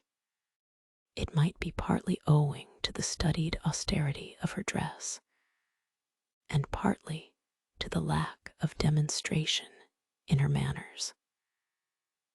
It was a sad transformation, too, that her rich and luxuriant hair had either been cut off, or was so completely hidden by a cap that not a shining lock of it ever once gushed into the sunshine. It was due in part to all these causes, but still more to something else, that there seemed to be no longer anything in Hester's face for love to dwell upon. Nothing in Hester's form, though majestic and statue-like, that passion would ever dream of clasping in its embrace. Nothing in Hester's bosom to make it ever again the pillow of affection. Some attribute had departed from her, the permanence of which had been essential to keep her a woman. Such is frequently the fate, and such the stern development, of the feminine character and person when the woman has encountered and lived through an experience of peculiar severity. If she be all tenderness, she will die. If she survive, the tenderness will either be crushed out of her, or, and the outward semblance is the same, crushed so deeply into her heart that it can never show itself more. The latter is perhaps the truest theory. She who has once been woman and ceased to be so might at any moment become a woman again if there were only the magic touch to effect the transfiguration. We shall see whether Hester Prynne were ever afterwards so touched and so transfigured. Much of the marble coldness of Hester's impression was to be attributed to the circumstance that her life had turned, in a great measure, from passion and feeling to thought. Standing alone in the world, alone as to any dependence on society, and with little Pearl to be guided and protected, alone, and hopeless of retrieving her position, even had she not scorned to consider it desirable, she cast away the fragments of a broken chain. The world's law was no law for her mind. It was an age in which the human intellect, newly emancipated, had taken a more active and a wider range than for many centuries before. Men of the sword had overthrown nobles and kings. Men bolder than these had overthrown and rearranged, not actually, but within the sphere of theory, which was their most real abode, the whole system of ancient prejudice, wherewith was linked much of ancient principle. Hester Prynne imbibed this spirit. She assumed a freedom of speculation, then common enough on the other side of the Atlantic, but which our forefathers, had they known it, would have held to be a deadlier crime than that stigmatized by the Scarlet Letter. In her lonesome cottage by the seashore, thoughts visited her, such as dared to enter no other dwelling in New England. Shadowy guests that would have been as perilous as demons to their entertainer, could they have been seen so much as knocking at her door. It is remarkable that persons who speculate the most boldly often conform with the most perfect quietude to the external regulations of society. The thought suffices them, without investing itself in the flesh and blood of action. So it seemed to be with Hester. Yet, had little Pearl never come to her from the spiritual world, it might have been far otherwise. Then she might have come down to us in history, hand in hand with Anne Hutchinson, as the foundress of a religious sect. She might, in one of her phases, have been a prophetess. She might, and not improbably would, have suffered death from the stern tribunals of the period for attempting to undermine the foundations of the Puritan establishment. But in the education of her child, the mother's enthusiasm of thought had something to wreak itself upon. Providence, in the person of this little girl, had assigned to Hester's charge the germ and blossom of womanhood, to be cherished and developed amid a host of difficulties. Everything was against her. The world was hostile. The child's own nature had something wrong in it, which continually betokened that she had been born amiss, the effluence of her mother's lawless passion. and often impelled Hester to ask, in bitterness of heart, whether it were for ill or good that the poor little creature had been born at all. Indeed, the same dark question often rose into her mind, with reference to the whole race of womanhood. Was existence worth accepting, even to the happiest among them? As concerned her own individual existence, she had long ago decided in the negative and dismissed the point as settled. A tendency to speculation, though it may keep woman quiet, as it does man, yet makes her sad. She discerns, it may be, such a hopeless task before her. As a first step, the whole system of society is to be torn down and built up anew. Then, the very nature of the opposite sex, or its long hereditary habit, which has become like nature, is to be essentially modified before woman can be allowed to assume what seems a fair and suitable position. Finally, all other difficulties being obviated, woman cannot take advantage of these preliminary reforms until she herself shall have undergone a still mightier change, in which, perhaps, the ethereal essence, wherein she has her truest life, will be found to have evaporated. A woman never overcomes these problems by any exercise of thought. They are not to be solved, or only in one way. If her heart chance to come uppermost, they vanish. Thus Hester Prynne, whose heart had lost its regular and healthy throb, wandered without a clue in the dark labyrinth of mind, now turned aside by an insurmountable precipice, now starting back from a deep chasm. There was wild and ghastly scenery all around her, and a home and comfort nowhere.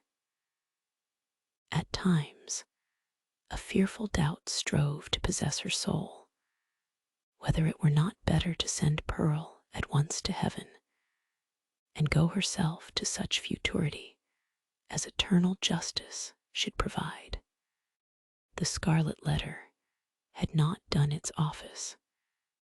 Now, however, her interview with the Reverend Mr. Dimmesdale on the night of his vigil had given her a new theme of reflection, and held up to her an object that appeared worthy of any exertion and sacrifice for its attainment.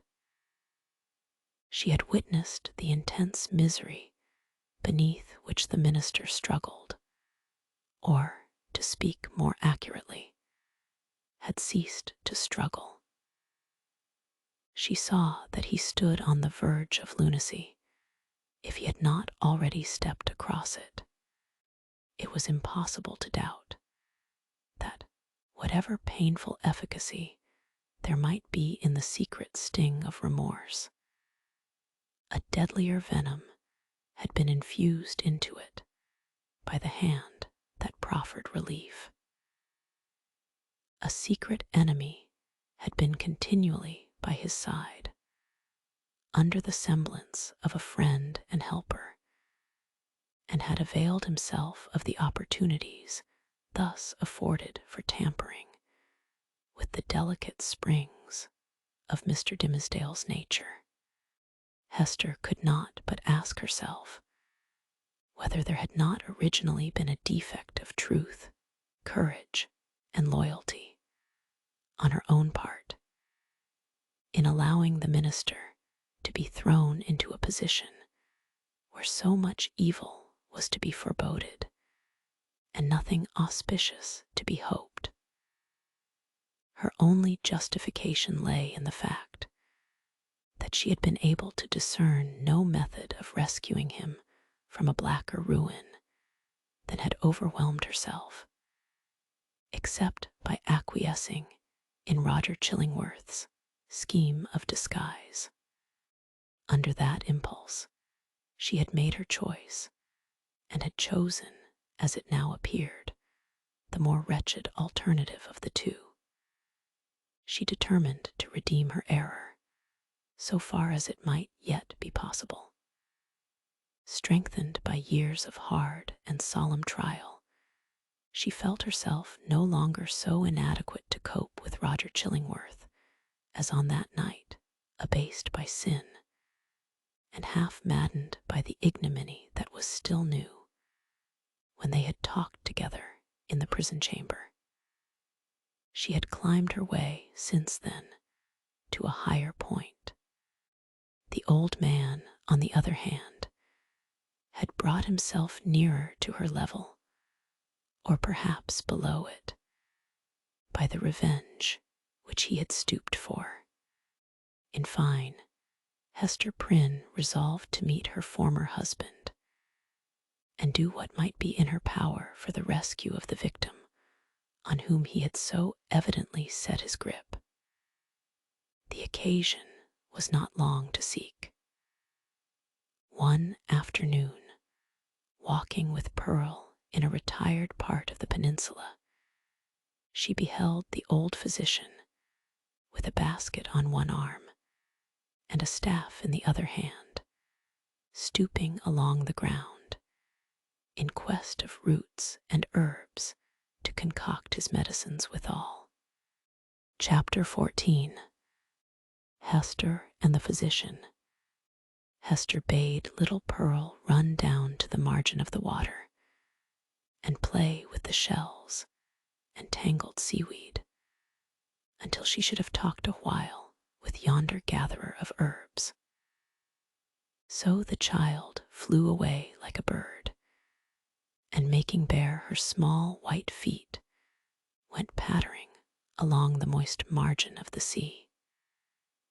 Here and there she came to a full stop and peeped curiously into a pool, left by the retiring tide as a mirror for Pearl to see her face in. Forth peeped at her, out of the pool, with dark, glistening curls around her head and an elf smile in her eyes, the image of a little maid, whom Pearl, having no other playmate, invited to take her hand and run a race with her. But the visionary little maid, on her part, beckoned likewise, as if to say, "This is a better place. Come thou into the pool." And Pearl, stepping in, mid-leg deep, beheld her own white feet at the bottom, while, out of a still lower depth, came the gleam of a kind of fragmentary smile, floating to and fro in the agitated water. Meanwhile, her mother had accosted the physician. "I would speak a word with you," said she, "a word that concerns us much." "Aha, and is it Mistress Hester that has a word for old Roger Chillingworth?" answered he, raising himself from his stooping posture. "With all my heart.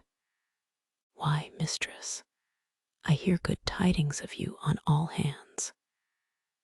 No longer ago than yestereve, a magistrate, a wise and godly man, was discoursing of your affairs, Mistress Hester, and whispered me that there had been question concerning you in the council. It was debated whether or no, with safety to the commonweal, yonder scarlet letter might be taken off your bosom. On my life, Hester, I made my entreaty to the worshipful magistrate that it might be done forthwith. It lies not in the pleasure of the magistrates to take off this badge, calmly replied Hester. Were I worthy to be quit of it, it would fall away of its own nature. or be transformed into something that should speak a different purport. Nay, then, wear it, if it suit you better, rejoined he. A woman must needs follow her own fancy, touching the adornment of her person. The letter is gaily embroidered, and shows right bravely on your bosom. All this while, Hester had been looking steadily at the old man, and was shocked, as well as wonder-smitten, to discern what a change had been wrought upon him within the past 7 years. It was not so much that he had grown older, for though the traces of advancing life were visible, he bore his age well, and seemed to retain a wiry vigor and alertness. But the former aspect of an intellectual and studious man, calm and quiet, which was what she best remembered in him, had altogether vanished, and been succeeded by an eager, searching, almost fierce, yet carefully guarded look. It seemed to be his wish and purpose to mask this expression with a smile, but the latter played him false, and flickered over his visage so derisively that the spectator could see his blackness all the better for it. Ever and anon, too, there came a glare of red light out of his eyes, as if the old man's soul were on fire, and kept on smouldering duskily within his breast, until, by some casual puff of passion, it was blown into a momentary flame. This he repressed as speedily as possible, and strove to look as if nothing of the kind had happened. In a word, old Roger Chillingworth was a striking evidence of man's faculty of transforming himself into a devil, if he will only, for a reasonable space of time, undertake a devil's office. This unhappy person had effected such a transformation by devoting himself for 7 years to the constant analysis of a heart full of torture, and deriving his enjoyment thence, and adding fuel to those fiery tortures which he analyzed and gloated over. The scarlet letter burned on Hester Prynne's bosom. Here was another ruin, the responsibility of which came partly home to her. "What see you in my face?" asked the physician, "that you look at it so earnestly?" "Something that would make me weep, if there were any tears bitter enough for it," answered she. "But let it pass. It is of yonder miserable man that I would speak." "And what of him?" cried Roger Chillingworth eagerly, as if he loved the topic, and were glad of an opportunity to discuss it with the only person of whom he could make a confidant. "Not to hide the truth, Mistress Hester, my thoughts happen just now to be busy with the gentleman. So speak freely, and I will make answer. When we last spake together," said Hester, "now 7 years ago, it was your pleasure to extort a promise of secrecy as touching the former relation betwixt yourself and me. As the life and good fame of yonder man were in your hands, there seemed no choice to me save to be silent in accordance with your behest. Yet it was not without heavy misgivings that I thus bound myself, for having cast off all duty towards other human beings, there remained a duty towards him, and something whispered me that I was betraying it in pledging myself to keep your counsel. Since that day, no man is so near to him as you. You tread behind his every footstep. You are beside him, sleeping and waking. You search his thoughts. You burrow and rankle in his heart. Your clutch is on his life, and you cause him to die daily, a living death. And still, he knows you not. In permitting this, I have surely acted a false part by the only man to whom the power was left me to be true. What choice had you? Asked Roger Chillingworth. My finger, pointed at this man, would have hurled him from his pulpit into a dungeon, thence, peradventure, to the gallows. It had been better so, said Hester Prynne. What evil have I done the man? Asked Roger Chillingworth again. I tell thee, Hester Prynne, the richest fee that ever physician earned from monarch could not have bought such care as I have wasted on this miserable priest. But for my aid, his life would have burned away in torments within the first 2 years after the perpetration of his crime and thine. For, Hester, his spirit lacked the strength that could have borne up, as thine has, beneath a burden like thy scarlet letter. Oh, I could reveal a goodly secret, but enough. What art can do, I have exhausted on him. That he now breathes and creeps about on earth is owing all to me.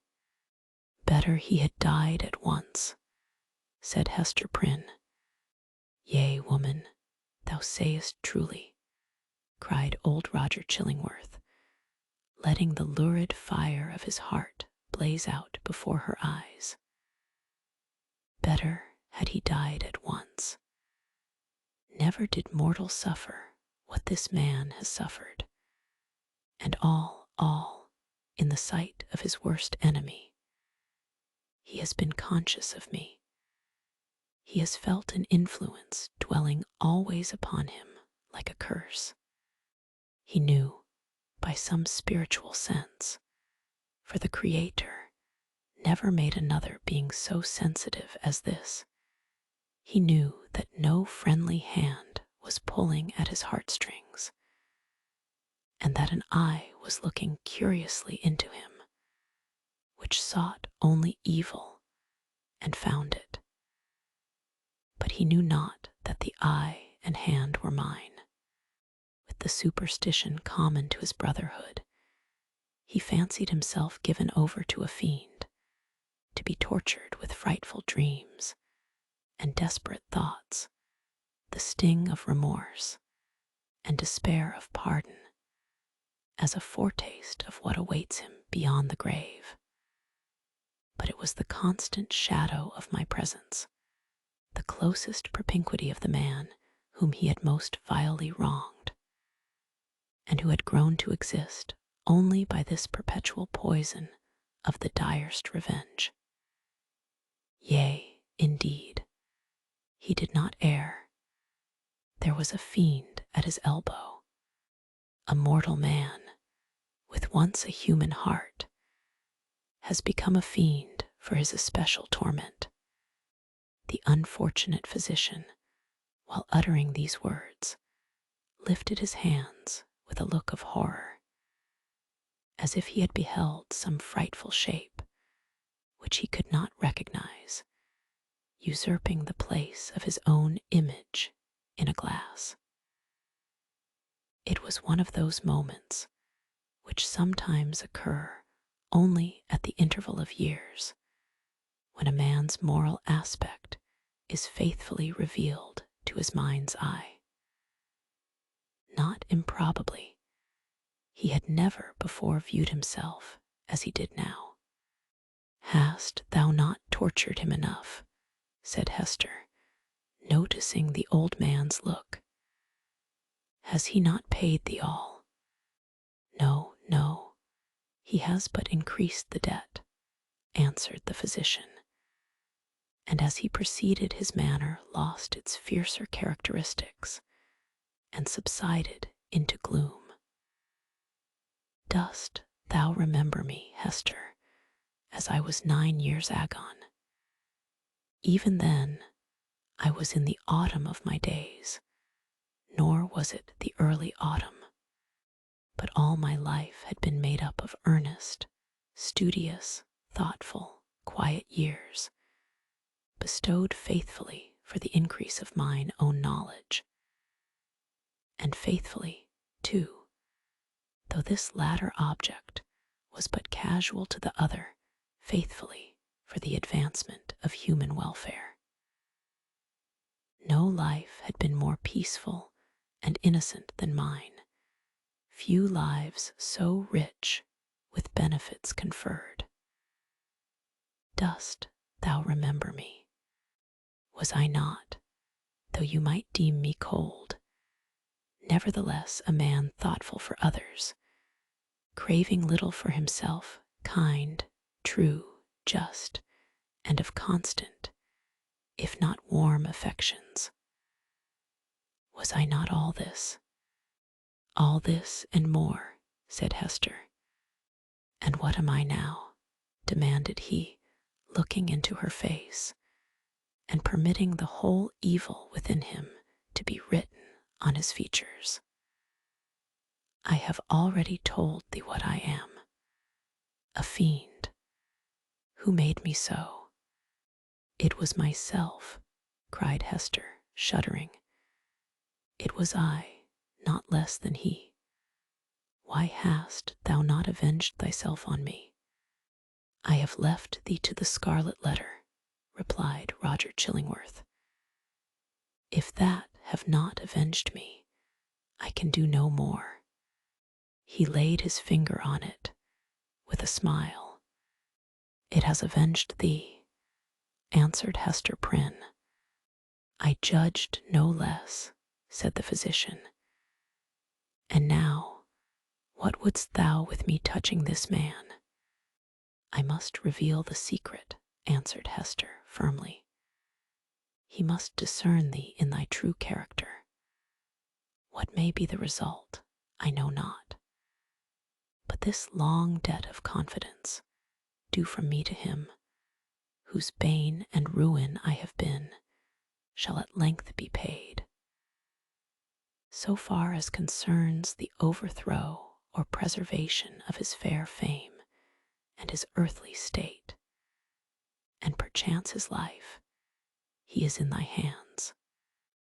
Nor do whom the Scarlet letter has disciplined to truth, though it be the truth of red-hot iron, entering into the soul, nor do I perceive such advantage in his living any longer a life of ghastly emptiness, that I shall stoop to implore thy mercy. Do with him as thou wilt. There is no good for him, no good for me, no good for thee. There is no good for little Pearl. There is no path to guide us out of this dismal maze. Woman, I could well nigh pity thee, said Roger Chillingworth, unable to restrain a thrill of admiration too, for there was a quality almost majestic in the despair which she expressed. Thou hadst great elements. Peradventure, hadst thou met earlier with a better love than mine, this evil had not been. I pity thee for the good that has been wasted in thy nature, and I thee, answered Hester Prynne, for the hatred that has transformed a wise and just man to a fiend. Wilt thou yet purge it out of thee, and be once more human? If not for his sake, then doubly for thine own. Forgive, and leave his further retribution to the power that claims it.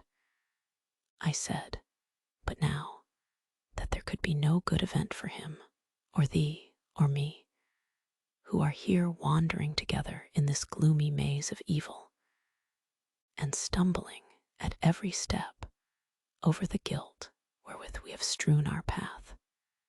It is not so. There might be good for thee, and thee alone, since thou hast been deeply wronged, and hast it at thy will to pardon. Wilt thou give up that only privilege? Wilt thou reject that priceless benefit? Peace, Hester, peace, replied the old man with gloomy sternness.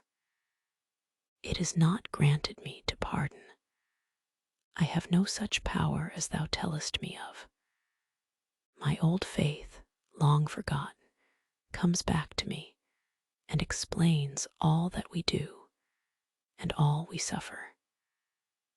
By thy first step awry thou didst plant the germ of evil, but since that moment it has all been a dark necessity.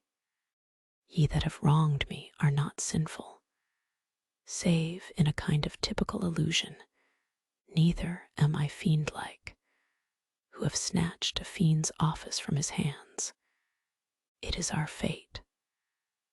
Let the black flower blossom as it may.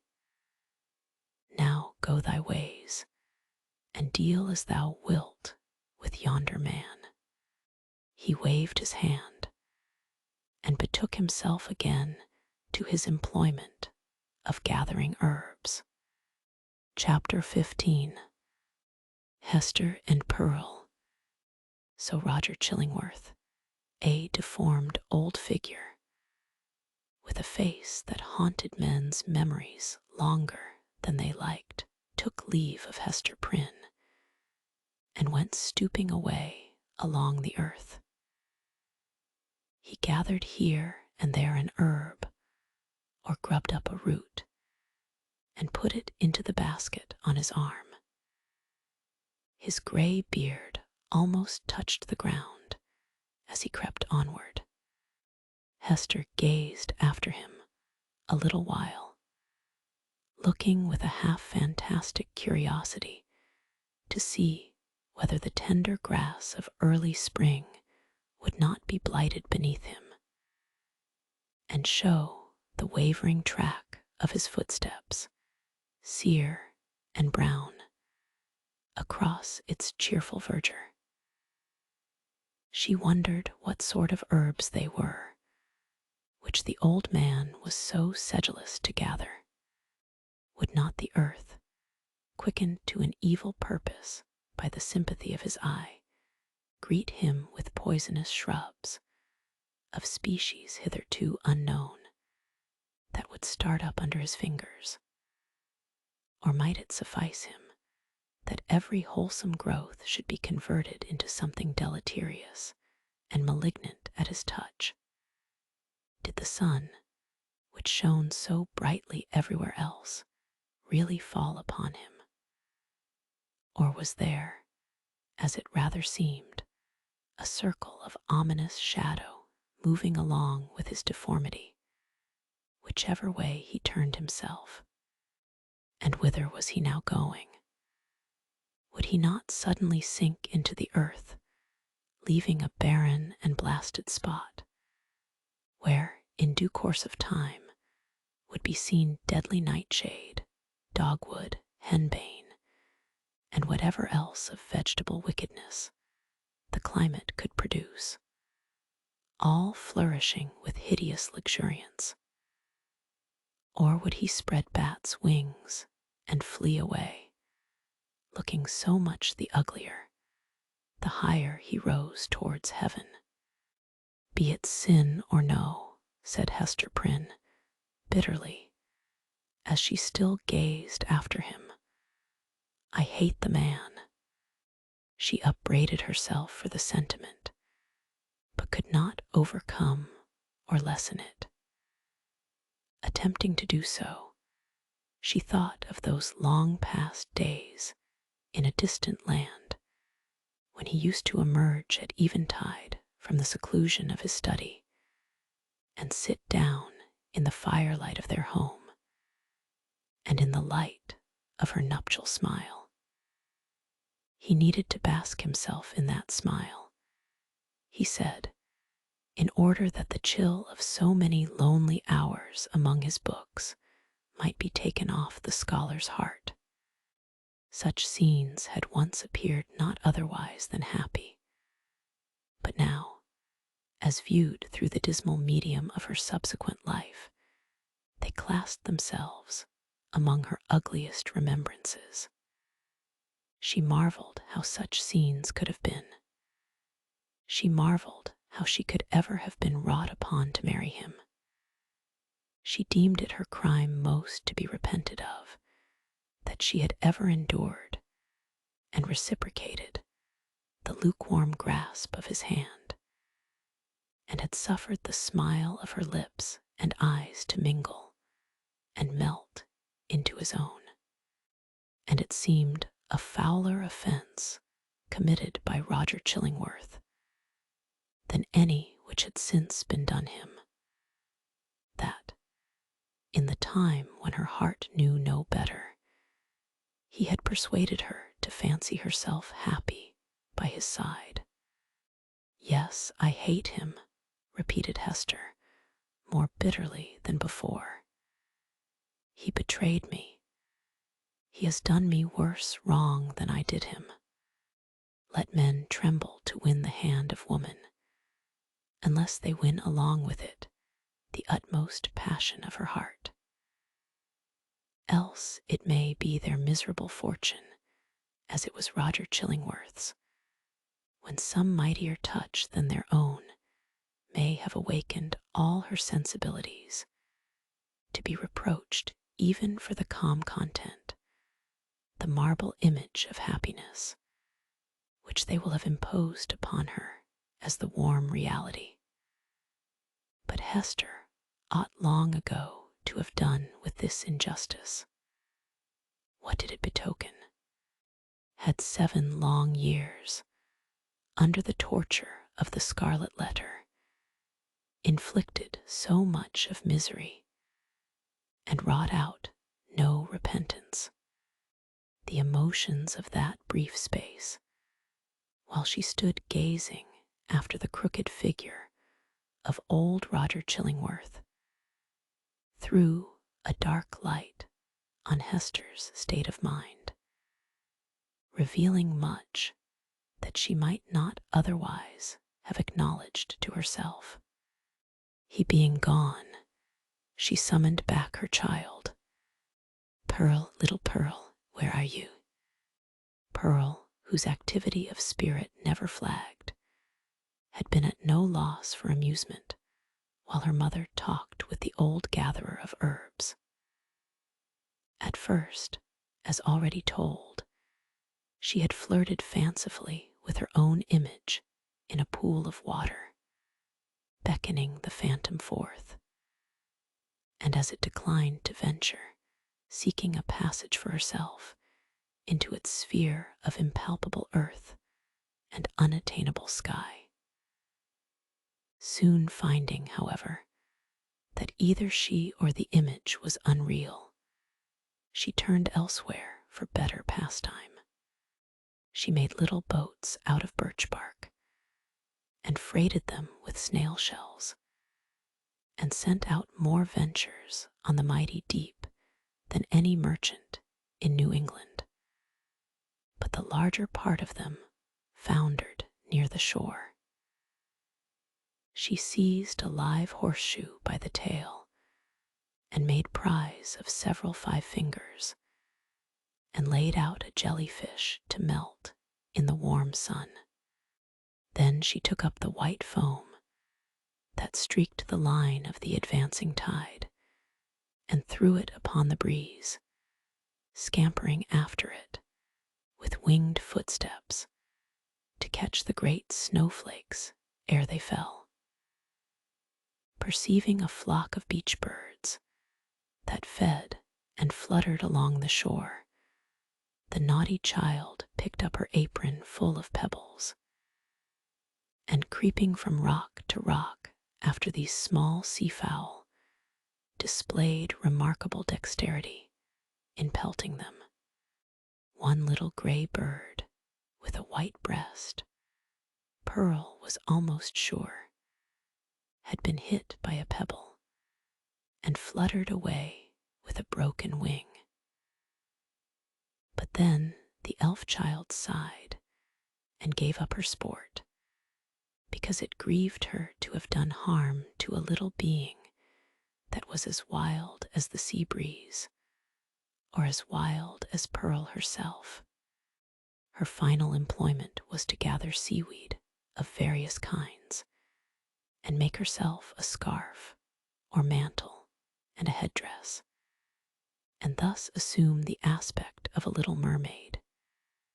She inherited her mother's gift for devising drapery and costume. As the last touch to her mermaid's garb, Pearl took some eelgrass and imitated, as best she could, on her own bosom, the decoration with which she was so familiar on her mother S. A letter, the letter A, but freshly green instead of scarlet.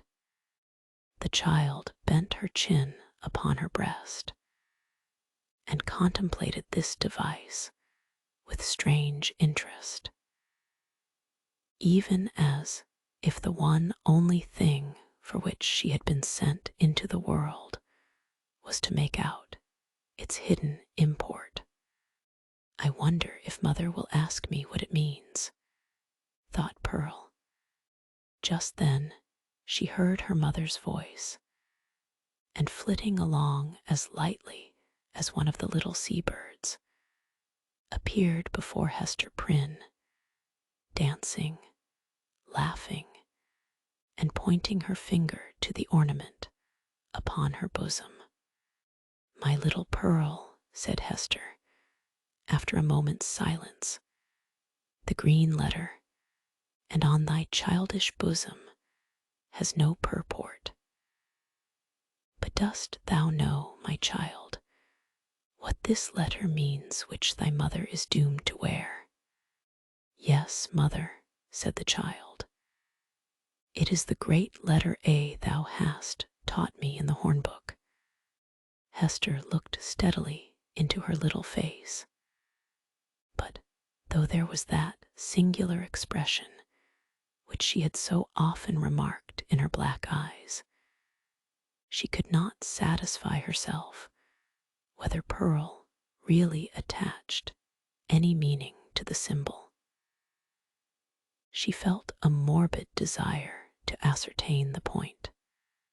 "Dost thou know, child, wherefore thy mother wears this letter?" "Truly do I," answered Pearl, looking brightly into her mother's face.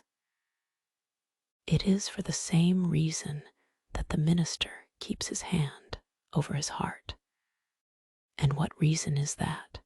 asked Hester, half smiling at the absurd incongruity of the child's observation, but on second thoughts, turning pale. "What has the letter to do with any heart save mine?" "Nay, mother, I have told all I know," said Pearl, more seriously than she was wont to speak. "Ask yonder old man whom thou hast been talking with. It may be he can tell.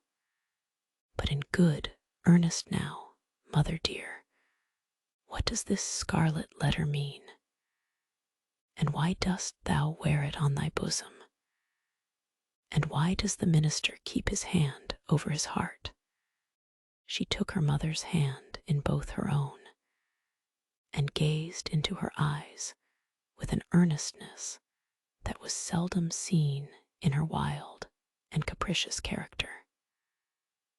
The thought occurred to Hester that the child might really be seeking to approach her with childlike confidence, and doing what she could, and as intelligently as she knew how, to establish a meeting point of sympathy. It showed Pearl in an unwonted aspect. Heretofore, the mother, while loving her child with the intensity of a soul affection, had schooled herself to hope for little other return than the waywardness of an April breeze, which spends its time in airy sport and has its gusts of inexplicable passion, and is petulant in its best of moods, and chills oftener than caresses you when you take it to your bosom, in requital of which misdemeanors it will sometimes, of its own vague purpose, kiss your cheek with a kind of doubtful tenderness, and play gently with your hair, and then be gone about its other idle business, leaving a dreamy pleasure at your heart. And this, moreover, was a mother's estimate of the child's disposition. Any other observer might have seen few but unamiable traits, and have given them a far darker coloring. But now the idea came strongly into Hester's mind that Pearl, with her remarkable precocity and acuteness, might already have approached the age when she could be made a friend, and entrusted with as much of her mother's sorrows as could be imparted, without irreverence either to the parent or the child. In the little chaos of Pearl's character, there might be seen emerging, and could have been, from the very first, the steadfast principles of an unflinching courage, an uncontrollable a sturdy pride, which might be disciplined into self-respect, and a bitter scorn of many things, which, when examined, might be found to have the taint of falsehood in them.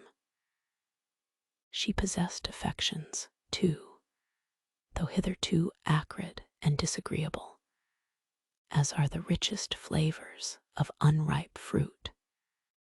With all these sterling attributes, thought Hester, the evil which she inherited from her mother must be great indeed, if a noble woman do not grow out of this elfish child.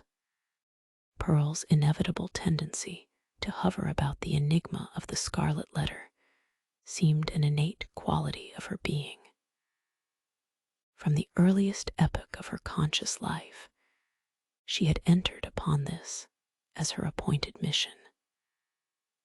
Hester had often fancied that Providence had a design of justice and retribution in endowing the child with this marked propensity, but never, until now, had she bethought herself to ask whether, linked with that design, there might not likewise be a purpose of mercy and beneficence. If little Pearl were entertained with faith and trust, as a spirit messenger, no less than an earthly child, might it not be her errand to soothe away the sorrow that lay cold in her mother's heart, and converted it into a tomb, and to help her to overcome the passion, once so wild, and even yet neither dead nor asleep, but only imprisoned within the same tomb-like heart? Such were some of the thoughts that now stirred in Hester's mind, with as much vivacity of impression as if they had actually been whispered into her ear.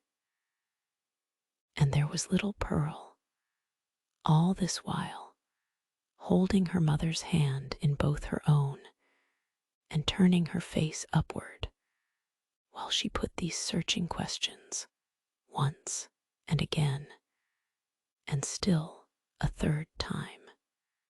What does the letter mean, mother? And why dost thou wear it?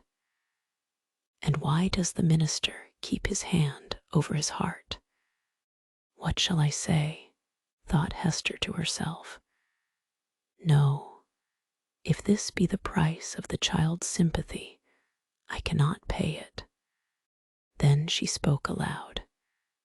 "Silly Pearl," said she, "what questions are these?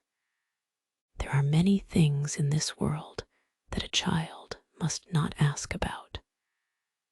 What know I of the minister's heart? And as for the scarlet letter, I wear it for the sake of its gold thread. In all the 7 bygone years, Hester Prynne had never before been false to the symbol on her bosom. It may be that it was the talisman of a stern and severe, but yet a guardian spirit who now forsook her, as recognizing that, in spite of his strict watch over her heart, some new evil had crept into it, or some old one had never been expelled. As for little Pearl, the earnestness soon passed out of her face, but the child did not see fit to let the matter drop. 2 or 3 times, as her mother and she went homeward, and as often at supper time, and while Hester was putting her to bed, and once after she seemed to be fairly asleep, Pearl looked up, with mischief gleaming in her black eyes. "Mother," said she, "what does the scarlet letter mean?" And the next morning, the first indication the child gave of being awake was by popping up her head from the pillow and making that other inquiry which she had so unaccountably connected with her investigations about the scarlet letter. "Mother, mother, why does the minister keep his hand over his heart? Hold thy tongue, naughty child," answered her mother, with an asperity that she had never permitted to herself before. "Do not tease me, else I shall shut thee into the dark closet." Chapter 16. A forest walk. Hester Prynne remained constant in her resolve to make known to Mr. Dimmesdale, at whatever risk of present pain or ulterior consequences, the true character of the man who had crept into his intimacy. For several days, however, she vainly sought an opportunity of addressing him in some of the meditative walks which she knew him to be in the habit of taking along the shores of the peninsula or on the wooded hills of the neighboring country.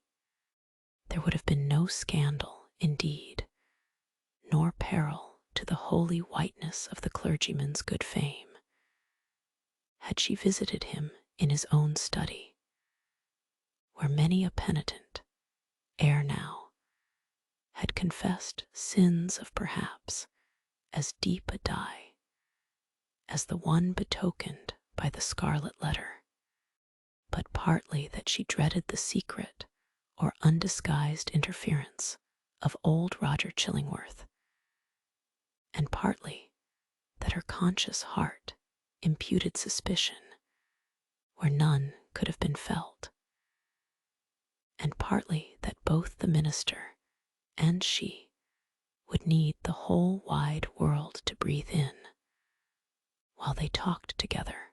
For all these reasons, Hester never thought of meeting him in any narrower privacy than beneath the open sky.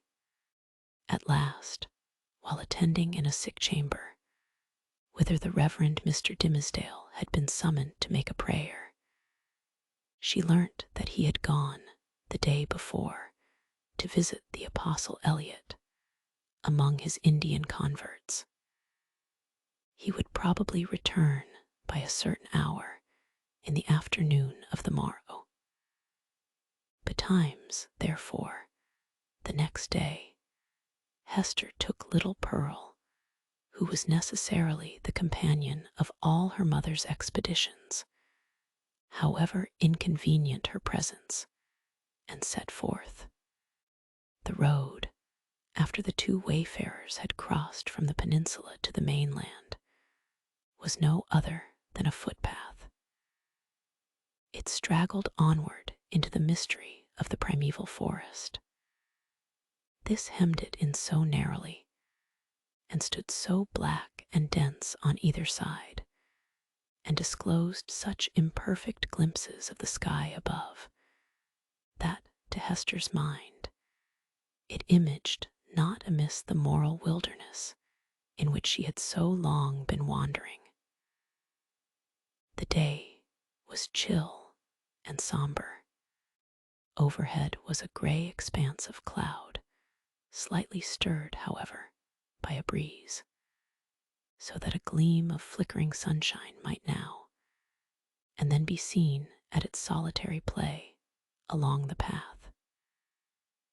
This flitting cheerfulness was always at the farther extremity of some long vista through the forest.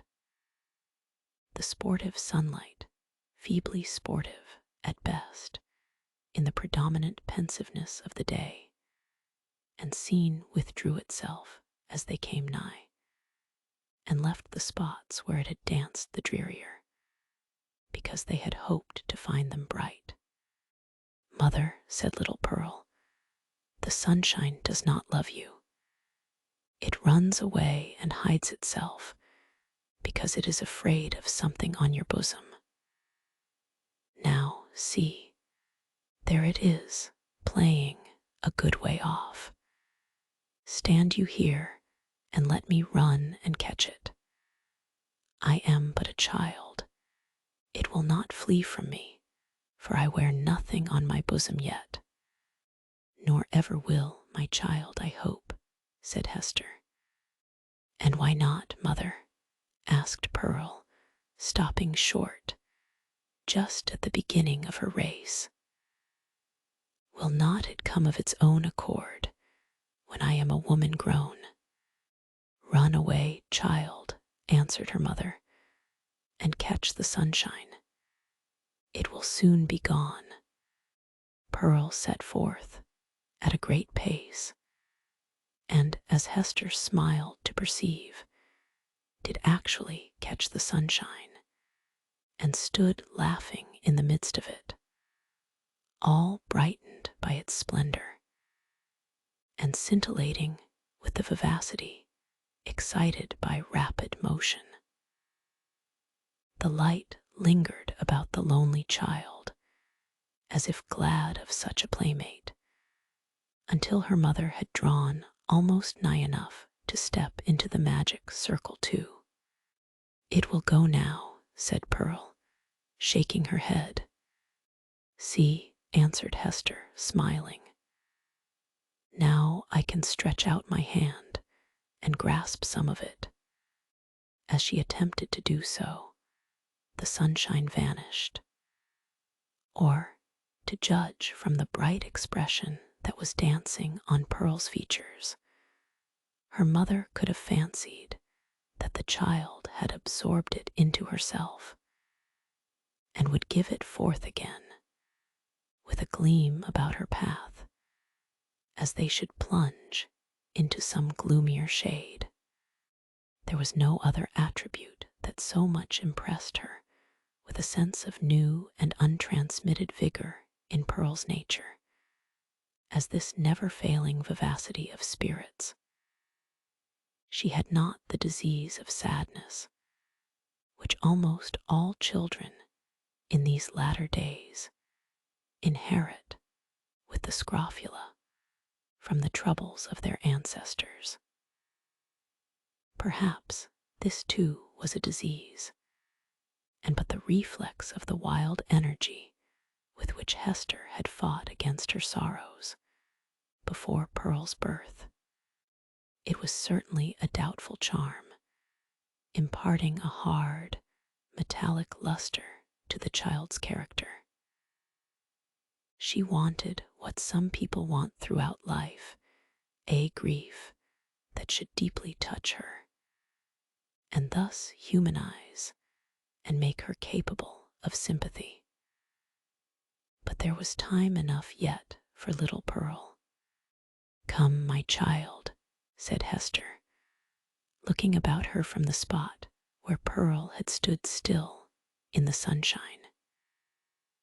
"We will sit down a little way within the wood and rest ourselves." "I am not awry, mother," replied the little girl, "but you may sit down if you will tell me a story meanwhile." "A story, child," said Hester. "And about what?"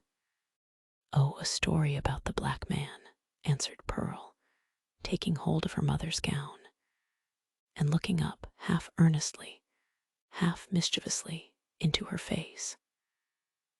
"How he haunts this forest and carries a book with him, a big, heavy book with iron clasps, and how this ugly black man offers his book and an iron pen to everybody that meets him here among the trees, and they are to write their names with their own blood. And then he sets his mark on their bosoms. Didst thou ever meet the black man, mother?" "And who told you this story, Pearl?" asked her mother, recognizing a common superstition of the period. "It was the old dame in the chimney corner at the house where you watched last night," said the child. "But she fancied me asleep while she was talking of it. She said that 1,000 people had met him here and had written in his book and have his mark on them. And that ugly-tempered lady, old Mistress Hibbins, was one. And mother, the old dame said that this scarlet letter was the black man's mark on thee, and that it glows like a red flame when thou meetest him at midnight, here in the dark wood. Is it true, mother? And dost thou go to meet him in the night time? Didst thou ever awake and find thy mother gone?" asked Hester. "Not that I remember," said the child. "If thou fearest to leave me in our cottage, thou mightest take me along with thee. I would very gladly go. But, mother, tell me now, is there such a black man? And didst thou ever meet him? And is this his mark? Wilt thou let me be at peace if I once tell thee?" asked her mother. "Yes, if thou tellest me all," answered Pearl. "Once in my life I met the black man," said her mother. "This scarlet letter is his mark." Thus conversing, they entered sufficiently deep into the wood to secure themselves from the observation of any casual passenger along the forest track.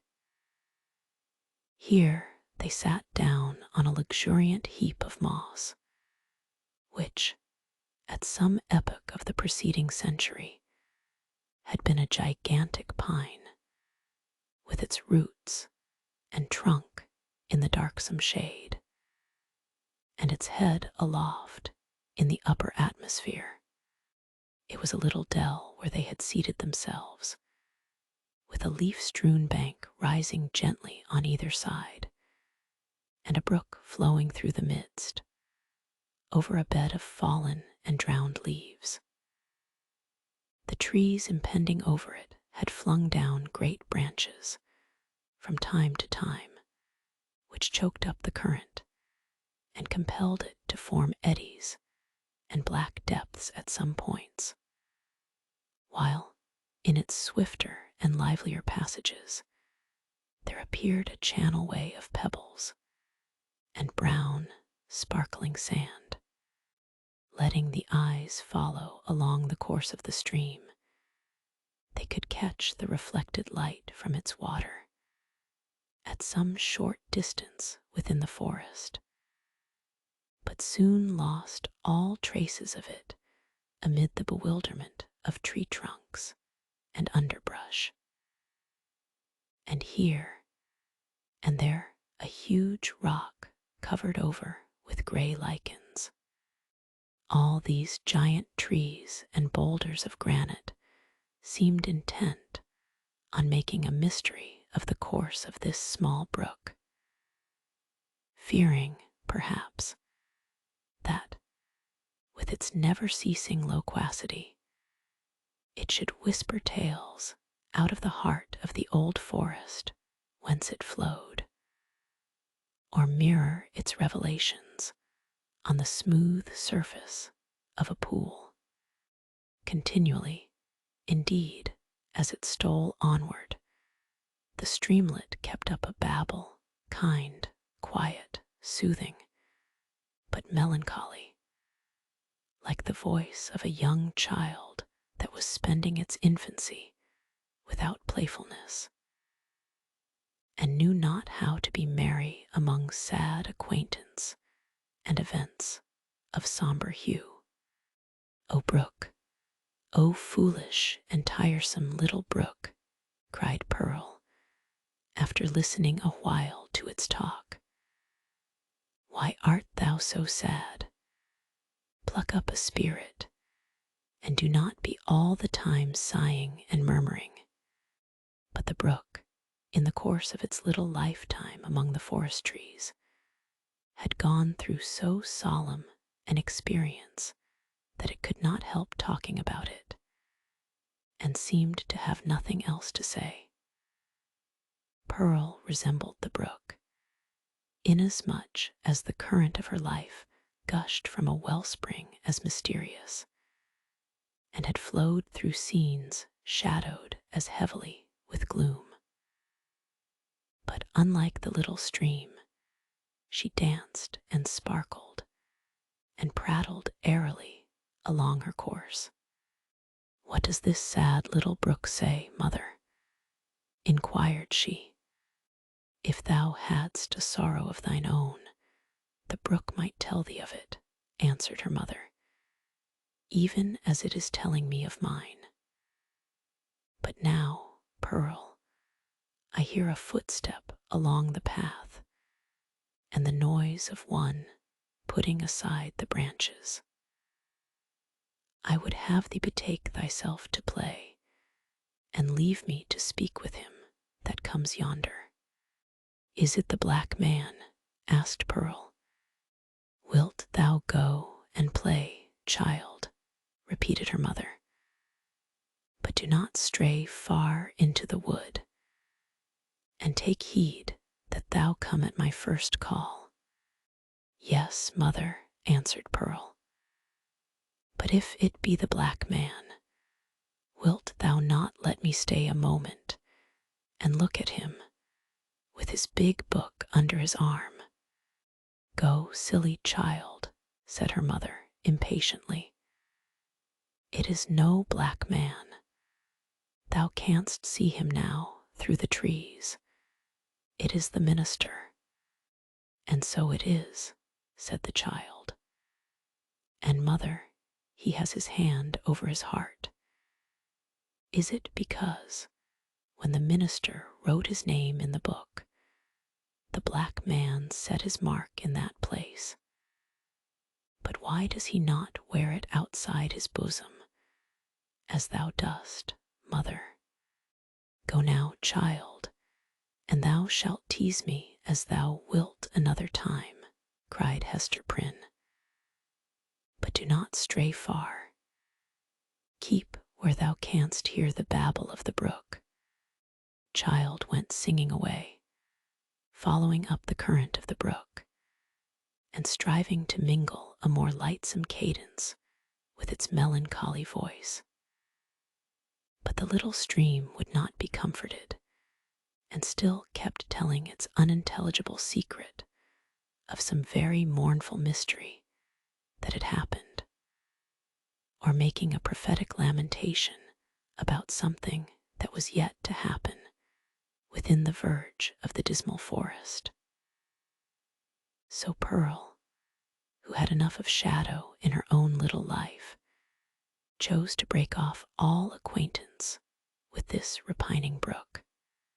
She set herself, therefore, to gathering violets and wood anemones, and some scarlet columbines that she found growing in the crevices of a high rock.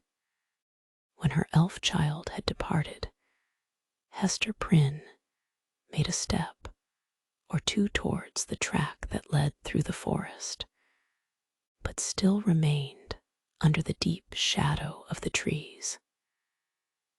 She beheld the minister advancing along the path, entirely alone, and leaning on a staff which he had cut by the wayside.